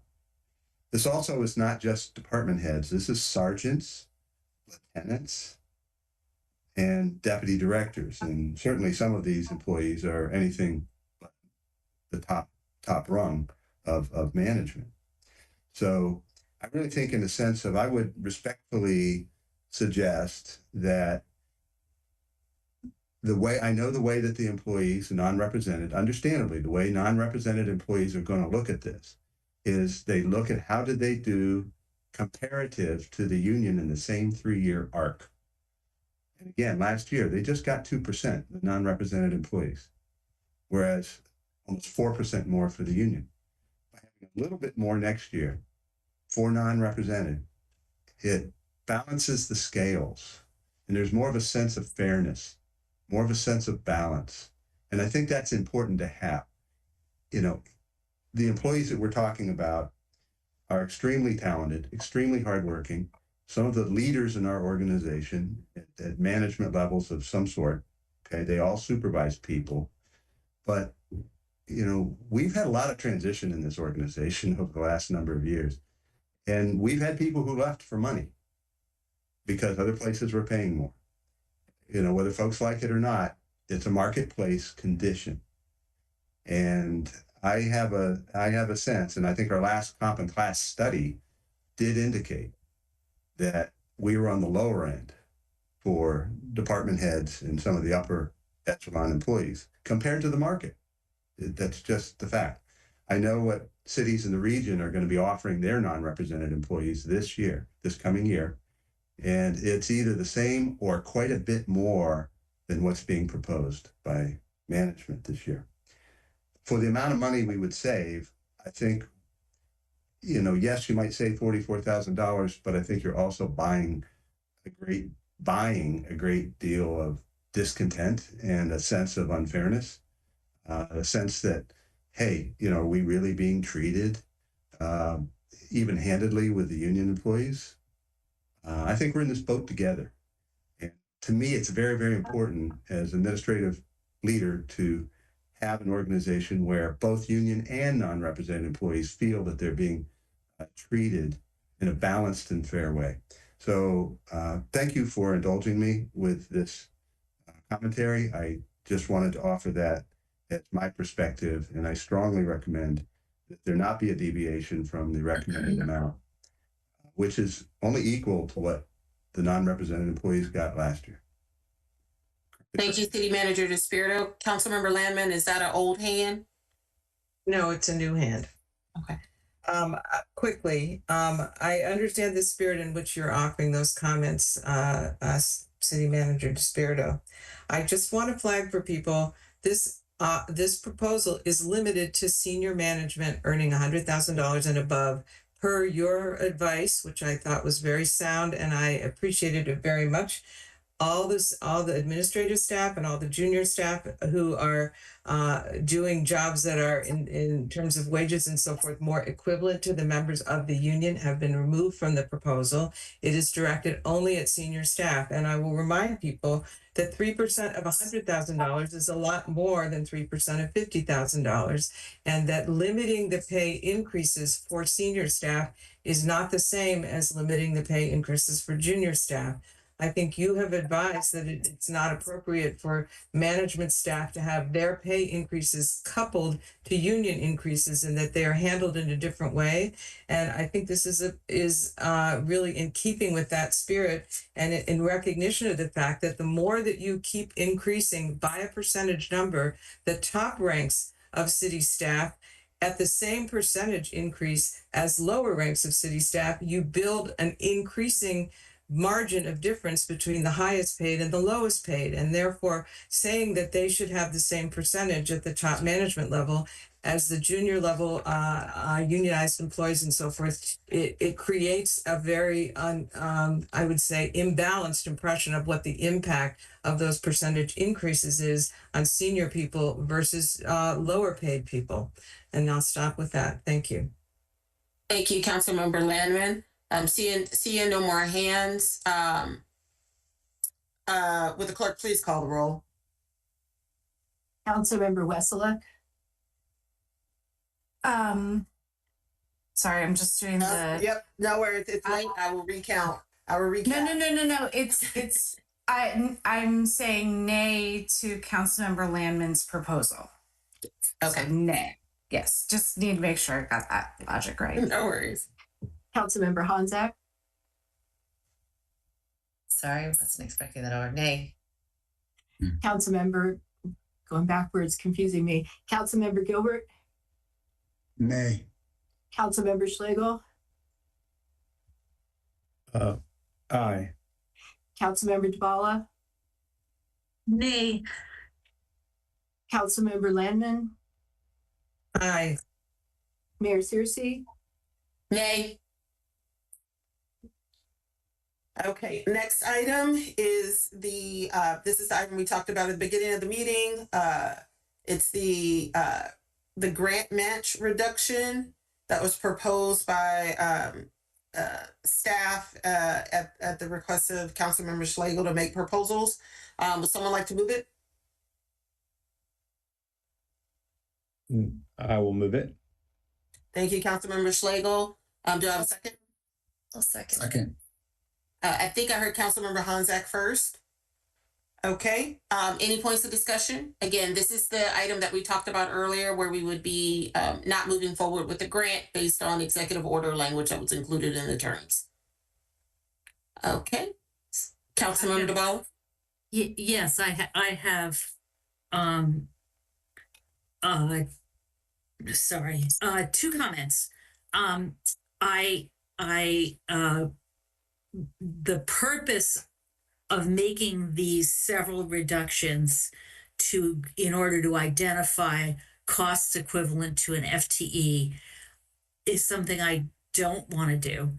In addition, on this particular one, I would appreciate, for me personally, it's premature to decide to reject a grant for $200,000. So for me, there are two reasons why on this one I'm going to vote no. Councilmember Honzak? Can I seek clarity from either the city manager or Deputy Eubanks that the staff would have made this recommendation even as early as now, that you have adequate information to know that you would want to advise us to take away this or to reject this grant? I'm sorry, I'm not very articulate at this hour. In spite of, you didn't do it yet just because we happen to be in this moment, but now you have enough information to make this call, or did you merely do it at this point because you were really trying to find something that could be reduced based on the ask from Councilmember Schlegel? This was an item that we were working on. Timing just serendipitously coincided with the request. So you're finished with your analysis. You don't need to do more. We don't need to do any more analysis. Okay, thank you. Thank you. I'm not sure that was clear to me either. Okay. Excellent. With the clerk seeing no more hands, would the clerk please call the roll? Councilmember Wesseluk. Aye. Councilmember Hanzak. Aye. Councilmember Gilbert. Aye. Councilmember Schlegel. Aye. Councilmember Dubala.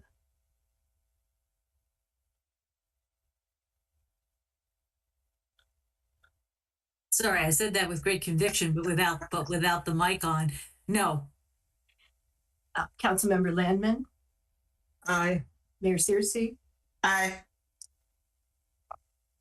The next item is the cost equivalent to an FTE communications conferences. Someone like to move it? So moved. Move. Thank you, Councilmember Schlegel. Thank you, Councilmember Landman, for seconding. Any points of discussion on this? Is it too late to move instead that we do the communications conferences and the police conferences together? Beg your indulgence, Councilmember Schlegel. Is it possible? I'm not good with my order, my Robert's rules. Can we do that? I'm sorry. We could just vote on these right now. Okay, I'm sorry. I'm not talking. I'm really sleepy. Okay, try to move it fast. Yeah. See, as long as we're not talking about it, we can move through this really quick. Okay, we've already discussed this item earlier. Seeing no hands, would the clerk please call the roll? Councilmember Wesselak. Nay. Councilmember Hanzak. Nay. Councilmember Gilbert. Nay. Councilmember Schlegel. This is voting on decreasing cost equivalent to communications conferences. Yes. Yes. I vote aye. Councilmember Dubala. No. Councilmember Landman. Aye. Mayor Searcy. Nay. Next item is the cost equivalent to an Mayor, FTE. before you move on, please, can you just record verbally whether or not that passed? Yes. 5-2. Thank you. Wait, it did not. No, it did not pass. I mean, not pass. I'm sorry. Failed. 5-2. No, it did not pass. There were two yeses, 5 noes. Yeah. Okay. Yes. Okay, next item is cost equivalent to an FTE police conferences. Would someone like to move it?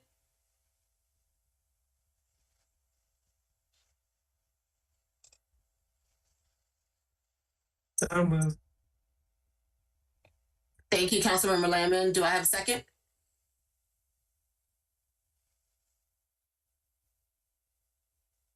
Do I have a second to move the police conferences item? So moved. Okay, who seconded? Wesselak. Okay, Wesselak second. Seeing no points of discussion, Councilmember Landman, did you have a point of discussion? I did. Okay. I recognize that this was offered by the city manager and his staff in response to an exchange that happened last week, and that and in that spirit of collaboration, the city manager explained to us for this expenditure that there were alternative sources of funding for people to continue to attend the conferences, and I think that the inclination to simply vote no to express solidarity is one thing, but I think that we should take this offer in the spirit in which it was made and take advantage of this to have the police department figure out a way to get done what they need to get done for somewhat less money. So I am going to be voting in favor of this. Thank you. Thank you, Councilmember Landman. Councilmember Hanzak?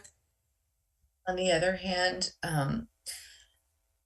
there's a piece of me that feels, based on the conversation we had earlier this evening, I really want to make sure that there are adequate funds to get our police all the training that they require to make sure they've got all the skills that we need them to have. So I could see it actually going both ways just on that rationale alone. But anyway, just throwing that out there. Okay. Seeing no more hands, will the clerk please call the roll? Councilmember Wesselak. Nay. Councilmember Hanzak, Nay. Councilmember Gilbert, Nay. Councilmember Schlegel, Nay.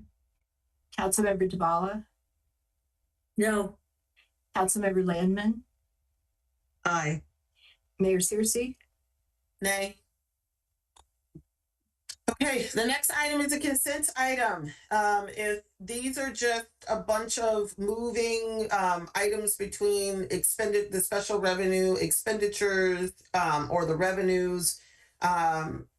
There's the cable grant adjustments, and then there's also the adjustments in terms of the SS4A grant that we just talked about. Would someone like to move the consent vote number 21? So moved. Thank you, Councilmember Schlegel. Do I have a second? Second. Thank you, Councilmember Hanzak, for seconding. Any points of discussion or items for removal? All right, seeing none, would the clerk please call the roll? Councilmember Wesseluk, Aye. Councilmember Hanzak, Aye. Councilmember Gilbert, Aye. Councilmember Schlegel, Aye. Councilmember Duvalla, Aye. Councilmember Landman, Aye. Mayor Searcy. Aye. Okay. All right. We're getting close. We're getting really close. We are now at the red light camera expenditures. Okay. We have these two items that are here. This is just I'm just explaining this so that we can vote on these quickly. This was the staff's desire to take funds from the CIP for the SHA sidewalks and move them into the HCD multifamily building improvement grant. So this is an accounting item. And I just want to make sure, Deputy City Manager Eubanks, I'm not missing anything in terms of the description. I'm sorry, Mayor, I'm trying to keep up with the spreadsheet. Can you repeat that? The red light camera items where there's the decrease in the CIP for the SHA sidewalks of 300,000 and an increase in the HCD grant multifamily building improvement, that this is an accounting item just to move money around. We are decreasing the SHA sidewalks to accommodate the HCD multifamily grants. So I would indicate that it's more than just an accounting item. You are exchanging sidewalk funds for multifamily grant funds. But you have already approved the other $50,000 of that. Right. Okay. So seeing no additional lights on this, we're going to go ahead and vote on these two. Would someone like to move the increase in the HCD grant multifamily building improvement? Thank you, Councilmember Duvalla. Do I have a second? Second. Thank you, Councilmember Hanzak. Any points of discussion? Checking for lights. Seeing none, would the clerk please call the roll? Councilmember Wesseluk, Aye. Councilmember Hanzak, Aye. Councilmember Gilbert, Aye. Councilmember Schlegel, Aye. Councilmember Duvalla, Yes. Councilmember Landman, Aye. Mayor Searcy. Aye. The next item is a decrease in the CIP for SHA sidewalks of 300,000. Would someone like to move it? So moved. Thank you, Councilmember Schlegel. Do we have a second? Second. Thank you, Councilmember Gilbert. Any points of discussion? We just talked about this. Sounds not seeing any lights. Excellent. Would the clerk please call the roll? Councilmember Wesseluk, Aye. Councilmember Hanzak, Councilmember Gilbert, Aye. Councilmember Schlegel, Aye. Councilmember Duvalla, Yes. Councilmember Landman, Aye. Mayor Searcy. Aye. The next item is the decrease, which would remove the purchase of the electric motorcycle from the budget. Would someone like to move it? So moved. Thank you, Councilmember Landman. Do I have a second? Second. Thank you, Councilmember Schlegel. Any points of discussion on this one? I would, sorry, really quickly, I would like to ask, I don't know if our chief is still with us, but, or city management, in terms of the impact of the loss of the electric motorcycle would have on the police department. Ma'am, I'm still here. I can comment. Okay. Yes, thank you, Chief. Yeah, I mean, it's directly related to traffic enforcement. So we felt it was really important to have the ability to use that for covert traffic enforcement. We have several intersections, New Hampshire and University, that it's very hard to put up stationary patrols. With an electric motorcycle, you could sit kind of at the edge of the intersections, and it could be utilized for covert patrols. So we think it's critical. It also will be, if we in fact, have success with these modes of transportation, we can look at possibly, adding them to our patrol repertoire as well. Thank you, Chief. Councilmember Gilbert, I see your hand. Thank you, Mary. Chief, thanks for that explanation. That was going to be my question, if we could have some clarification on how they would be used. Yeah, I personally am scared to death of two wheels. I've lost friends to them, and when I think about that option, it just worries me to death. All I see is workers' comp claims. But thanks for the clarification, Chief. But real concern there for me. Thank you, Councilmember Gilbert. City Manager Despirito, did you have anything to add? Just a quick reminder that, of course, this is not general funds. This is red light camera special revenue funds for this. So I think we have a little more flexibility with respect to the resource than we would if we were seeking these funds from the general fund. Thank you. Thank you very much. Okay. Seeing no more hands, would the clerk please call the roll? Councilmember Wesseluk? Nay. Councilmember Hanzak? Nay. Nay. Councilmember Gilbert? Nay. Councilmember Schlegel? Nay. Councilmember Duvalla? No. Councilmember Landman? Abstain. Mayor Searcy? Nay. Okay, the next items that we have is the transfer of the lease study to the red light camera fund. Would someone like to move it?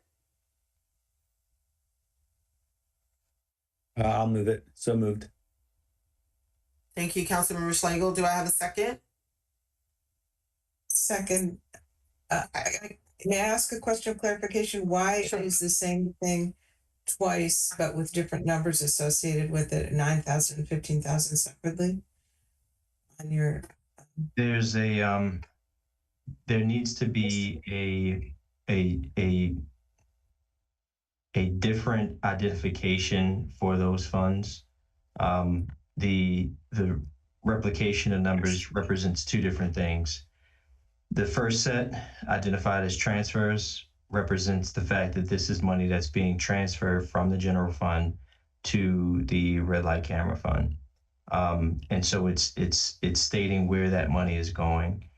The other two decreases are acknowledging the fact that we are not increasing the number of expenses to the red light camera fund. The impact to the red light camera fund will be neutral because we are removing, if council votes to do this, the safety programs which are related to PD and the red light camera, and a portion of the sustainability grants related to the single family rebate. I'm not sure why the lease study gets two separate mentions in this. It could be one. It's the purpose of it's to align with the other. is to show that this is 9,015, so that for the visual purpose you understand, but it could be just 24,000. Okay. All right. Thank you. I understand now. It took me 3 tries, but it's because it's 1 in the morning. It's Okay. it's almost 1 o'clock, so I don't blame you at all. So Mayor, can I, could I move that we vote on 4 of these at once? So, sorry, I'm trying to think logistically. If you do that, Mayor, you might want to consider 6 at once and do the general fund ones at the same time. mhm. They're related. You really can't do the transfers to the general fund and not accept the transfers in the red light. Yeah, and I guess we'll need to start when we do this again. Like, you know, it's a lot of double and triple voting to deal with the accounting of it all. When the vote is basically, are we going to allow for the moving the money from the general fund? So what it's saying is you have to vote to take it from the general fund, you have to vote to have it in the red light camera fund, and that's just like quadruple voting just to move things around for accounting purposes. So let's do this. I am going to clean this up, sub this out.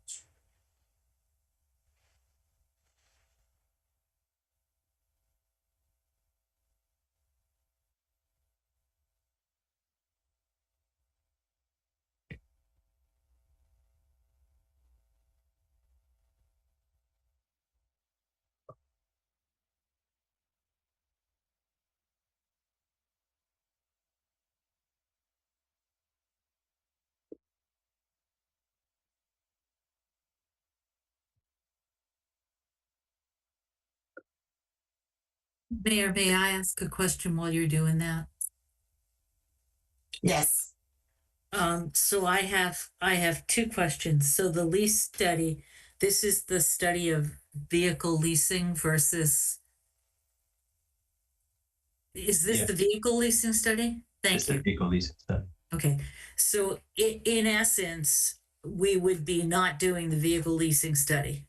No, we would be doing the vehicle leasing study, just staff would have to pay for that vehicle leasing study from 2 different sources. So $24,000, maybe this is too much detail. The total amount in the proposed budget is 35. Okay. So if we move the money, 24,000 of that to the red light camera, we just have to pay 24 from one source and the remainder from the other source, but we're not changing the amount. Okay, and the reason that we're moving all of this money around is to accommodate Councilmember Schlegel's request for equivalent FTEs. Okay, and the money that we found is in the red light camera, but the impact needs to be the general fund. So we have to free up some space in red light camera to move money from general fund. Right. And so where it says decrease sustainability grants, does that mean that we would have $15,000 less for sustainability grants? It does.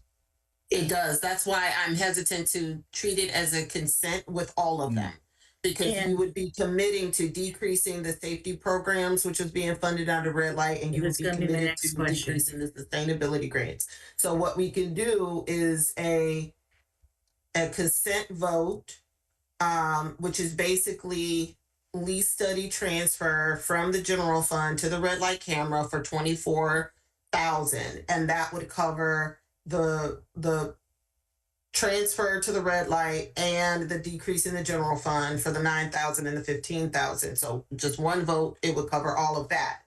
But then we would still need to do separate votes for the safety programs and the reduction in the sustainability grants. So we would actually be reducing. So we're not reducing the lease study, we're reducing safety programs and sustainability grants. Have I got this right? In order to. That's where you're finding the money. Right. Yeah. So it reads like we're decreasing the lease program, but what we're actually doing is decreasing these other two programs in order to accommodate this request to have the equivalent of a reduction in one FTE. Okay. Correct. So thank you. So yeah, so this is basically voting to move this to the general fund, and then from the general fund to the red light. And here are the votes to take money from the red light camera fund that was being used for other purposes to compensate the cost for that. Got it. And so it prioritizes the lease study over safety programs and whatever the other sustainability programs. Thank you. Yep. Okay, so just want to make sure folks understand what we're about to do. So the first item is a consent vote, and that is to transfer the lease study, $24,000 for the lease study from the general fund to the red light camera. That consent vote consists of multiple parts. It is transferring to the red light camera for $9,000 from the general fund, decreasing the general fund and adding $9,000 to the red light camera. It also includes transferring from the general fund parts of the cost of the lease study and decrease the general fund by $15,000.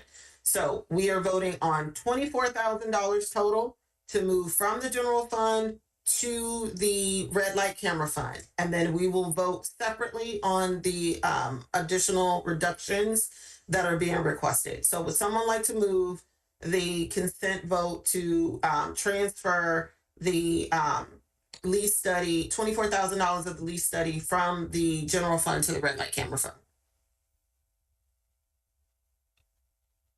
So moved. Thank you, Councilmember Schlegel. Do I have a second?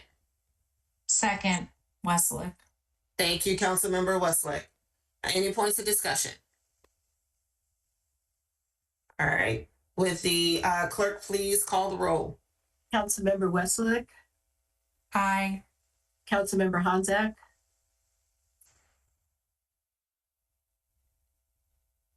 You're muted. Sorry. Councilmember Honzak. Abstain. I'm sorry, my mute button wasn't working. Councilmember Gilbert. I'm sorry, abstain. Councilmember Schlegel. Aye. Councilmember Dabala. No. I think that's right. Councilmember Landman. Aye. Mayor Searcy. Nay. So where do we land on that one? That one was the tricky one. I didn't hear the last vote. I said nay. Thank you. Sounds like 3 ayes, 2 abstains, and 2 nays. So does that not pass because there's no quorum or something? What? I'm waiting on the clerk. Councilman Westlake. Can I thought I understood, but maybe I didn't. My understanding was that the consent vote for these was kind of an accounting moving of the same money, and then the next votes we would take was on whether or not to fund certain projects. Was that a misunderstanding? So I hate to do this. Deputy City Manager, if all of these items are ultimately funded, will we have enough money in the red light camera fund to fund all of this? We would be above the staff recommended level of sources. Yeah. So and the money, part of the money, the lease study was budgeted for what, 35,000, correct? Yeah. It was included in the general fund. What Councilmember Schlegel has suggested is taking some of the money out of the general fund, move it into this special category, 24,000 of the 35,000 into this special category, and then taking some of funds from some of the things that staff had originally funded under the red light camera to offset so that there would be enough money in the red light camera to cover the move. So if people are not in support of these items, then we may not have enough money in the red light camera fund to cover all of these things. And I should have said that up front. That's why I said no, keep it in the general fund. Because if we pull it here and folks don't want to do these decreases, then we won't have enough money that's in terms of the red light camera revenues or projected revenues to be able to pay for all of this.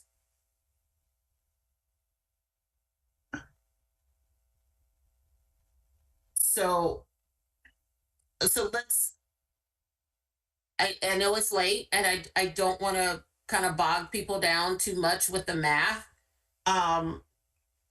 Let's do this. Because this needs to move between funds.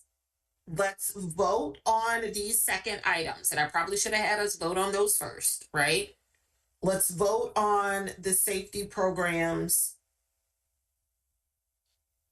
Let's vote on the safety programs. Let's vote on the single family rebate. And then if we need to do another vote on the transfer, we can. Okay. Would someone like to move the decrease in the cost equivalent to an FTE safety programs? I will move it, and I would like an explanation of what's referred to as safety programs, where that 9,000 would be coming from. Okay, let's move it and second it, and then we will discuss. Councilmember Schlegel moved. Do I have a second? Second. Okay, Councilmember Landman second. Do I and Councilmember Schlegel asked the question about what are the safety programs? Chief DeVoe, can you comment on the safety programs?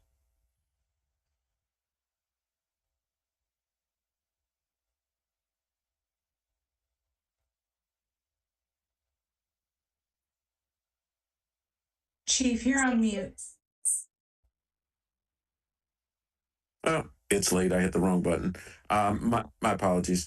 My understanding is the program is for educational programs. It also is for if we need to put specific outreach to specific areas. So, for example, we have problems with red light running in a specific intersection. We may use that money to have overtime details and so on and so forth. But it encompasses various traffic safety initiatives, and those are a couple of ones that I mentioned.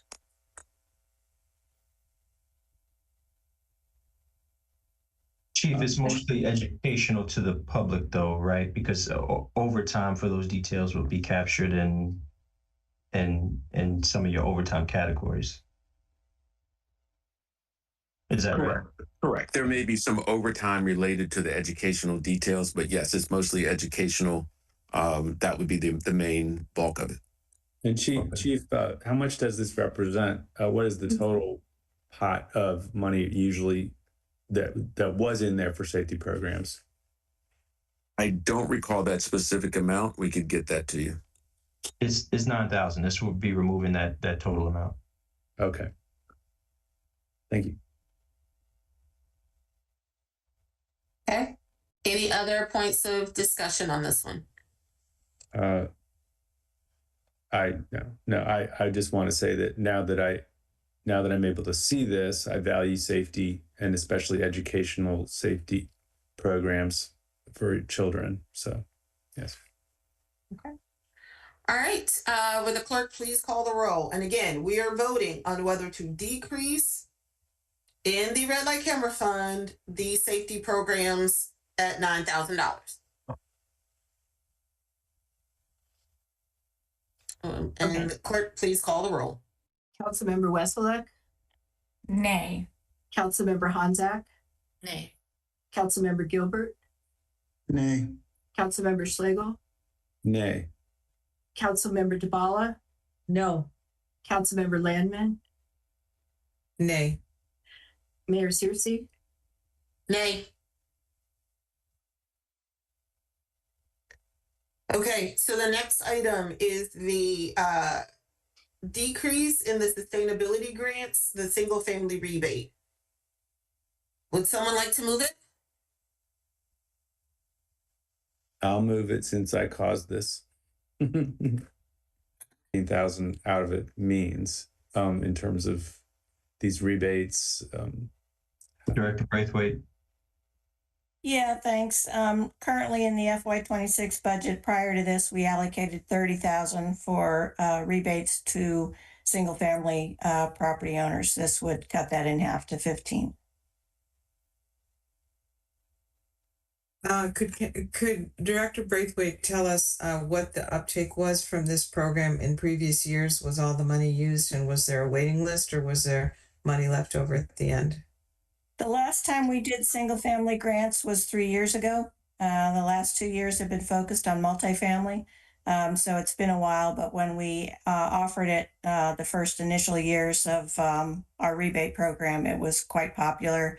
We had a slightly different program at that point. We had a neighborhood challenge. We did audits. And then the following year, we allowed for additional energy efficiency work. So did we use all the funds that we had? I'd have to go back now. It's been at least 3, 4, and 5 years ago. My recollection is that they were very popular, and we spent the funds that we had allocated towards the single-family properties. Thank you. Hey, Councilmember Schlegel. Could you very briefly characterize, Director Braithwaite, the types of rebate amounts that people get and for what sorts of things they get the rebates? I would need to touch base with the sustainability manager to see if she's got that program developed. As I mentioned, the programs have evolved year on year, depending on what the focus is. I understand. So I don't want to misspeak, but typically the rebate programs are to pay for costs incurred relative to energy efficiency, whether it's to front load the cost of the home energy audit or for specific improvements within a property. Thank you. I'm not liking the sound of cutting that. Councilmember Honzak. Director Braithwaite, is there an income requirement for those? Or is it just across the board? Typically, we allow for a greater percentage of the cost of a program to be included in the rebate for lower income residents. So we follow the county's income threshold, and those folks that are at the bottom end of the income get a higher percentage of their total costs reimbursed. So there's higher values available to them. I just want to say I'm gonna vote for this, but I just experienced the energy audit program, and it's unbelievable. It is the amount of funding that they still seem to have in spite of the federal cuts and whatever is really profound, and they seem to be able to connect people to a lot of different resources. So although I will vote for this, I'd like to encourage your program to take a closer look at possibly getting that information out to our residents as a sort of alternative possibility to this line item. So that it would be more targeted at our lower income residents. And I'm sorry, I don't have the name in front of me. I'll grab that name for you later. Sure. There are programs offered through the utility directly, but then there's also programs offered through the county. So I'd want to follow up with you to see which program you had engaged in. Yeah, I was just super impressed. I just got the package that came back, and I couldn't believe it, actually. Thank you. Given that it's after 1 a.m., I know we've talked about this at length. Can we move to the vote? One point of clarification, Director Braithwaite, I believe that the single family rebate for FY26 is currently $70K. Okay, my apologies. I've had it in my head as 50. And the reduction, which you're probably remembering, Director Braithwaite, is that the reduction would take it to 55.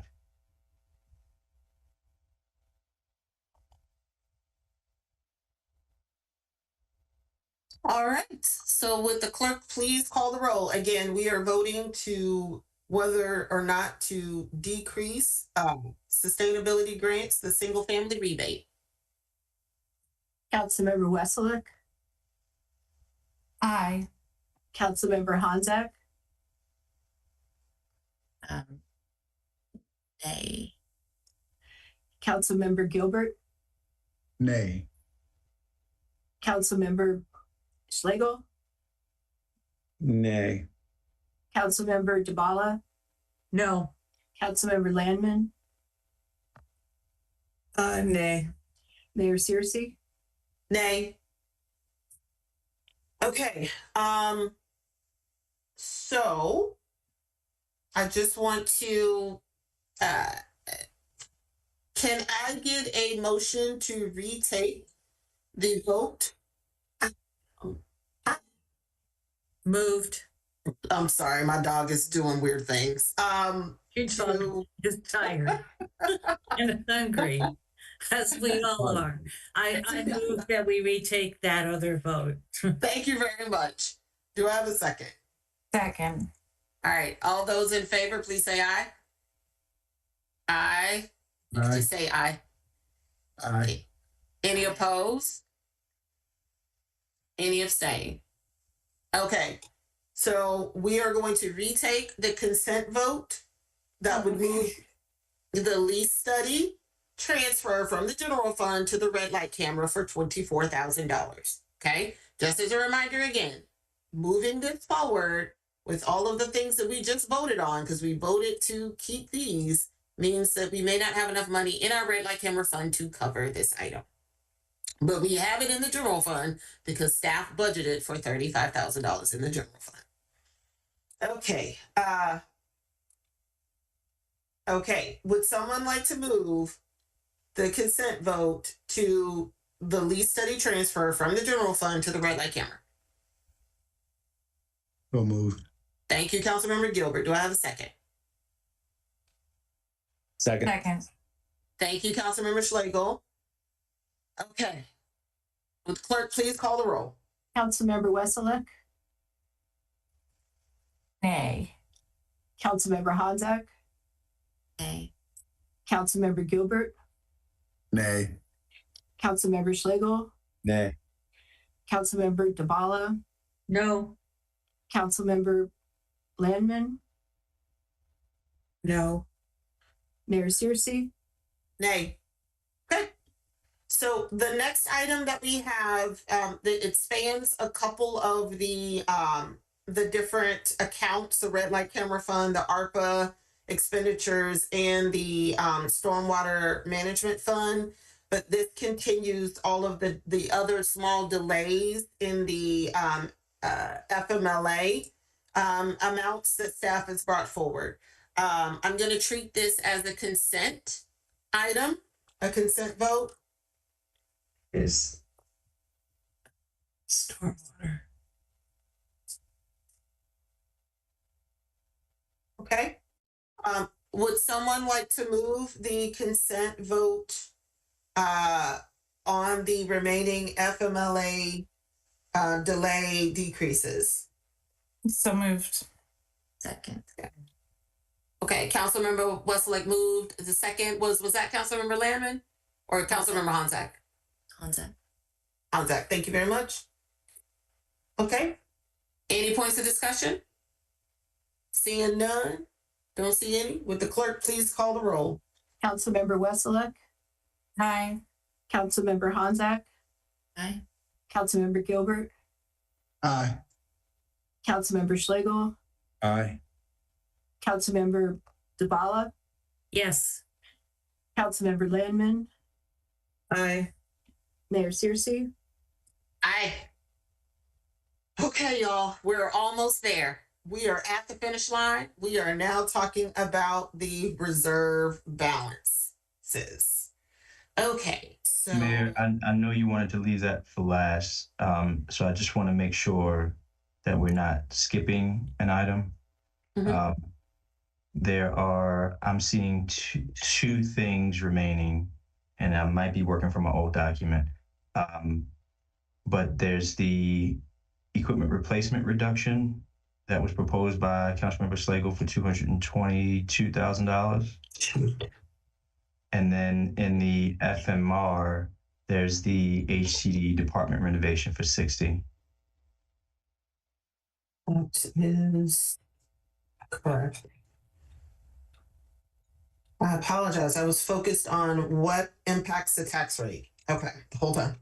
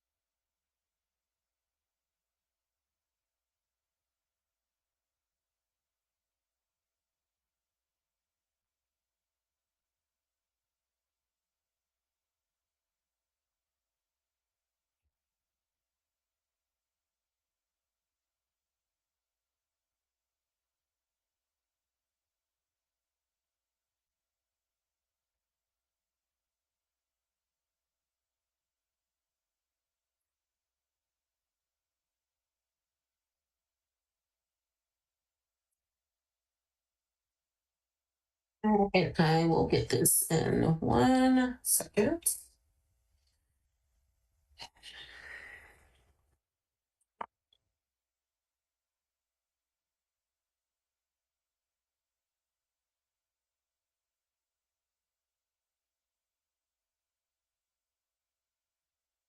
And we will clean this up when I am no longer sleep deprived. Okay. All right. And that would mean that this will become 31 through 30. Thank you, Deputy City Manager, for catching that. Okay. So the next item that we have on the list is the equipment replacement reserve, decreasing the contribution to equipment replacement of $222,000 that was proposed by Councilmember Schlegel. Would someone like to move it? So moved. Thank you, Councilmember Schlegel. Do I have a second?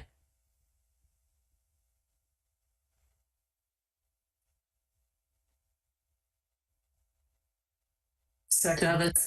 Councilmember Lamb seconds. Any points of discussion on this? I think it was pretty clear when I introduced it. Yeah. City Manager DeSpirito? Yes, thank you. Just a reminder that the amount that staff proposed in the proposal to council, with maintaining a $1.1 million balance, that it was felt was sustainable over the years to replace necessary equipment, public works, police, and it's utilized. There's criteria that we apply to determine which vehicles in any given year. We constantly review that. We discuss it with the mayor council. Mayor council in the past has reviewed such criteria. And we do feel that the amount proposed in the budget for next year by staff is a responsible recommendation to the mayor council. And I don't know if Deputy City Manager Eubanks or whether Daryl has Daryl Braithwaite, our Public Works Director, have anything that they would like to add? Yeah, just quickly, the only thing that I'll add is that the if there was a corresponding delay to any purchases, those purchases would still need to be incurred at some later date, and so if we do not fund the ERR adequately, we ultimately just increase our expenses without appropriately adding a revenue source. And so it's just something to very much keep in mind. I'll also just add that historically, we have not funded the ERR adequately. And I think in the last year or so, we have done as best as we could to get very close to the recommended 1.1 million. And that's what we managed to incorporate in the FY26 budget. May I speak, Mayor? Councilmember Slagle. Yes. Deferring to the staff's professional judgment, I will withdraw this reconciliation item if that's possible. It is. Well, City Clerk, I know it's late, but we moved and seconded this. Can I withdraw it or do we have to vote? It is late and I don't have an answer for you. Okay. Well, just voted down. Okay. We'll move forward with the vote. All right. Would the clerk please call the roll? Councilmember Wesseluk? Nay. Councilmember Hanzak? Nay. Councilmember Gilbert? Nay. Councilmember Slagle? Nay. Councilmember Dabala? No. Councilmember Landman? Nay. Mayor Searcy? Nay. The next item is the general fund increase. This is the CIP, and I'm sorry, Deputy City Manager. This is the general fund increase from the facilities reserve, right? It is not a general fund. Yeah, it's facilities maintenance reserve. Thank you. Yes. So it doesn't impact general fund. Yep. And the facility maintenance reserve is purposed for things like this, for smaller scale projects. It's intended to build up a reserve to cover those type of costs, and this would fit into that bucket. Okay. Okay, so would someone like to move? Again, this is the facility maintenance expenditure. Would someone like to move it? So moved. Thank you, Councilmember Wesseluk. Do I have a second? Second. Thank you, Councilmember Dabala. Any points of discussion on this one? All right. Would the clerk please call the roll? Councilmember Wesseluk? Aye. Councilmember Hanzak? I'm sorry, can we look at it again? Aye. Councilmember Gilbert? Aye. Councilmember Slagle? Yes. Councilmember Dabala? Yes. Councilmember Landman? Aye. Mayor Searcy? Okay. So now we are in the assigned reserve fund balance. Mayor, forgive me. I am also seeing that you all haven't voted on a contribution to the facility maintenance reserve of $150,000. Hold on. It's kind of hidden. No, it's not new. It's been in there for several reconciliations. It's under proposed general fund unassigned fund balance, and it's row 77. Row 77. Okay, so are we? Okay, I don't know why I thought that was just an ad.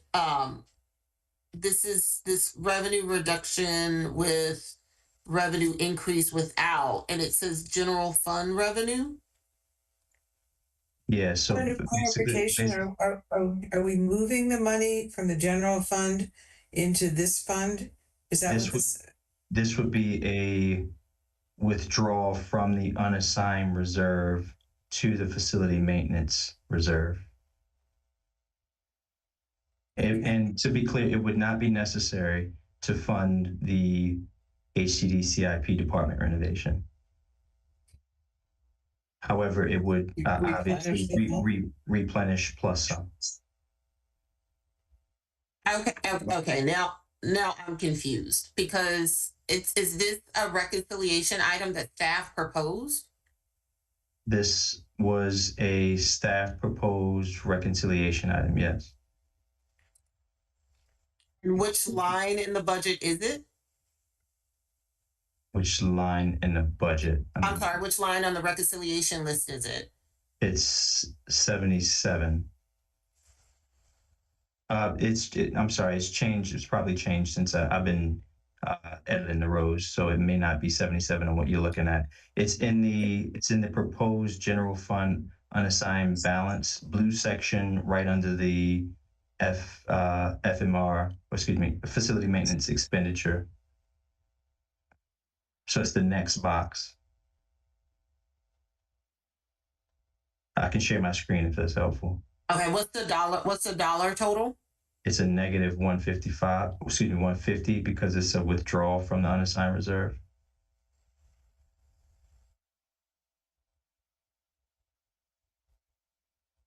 So that's a contribution to the facility, like a transfer to the facility maintenance expenditure? Right, so it's moving it from unassigned reserve to facility maintenance reserve. It's very similar to what we would do for an ERR. So we're moving a unassigned money to a reserve account. Yeah, we had we had a number of different maintenance projects this year, and this would help replenish the fund so that we are prepared to address other needs as they arise, and oftentimes they're unexpected. Okay, so just for newer council members, like, I'm going to be honest, we have not voted on transfers between funds during reconciliation.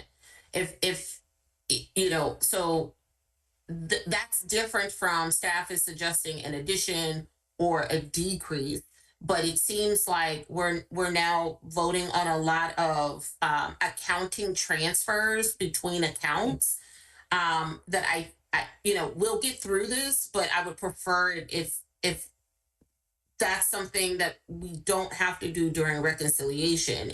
Because once you all start finalizing the numbers, there may be that it seems like there's a combination of what we would typically do as part of a budget amendment to what's happening now with the budget reconciliation, which is moving money between different funds to cover different things that are in the budget. Okay. I think a couple of things that happened, Mayor, just to address that point. Normally these transfers would have been included in the proposed budget. Since my tenure, you're right, I have not seen a transfer be added after the budget has been proposed. However, that is a factor of, I think, us having to start the budget much earlier. And I don't know that because we have so many things in red light camera this year, I don't know that it's avoidable to have as a part of reconciliation those transfers if it is asked by council. Okay, so do we need to vote on all of these transfers? Because I know that you're asking for 77. It's just the FMR, which is the only one that's been added as a part of reconciliation. Okay.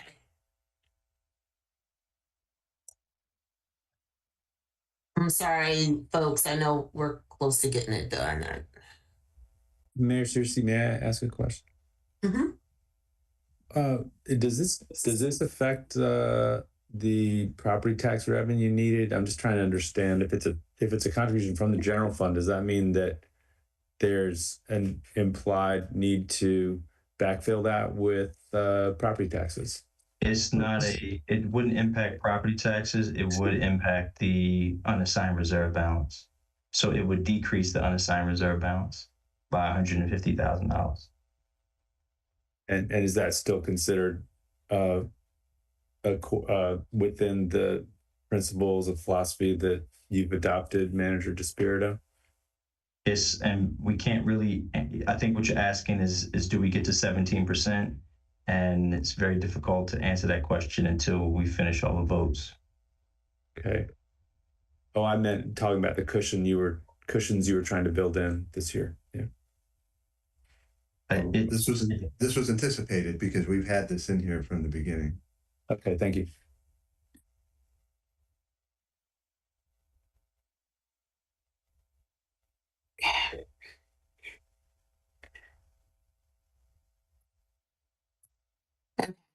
All right. So would someone like to move vote 31, which is an accounting item, a contribution to the facility maintenance reserve, FMR of 100. I'm sorry, Madam Mayor. I don't think you saw my hand. I just had one further inquiry about this. I have no objection to doing this right now in this moment, but I am concerned about how the numbers are adjusted to keep the unassigned reserve smaller in the event that the possibility of something like this shrinks the size of the unassigned reserve. And I think I think the point that perhaps Councilmember Schlegel was driving at is that I don't want us to use accounting maneuvers to make it so that we can't afford a tax break if we're within sight of one. And so in this instance, I'm not saying that that's what's happening, but looking ahead to next year and our efforts to try and reverse the trend of rising taxes, I think it's important that we not sort of move money out of the place where that potential tax break might be found, as in a fashion that's overly cautious. If you see my drift. Sure, and I appreciate your comments. I wouldn't consider it a accounting maneuver. It's refilling the tank where we've expended funds, and we do expend funds for a variety of maintenance issues. That's what the facility maintenance reserve is for. Much like ERR has its mission, this does as well with respect to facilities. And if we don't responsibly refill the tank, at least keep it with some capacity, then we're going to find ourselves having to come back to you for a budget amendment during the next fiscal year, and we'd be drawing funds from the unassigned reserves to address a need. So this is being a little more proactive and a little more transparent by saying, hey, let's responsibly fund this so that we don't have to come back and do maneuvers or anything else during the fiscal year. Mayor? Yes. Oh, how did I get? Sorry, didn't realize my video was up. Put another way, when we first got the reconciliation sheet, there were a number of items on it that were added by staff that were items that what was just said should have been in the proposed budget to start with. This was one of them, yes? I think that's a question for staff. Was the transfer for the FM transfer to the facility maintenance reserve amount that we're about to vote on now at $150,000, is that something that should have been in the budget? Mayor, if I may, to answer this question. Good morning, Director Chung. How are you guys? I just want to make sure that the FMR is similar to ERR. So we have an original balance of $434,000 at the end of fiscal year 24. Okay, and now because we have expenditures, we have to make payments for some construction building maintenance projects in fiscal year 25 and also in fiscal year 26. especially with the addition of the $60,000 of the facility maintenance expenditure. That's why we need to refill the tank, just like the city manager said. If not, our FMR balance will be very low. So just to make sure that we have sufficient money in the FMR, just like ERR, we want to move this 150,000 from the unassigned reserve to the FMR. That's the reason why we need to do this move. So it is simply similar to moving fund from unassigned to ERR. It's a contribution. It's a transfer between the reserve. Yeah, one reason why it's showing up too in the reconciliation as opposed to in the original budget proposal is there's a time lag between when we have to put the numbers into the system, say by late January, and the past few weeks. And during that time, there's been some use of that fund. So there's been more of a draw on it, and thus more of a need to replenish that was not known or fully understood at the time that the budgets were, but the original budget numbers were put into the document. Okay, so we're gonna move to the vote, and the vote is to have a transfer, contribution to the facility maintenance reserve. I guess this is $150,000 transfer.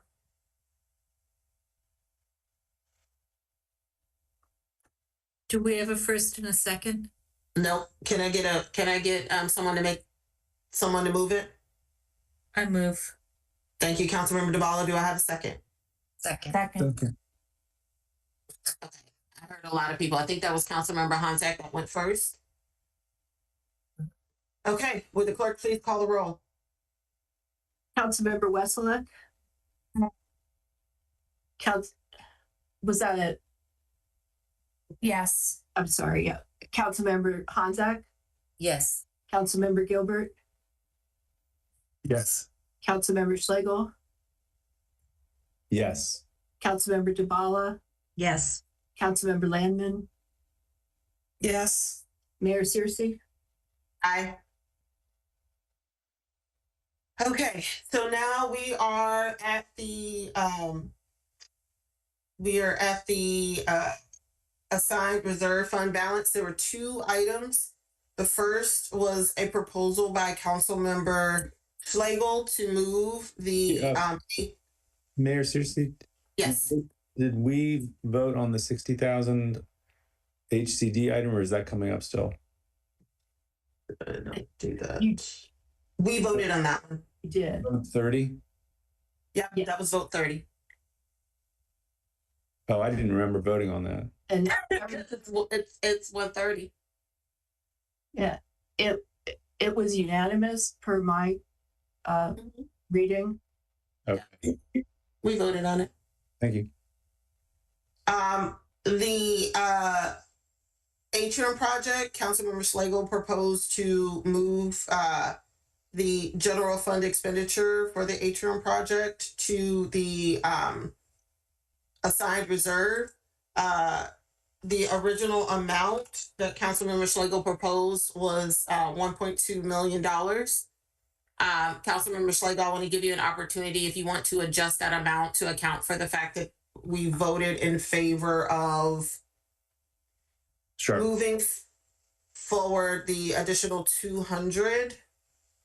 Yeah, sure. I think that makes it clear. Thank you for offering that, and I'd like to make that adjustment. Okay, 285.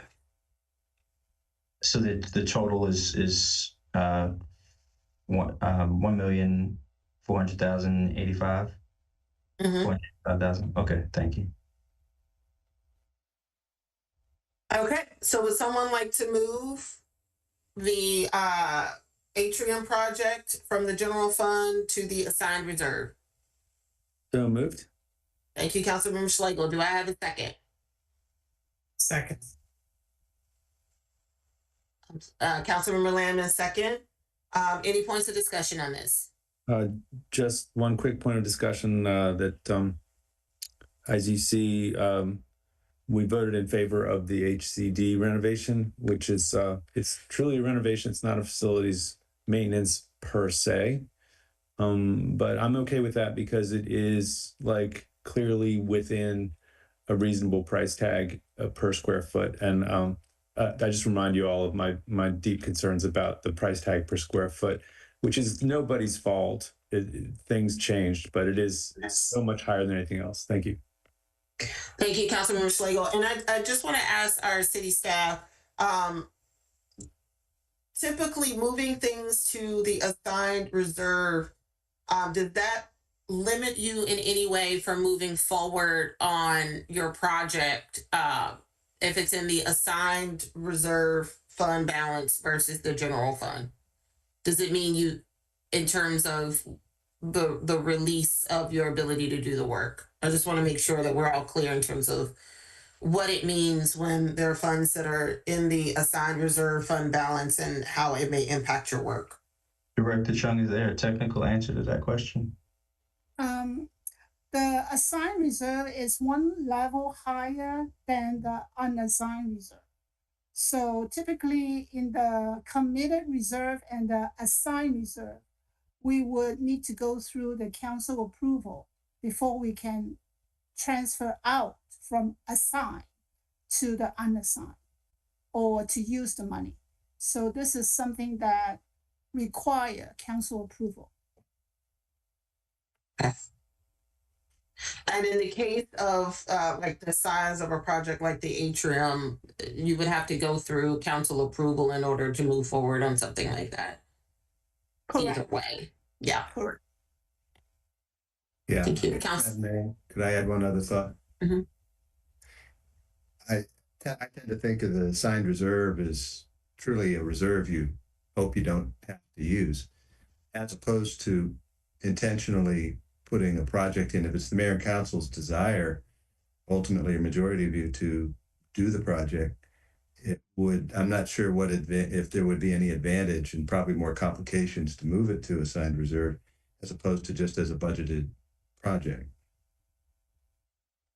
Thank you, City Manager DeSpirito. Councilmember DeBala. Yeah, a couple things along the same lines. Respecting that there are concerns about this project and that we need to see the details and we need to see the price tag and we need to vote on whether to move to construction. All understood and respected. The last time that we used assigned reserves was during COVID, and it was exactly what the city manager said. We put a bunch of money on hold in the hopes that we wouldn't have to use it. And so I'm not sure, other than more bookkeeping for Director Chung, I'm not sure what this really adds if we have to approve spending the money anyway. I might be missing something. And if so, somebody please enlighten me. Maybe I don't understand completely what y'all just said. The unassigned reserve is typically a savings account and is considered as the rainy day fund, while the assigned reserve is one level more restricted than the unassigned reserve.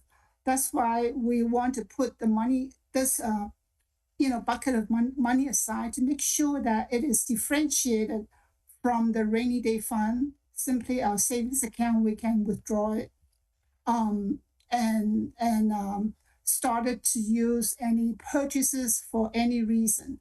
So it is a little bit more restrictive than the unassigned reserve. And so if we did not do this, then the money would just be in the general fund?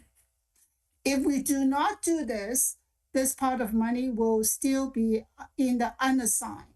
So generally, we have to go through the council approval also, but this is a more restricted level. We have to get a council approval moving from the assigned to the unassigned.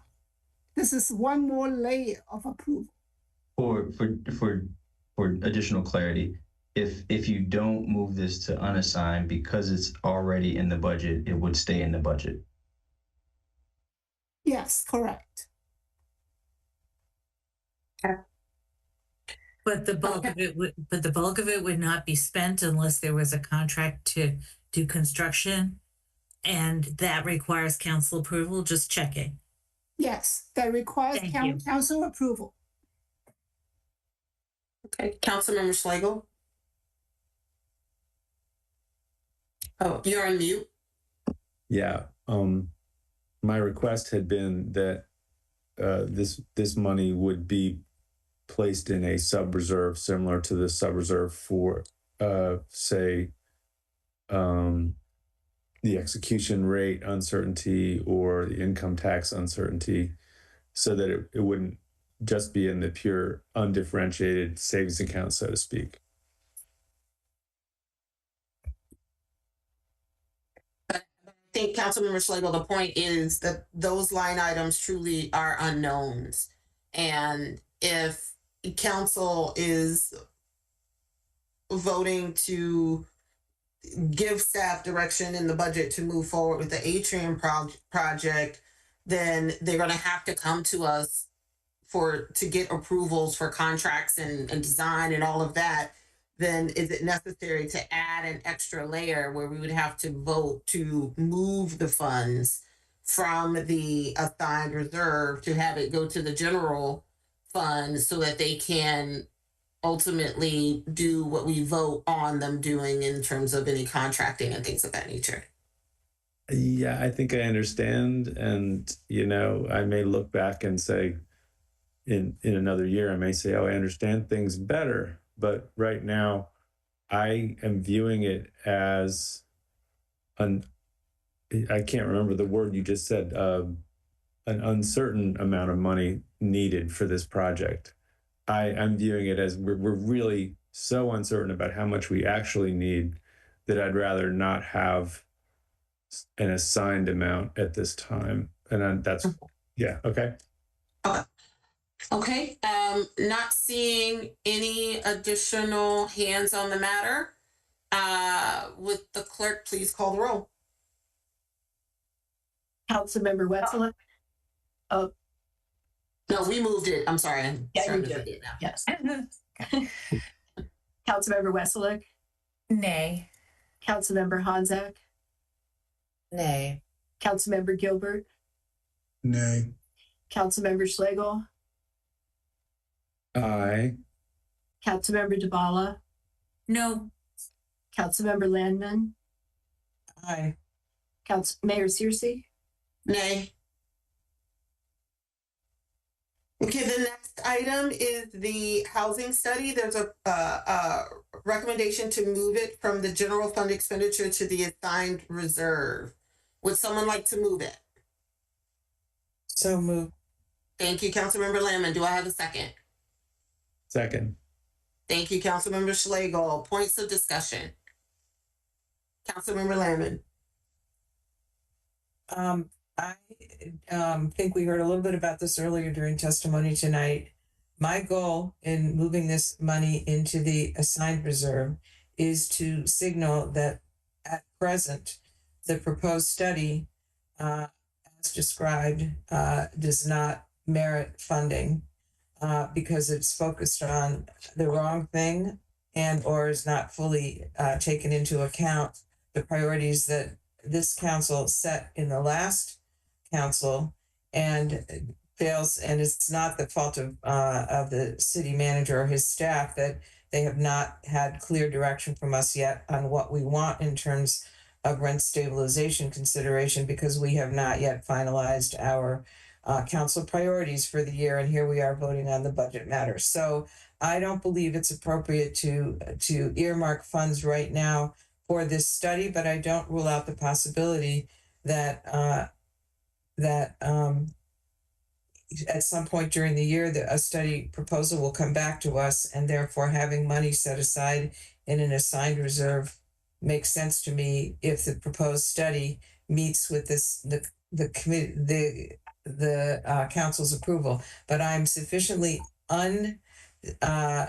comfortable with what we've heard so far to just move ahead and say to the staff, yeah, go ahead, and when it gets here, we'll see how we like it.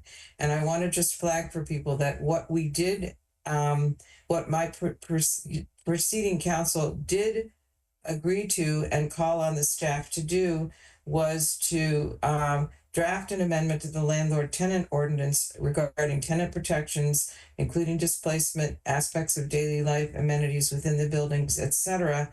And there's no I mean, this could be the thing that since we can't ask them to rewrite two sections of our regulations simultaneously, this may be out of order since it's already before the staff that those regulations were a priority of the preceding council. So I would like us to take the money out of the budget plan and wait until we see something that merits this expenditure from the staff. Thank you. Thank you, Councilmember Landman. City Manager DeSpirito.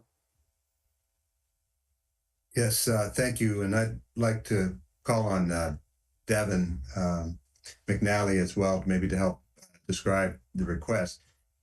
Staff is trying to be responsive to earlier conversation and communication from council as to upcoming discussions around housing, knowing full well that there would be, once we're done with the budget process, some work sessions with council we would recommend so that we could better define the scope of any study that council would like to have done with respect to housing. We understand it hasn't been fully defined, but we of course would not proceed with the study without getting that definition direction from the mayor and council. And so this was a estimated amount of funds to give you something to work with, knowing that the general direction to date has been to have some resource available, but knowing that the definition of that scope of a future study would be yet to come. I'm not sure, Devin, if you're there, if you'd like to speak to this at all.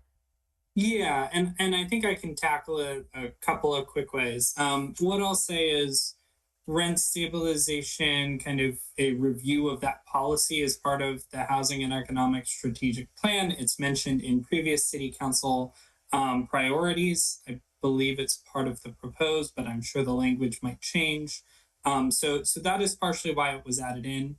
I will also note that staff have pulled forward displacement protections. In 2023, we brought forward language that was passed and adopted regarding tenant displacement. And my staff continues to work on piecemeal kind of changes to Title VI, which is the portion of the code concerning housing that addresses issues related to tenants. One of the reasons why we haven't pulled forward or are proposing funding for a review of Title VI is we, as staff, can take that separately in different pieces of code updates that can be handled by the staff that we currently have. The rent stabilization ordinance itself is a completely self-contained chapter and has multiple different sections that it references in the code and has many interlocking policies. And so changing that requires looking at the entire kind of slew of policies. And so that's why we need additional capacity and expertise. Thank you, Mr. McNally. Councilmember Schlegel. I agree with putting this into the assigned reserve for now. I just would like to have a predictable, logical order of operations where the current council establishes a priority, clearly talks about strategies, makes clear the focus of any desired study. The discussions that have happened so far have been brief, sometimes unfinished, and sometimes there's discussion about that the end point is going to be, there's references to that the end point is going to be changing the ordinance. And so that makes me uncomfortable that there might be some foregone conclusion as opposed to an open-ended investigation. So I would like to have this be put in the assigned reserve so that just from the standpoint of building trust in the community and within our working group 7, that we follow a logical order, as I said. Thank you, Councilmember Schlegel and Councilmember Landman. I will say that I respectfully disagree with the both of you. When we worked on the Housing and Economic Development Strategic Plan back in 2019, one of the strategies for preserving affordability of the existing multifamily housing was strategy A, continue the rent stabilization program for multifamily buildings that lack other housing affordability protections, assess the existing rent stabilization law and consider modifications to enhance its effectiveness. One of the reasons why we have that in the Housing and Economic Development Strategic Plan, and one of the reasons why the thought was we needed to look at rent stabilization was not to eliminate rent stabilization, but it was to try to make sure that we were preventing what we were starting to see, which is our smaller multifamily housing, our smaller multifamily buildings, the quads, were being actually sold and turned into big single family homes. So we needed to try to figure out, and those are some affordable housing. So what are some of the things that we need to do to make sure that we're looking at our policies to make sure that we aren't inadvertently diminishing its effectiveness by not acknowledging things like small multifamily landlords who are owner occupied. We may need to tweak the rules a little bit for them to incentivize them to continue to be landlords. In no way am I saying that I want to get rid of rent stabilization. And I think people, whenever you say, let's look at rent stabilization, people automatically assume you're talking about getting rid of it. And that's not what we're doing. What we're talking about is doing our due diligence as a city. We know that the landscape around us has changed. We know Montgomery County has a law. We know Prince George's has a law. We've said since 2019 that we needed to look at our laws, and now we have the opportunity to do it.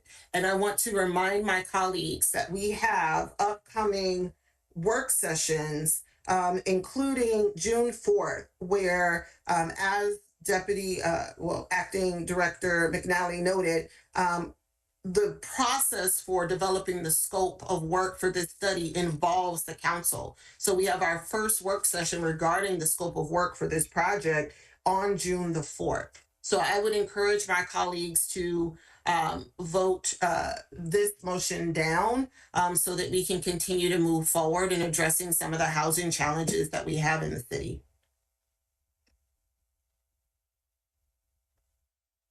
Mayor? Yes, Councilmember DeBala?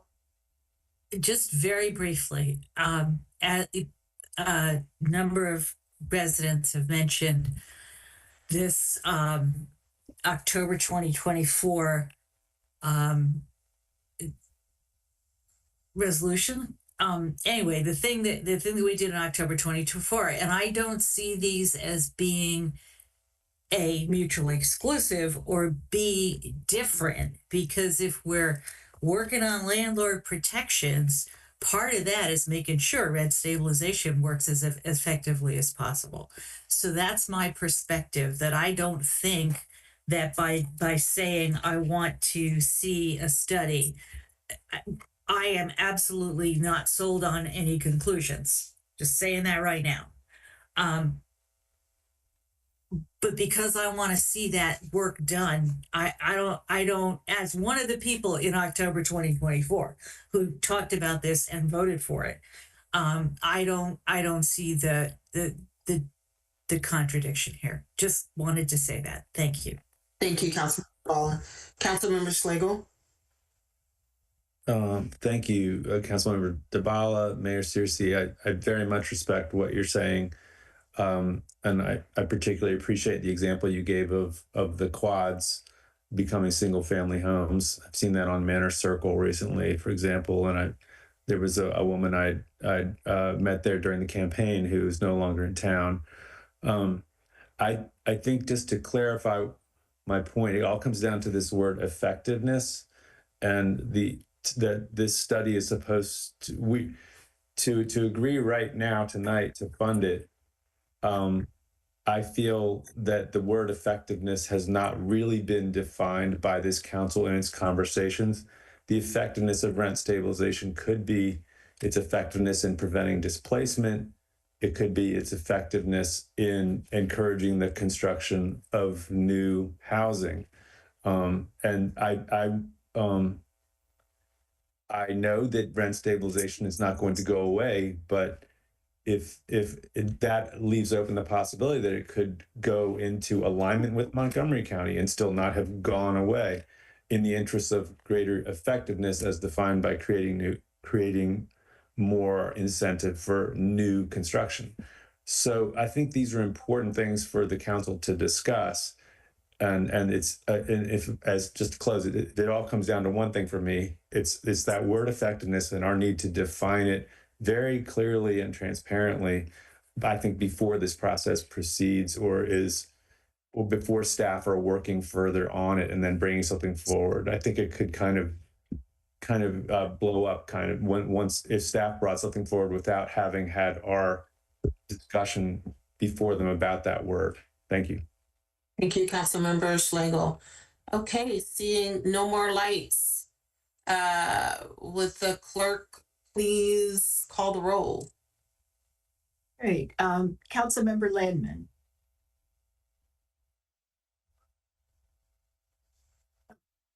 Aye. Councilmember Dubala. No. Councilmember Schlegel. Aye. Councilmember Gilbert. Nay. Councilmember Honzak. No. Councilmember Wesselek. Nay. Mayor Searcy. Nay. Okay, so the next items that we have are our uncertainty. I've dubbed them the uncertainty reserves, and I promise you all we're getting really close. So the reason why I have these listed as individual items is because Deputy City Manager Eubanks and I have been constantly trying to monitor the votes and see where we stand in terms of the budget. So what I am going to propose is that we move forward with the income tax uncertainty fund, the red light camera fund, and the execution rate contingency as they are currently noted here.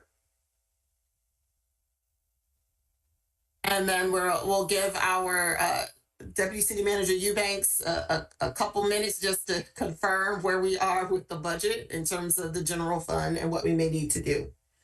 So would someone like to move the revenue reduction, income tax uncertainty, assigned fund balance? Yeah, Madam Mayor, just point of order, would this be a good time then, to switch back to looking at the spreadsheet since we're right down to it and it has the calculator, the automatic calculating function on the right? Mr. Eubanks, is your spreadsheet ready to share or? Yes, I can share it, and I've added a section to help with the discussion about unassigned reserves. Just give me a moment. Thank you very much. Can I ask a question while we're at it? Sure. So I'm not completely sure I understand the three. So these are not the numbers that were, or are they? So there was a section on unassigned, there was a section for assigned reserves. These are not those numbers. These are adjusting those numbers. These numbers should be unchanged. Those are the same. These are. I just reordered them. Okay. So that we could vote on the grant funding uncertainty last. But they are the same amounts. Okay, let me. For some reason, I thought they were bigger. Okay, thank you. Okay, so this spreadsheet should represent that everything that council's voted on. And so the two items to Any way to make it bigger? sure. Thank you. The couple of items to focus on are that your revenues are increasing by about $90,000 based on what has been voted on so far in the general fund. The balance in the general fund is increasing by about $477,000. And what that does to your unassigned reserve balance is it takes it just below 17%. 17% would be 5 million, 4.5 million, excuse me, 5.4 million. And so to get from 16.91%, which is where we currently are, to 17%, you need to add about, or reduce rather. Well, I guess there are a couple options. Either you could reduce your expenditures by this amount, about $30,000, or you could apply, and Director Chung, correct me if I'm wrong here, but I believe you could apply your assigned reserve to your unassigned reserve balance, in the amount of $30,000 to get the unassigned to 17%. Corey, if I could, on these numbers, did you, the one number for grant funding uncertainty that is there, has that been adjusted for the fact that the Safe Streets for All grant, which was one of the big uncertainties, we have taken off the table? I was wondering if that change has been made, or if it ought to be, if something ought to change as a result of that. It's a good question, and based on the notes here, that was not included in the grant fund uncertainty category.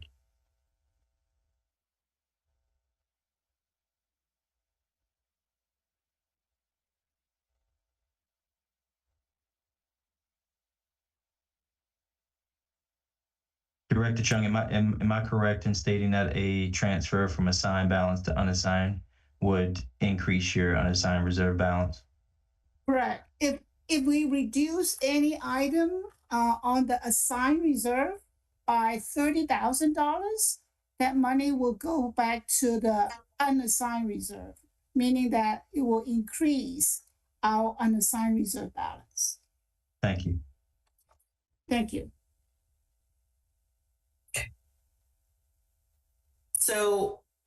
So here's an option. If council wants to stick with exactly 17% in the unassigned reserve, I would make a motion for us to reduce the grant funding uncertainty assigned reserve by the $30,000, and that would have our unassigned fund balance at 17%. We would still have over $1 million in that uncertainty fund, and it would enable us to still have lots of money squirreled away, rainy day funds squirreled away, in the amounts of, I'm sorry, I can't see, but it'll be close to, it should be, over so it'll be over 4 million total. Just double check in terms of the reserves. Yeah. That's not correct. Yeah, it'll be about $3 million in the assigned reserve fund balance, or our rainy day fund, and we would still be able to have 17% in our reserve. And I would second that, and then ask a question about the impact on the tax rate. So we would still have the same level tax rate that we have now if we transfer the $30,000. Correct. So the tax rate would be flat. We would still have about $3 million in the rainy day fund, given we don't know what's going to happen in the world. We would still have our 17% unassigned reserve, which would meet our financial obligations and making sure we have unassigned. And then we'll be in a pretty decent position to try to wait out this year and see what happens. And all things, if everything works out great, we start out the next fiscal year with resources to do what we need to do with. If things don't turn out great, we have an umbrella, so to speak, with these funds in terms of what may happen over the course of the year with the current changes that are happening federally.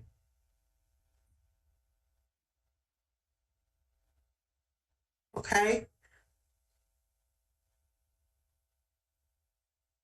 So are there any questions or points of discussion or preference in terms of the approach to balance? I have a question, Mayor Searcy.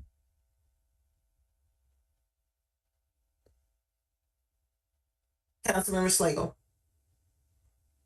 So we're moving money around here to make sure that we keep the flat property tax rate. Correct? Yes. So I'm going to ask a question that is probably about a fourth grade level of fiscal vocabulary. But if we're moving money around to get a flat property tax rate, and I've heard from literally over 100 people in writing, and we've heard from countless people at the budget forum in the fall and at the microphones and in letters saying, please, please cut the property tax rate. How is it possible that we could move money around a little differently right at this minute and cut the property tax rate? Mayor, may I just make one point of clarification? Nothing that council has decided changes the tax rate, including the movement of this $30,000. What you're debating right now is what you want your unassigned reserve balance to be. The movement of this $30,000 doesn't change the tax rate. What it does is get you to 17%. The way in which you would change the tax rate here potentially is if you wanted to change your unassigned reserve balance or change your assigned reserve balance to allocate money to your general fund, which would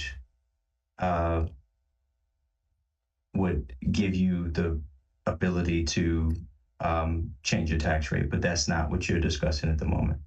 Mm-hmm. So let me add something more. If we change the tax rate to a lower tax rate, we need to look at the revised revenue amount. That amount would probably be lower than current amount, which is $31,985,828.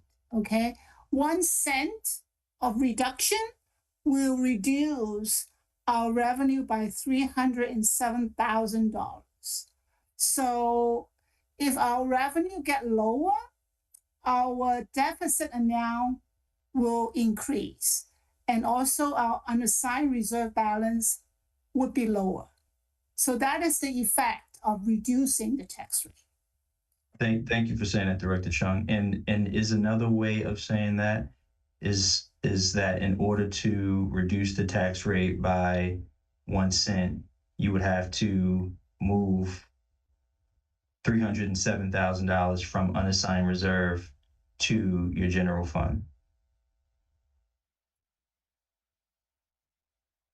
Is that correct? In order to reduce the tax rate, again, our unassigned reserve will be lower by $300,000. Right. Mm. Okay. So right now we are still 30,000 shy from our target of 17%. And if we reduce the tax rate by 1 cent, we will have a larger gap of deficit in the general fund, and we also will have a lower balance in our unassigned reserve.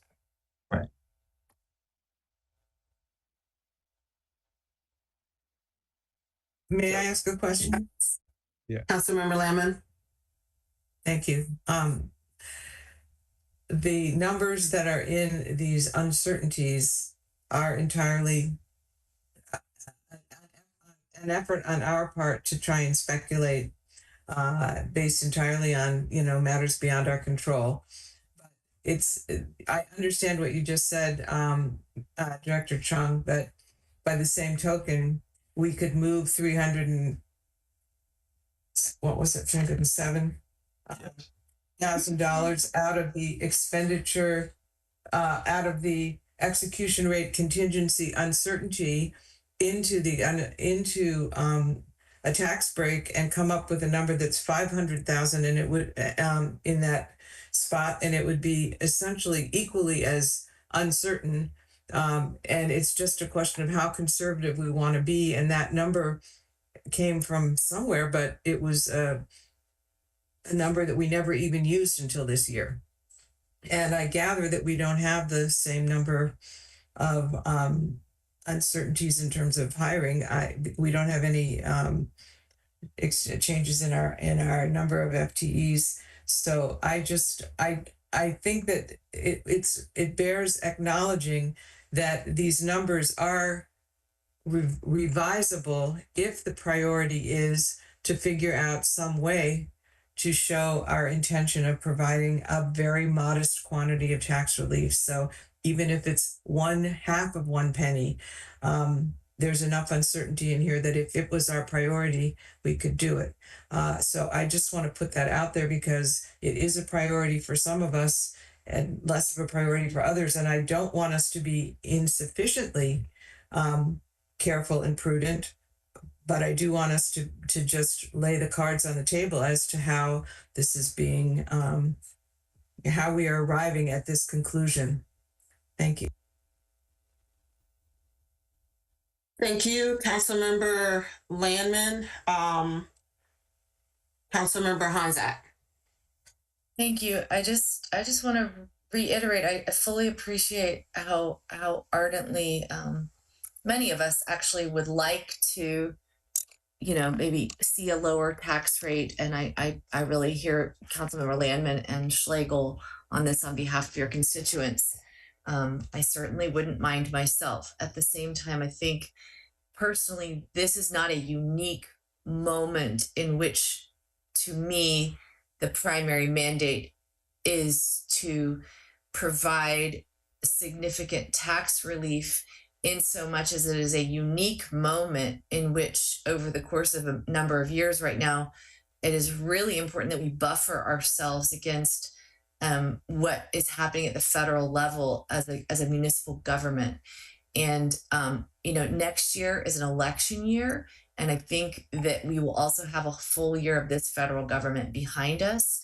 And I would even offer to you as your fellow council member, I will be much more comfortable next year, perhaps considering something like what you're suggesting next year than I would be this year. I think it's really important that we have this contingency as our city manager has advised us to do this year. Thank you. Thank you, Councilmember Hanzak. City Manager DeSpirito. Yes, I would very much agree with what Councilmember Hanzak said. If we weren't facing continuous inflationary increases, and no, it's not just 2.9%, a lot of our expenses that go up are double-digit, things we don't control. And we deal with fuel, we deal with health insurance, we deal with commodities, materials, chemicals, supplies, equipment, things that we must have to provide basic services. The expenses just are going up. At the same time, other sources of outside revenues are reduced or at risk. I just think that, as much as in a perfect world, it would be certainly desirable to reduce the rate. Those are precisely the circumstances under which I would recommend we be most cautious. Because, and the other prospect is that, frankly, there's no guarantee if the rate were reduced, would it ever go back up again? Would it go up back even if some clear need were shown? And then we'd have to be really deciding about what services we'd have to reduce to the public. And I think we try to think of ourselves in the service provision business as opposed to the service removal business. And I'm really concerned that a year or two of lower revenues in the face of all of those other things, the rising expenses and the reduced other revenues, will put us in a position very quickly of having to consider service cuts to the public. Given that it is 2:20 a.m., and I understand advocacy in terms of lowering the tax rate. I want to stress to residents who may watch this in the morning, well, watch this later today, that it is never, never, never been my intention to impose fiscal challenges on our residents here. We are reading tea leaves and trying to figure out how to best protect not just our residents in the city, but our city as a form of government, our staff. There's a number of things that are just really uncertain. We're entering into union negotiations. There's just a lot of things that are happening right now that I feel it is our role as council members right now, and it's, you tell your kids all the time, I'm not saying no, I'm just saying not now, right? Like Councilmember Hanzak mentioned, if we get through this period of uncertainty dry and there's no need for our rainy day fund, come see me next budget season. I am ready. I kind of know what to expect, and I know that we have these reserves that we haven't had to touch. But right now, I am just so concerned about the real possibility of a lot of things coming our way, particularly later during the first quarter of our next fiscal year, that I just think that we have to make sure that we have resources to combat them. Councilmember Schlegel. Thank you, Mayor Searcy. Manager DeSpirito, you mentioned the uncertainties about inflation, and let's say inflation were to spike suddenly in the next couple of months to something very high, like 6 or 8%. From where in the reserves would you draw the money to pay vendors? You have those pots of money now assigned, as execution rate, as income tax loss, grant transfer, intergovernmental loss, and I believe one other. Sorry. So would you draw direct, like from an accounting perspective, would you draw directly from the 17% of unassigned? Not entirely certain. I think under those circumstances would need to confer with my staff and would offer council the best recommendation that we could, given particular circumstances as they would emerge. Okay.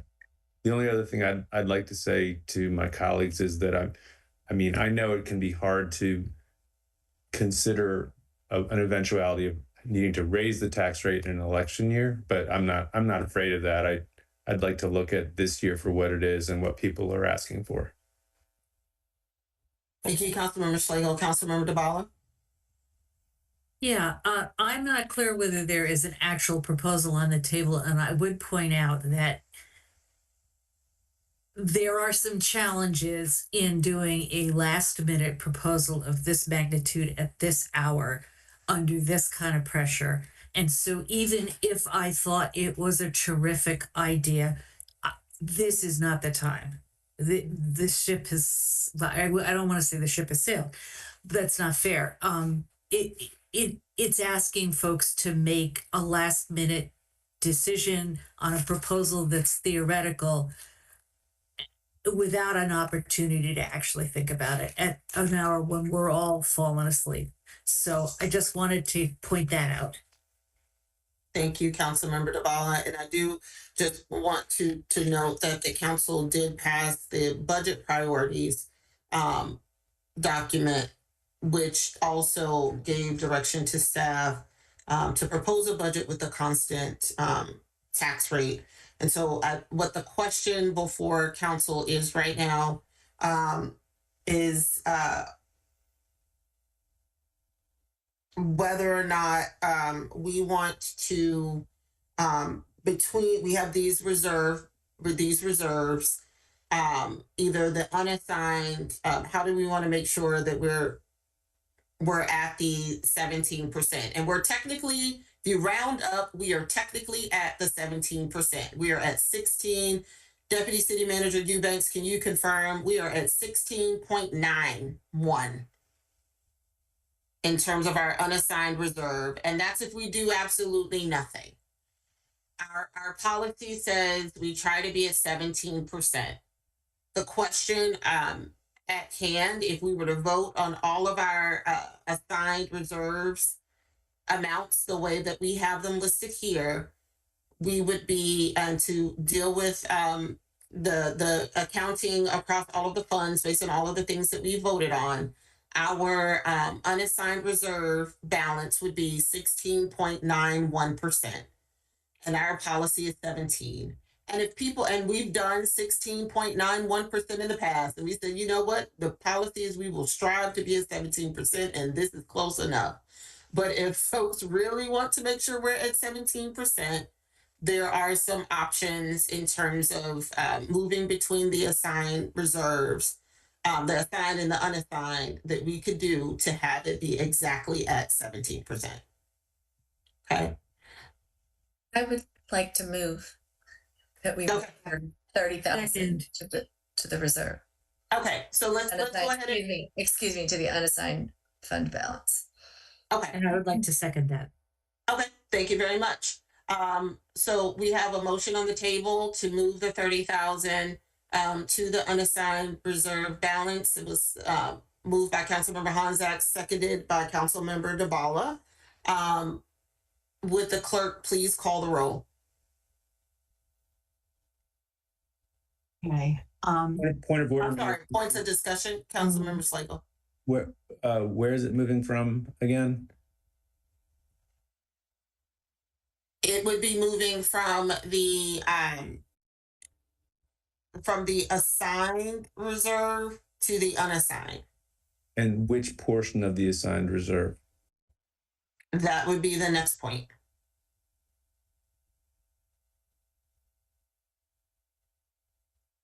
Okay. I don't know if I can vote on moving it before I know where it's coming from. I have recommended previously that we take it from the grant funding uncertainty. And I had, as someone who seconded the proposal, I had assumed that that's where it was coming from. Yeah, and that suggestion makes the most sense to staff. So I know Councilmember Honzak, you made the motion. Would you like to amend your motion to state that you would like to transfer, I guess this is $30,000 from the grant funding uncertainty assigned to the unassigned reserve? Yes, I amend my motion as stated.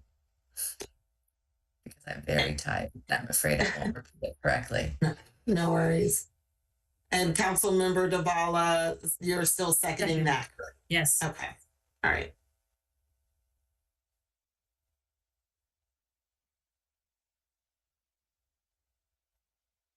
Okay. And will the clerk please call the roll? Councilmember Landman. Abstain. Councilmember Dabala. Yes. Councilmember Schlegel.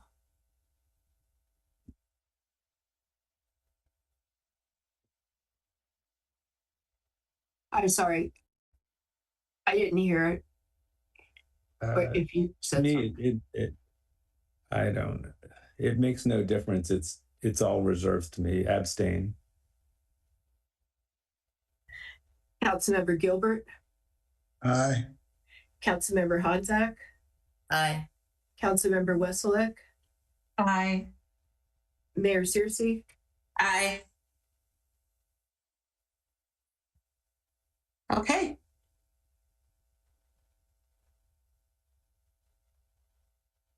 And and so now we can do if folks are amenable to a consent vote on the assigned reserve, the amended assigned reserve items, we can vote on all of them in one. I don't know if you want to, folks are compelled to vote on them separately, or Councilmember Duvall. Oh, you're on mute. Sorry, I move that we do them as a lump, and I have a specific question when we get to discussion. Okay. So would someone like to move the consent vote? I thought I just did. You did. Thank you. Seconding. Thank you, Councilmember Hanzak, for seconding. All right, points of discussion. So I just wanted to make sure once again, that because it's late and we're all tired, making sure that I understood Deputy City Manager Eubanks, that this is all about reserves and not about the tax rate. The tax rate throughout all of this has been at the rate that the flat rate that we had asked but for in the budget resolution a couple months ago. That's correct. Okay, so this is about reserves. It's not about any impacts on a property tax rate one way or the other. Thank you. Just wanted to get that clear one more time with feeling. Okay.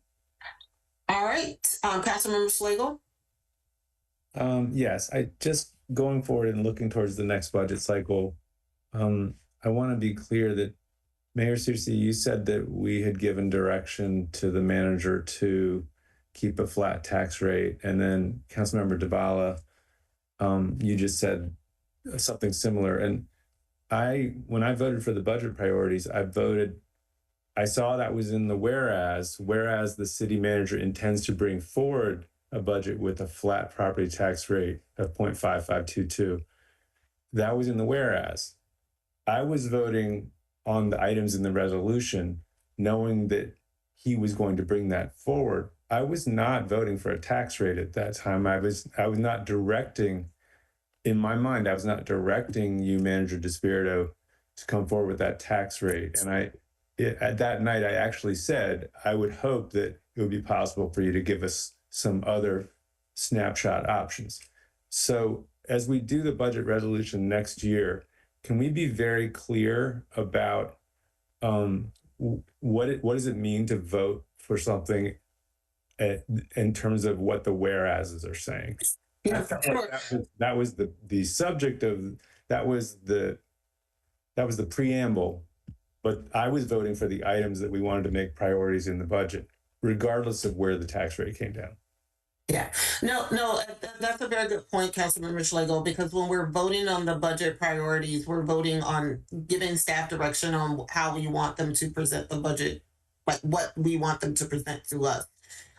During the reconciliation process, and I do want to remind your council members that when we start voting on the budget, we're going to be voting on a couple of things. We'll be voting on the budget itself. We'll be voting on the stormwater budget. But we'll also be voting on the tax rate, right?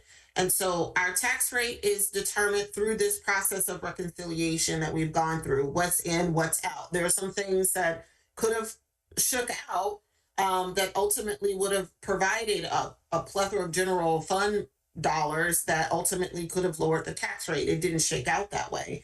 But it could have happened, right? So during the reconciliation process is when we ultimately get to the point where we identify where we land in terms of the tax rate. But you're right, when we are putting forward the budget priorities and the resolution is to give staff direction on what they present to us. The decision in terms of what the ultimate tax rate becomes and what is included in the budget is ours. And it ultimately shakes out as a result of budget reconciliation that happens over the course of the spring. But if there's options that folks would like for staff to consider, definitely bring those forward during the next budget priorities discussion in terms of presenting different iterations of the budget. Councilmember DeBala? Yeah, I was just going to say something similar. There are two resolves, and the first one is about the specific priorities in terms of subjects like housing and so forth. And the second resolve is about the parameters for a proposed budget. And yes, once you have a proposed budget, you can change it, including the tax rate if you want to, absolutely. But in this, it does say we resolve that the city manager should give us a budget that looks like these 4 bullets, and one of them is the tax rate. Okay. So, so we are, I think we're done. We voted on the assigned reserve balance, correct? Did we vote? No, we did not vote. I'm sorry, it's late. Okay, so with the clerk, it was moved. The consent was moved, was seconded. We are talking about it. Okay, with the clerk's roll. So is this the vote to do the 3 together as one lump? Yep. To do the assigned reserve fund balance as one lump, and it would include the current levels of the income tax uncertainty, red light camera uncertainty, execution rate contingency, and grant fund uncertainty. Okay. Councilmember Landman? Abstain. Councilmember DeBala? Yes. Councilmember Schlegel? Aye. Councilmember Gilbert? Aye. Councilmember Hanzak? Aye. Councilmember Wesselak? Aye. Mayor Searcy? So, Jesse, did you get that? Yeah, 2, 1 abstention, and everyone else voted in favor. Yes. Yeah. Okay. All right. Great. So, what's going to happen next? So, staff will take all of the hours of reconciliation that we put forward, and they will move forward with finalizing the budget, as well as the resolutions for the budget. And as I mentioned before, there'll be 3 various resolutions, ordinances that will need to go forward for everyone's review. And so with that, unless Madam Mayor? folks, yes. I'm sorry, did we just voted on 3 items, did we not, or was it 4? Did we still have to do the grant funding uncertainty line since we modified that? Yeah. So we voted on all of them as part of the consent. There was a motion. All 4. That was yes. That was all 4. I know at one point we were talking about 3. That was all 4. Okay. No, it should have been everything that was in the assigned reserve balance at the levels in which they had been adjusted to. Okay. I want to make sure the city clerk, did I get that right? Yeah, I mean, I thought it was the 3. So, I mean, if I'm the only one that thought that, you all voted. Well, at one point we said 3. I didn't hear when it became 4, but that maybe I missed it. Yeah, same here. Could we just ask if anyone on the council understood that they were not voting for all 4? I just want to make sure we're all clear. So we voted to do the transfer from the grant funding uncertainty to the unassigned reserve. That lowered the amount for the grant fund uncertainty. We then did a consent, or at least that's what I saw on the screen. We did a consent for all of the items in the assigned reserve fund balance. What was on the spreadsheet was the income tax uncertainty, the red light camera, the execution rate contingency, and the new amount of the grant funding uncertainty, because we needed to vote on that. Okay. Yeah, thank you for the confirmation. Councilmember Schlegel? Yes, I wanted to be transparent and say that the most recent vote we took, I thought that was our vote to combine the items in preparation for a vote. So did we have a vote to combine the items ever? Because earlier in the evening, we did have to do a vote to combine items.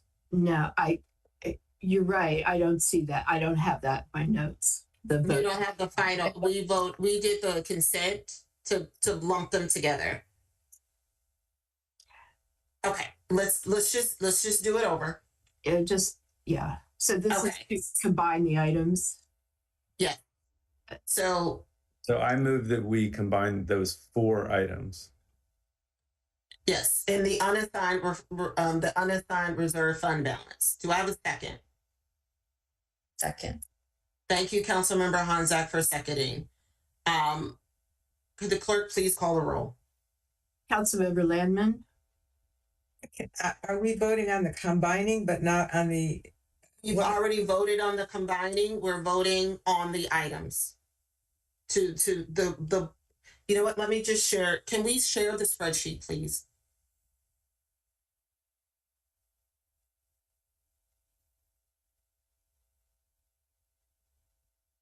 Can we go to the assigned reserve fund balance?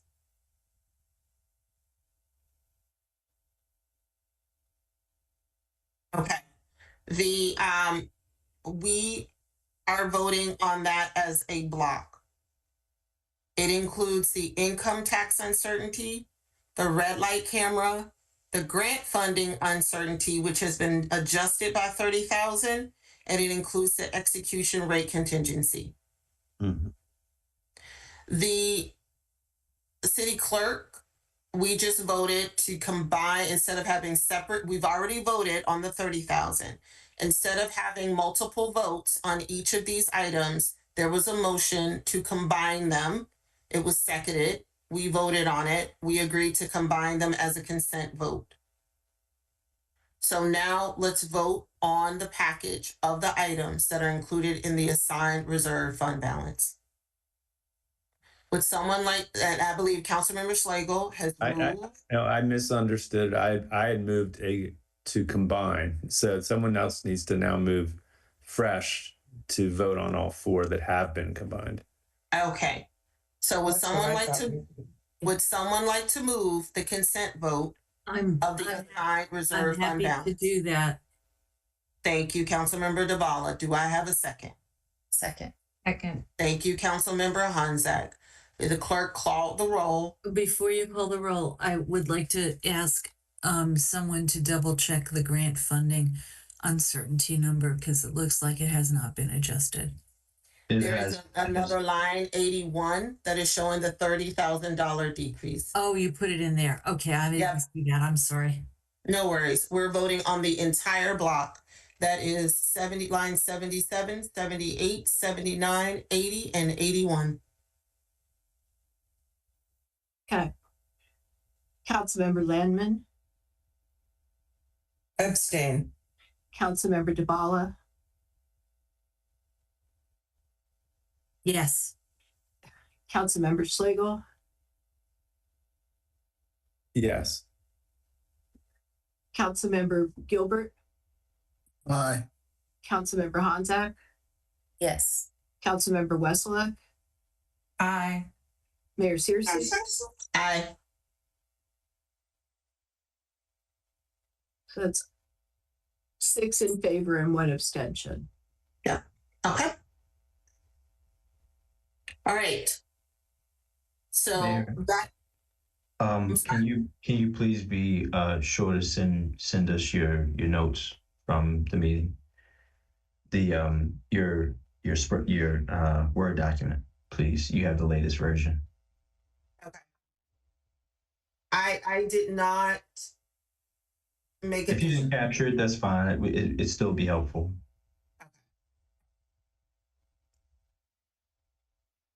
Okay. All right. So you finished your first budget reconciliation. Yay. So with that, I would like to make a motion to adjourn. Do I have a second? I still gotta go. I still gotta second work. that motion. Second. All right. Wait, let's discuss. Good night. Good night. Everybody have a fantastic night. Good night, everyone. Good night.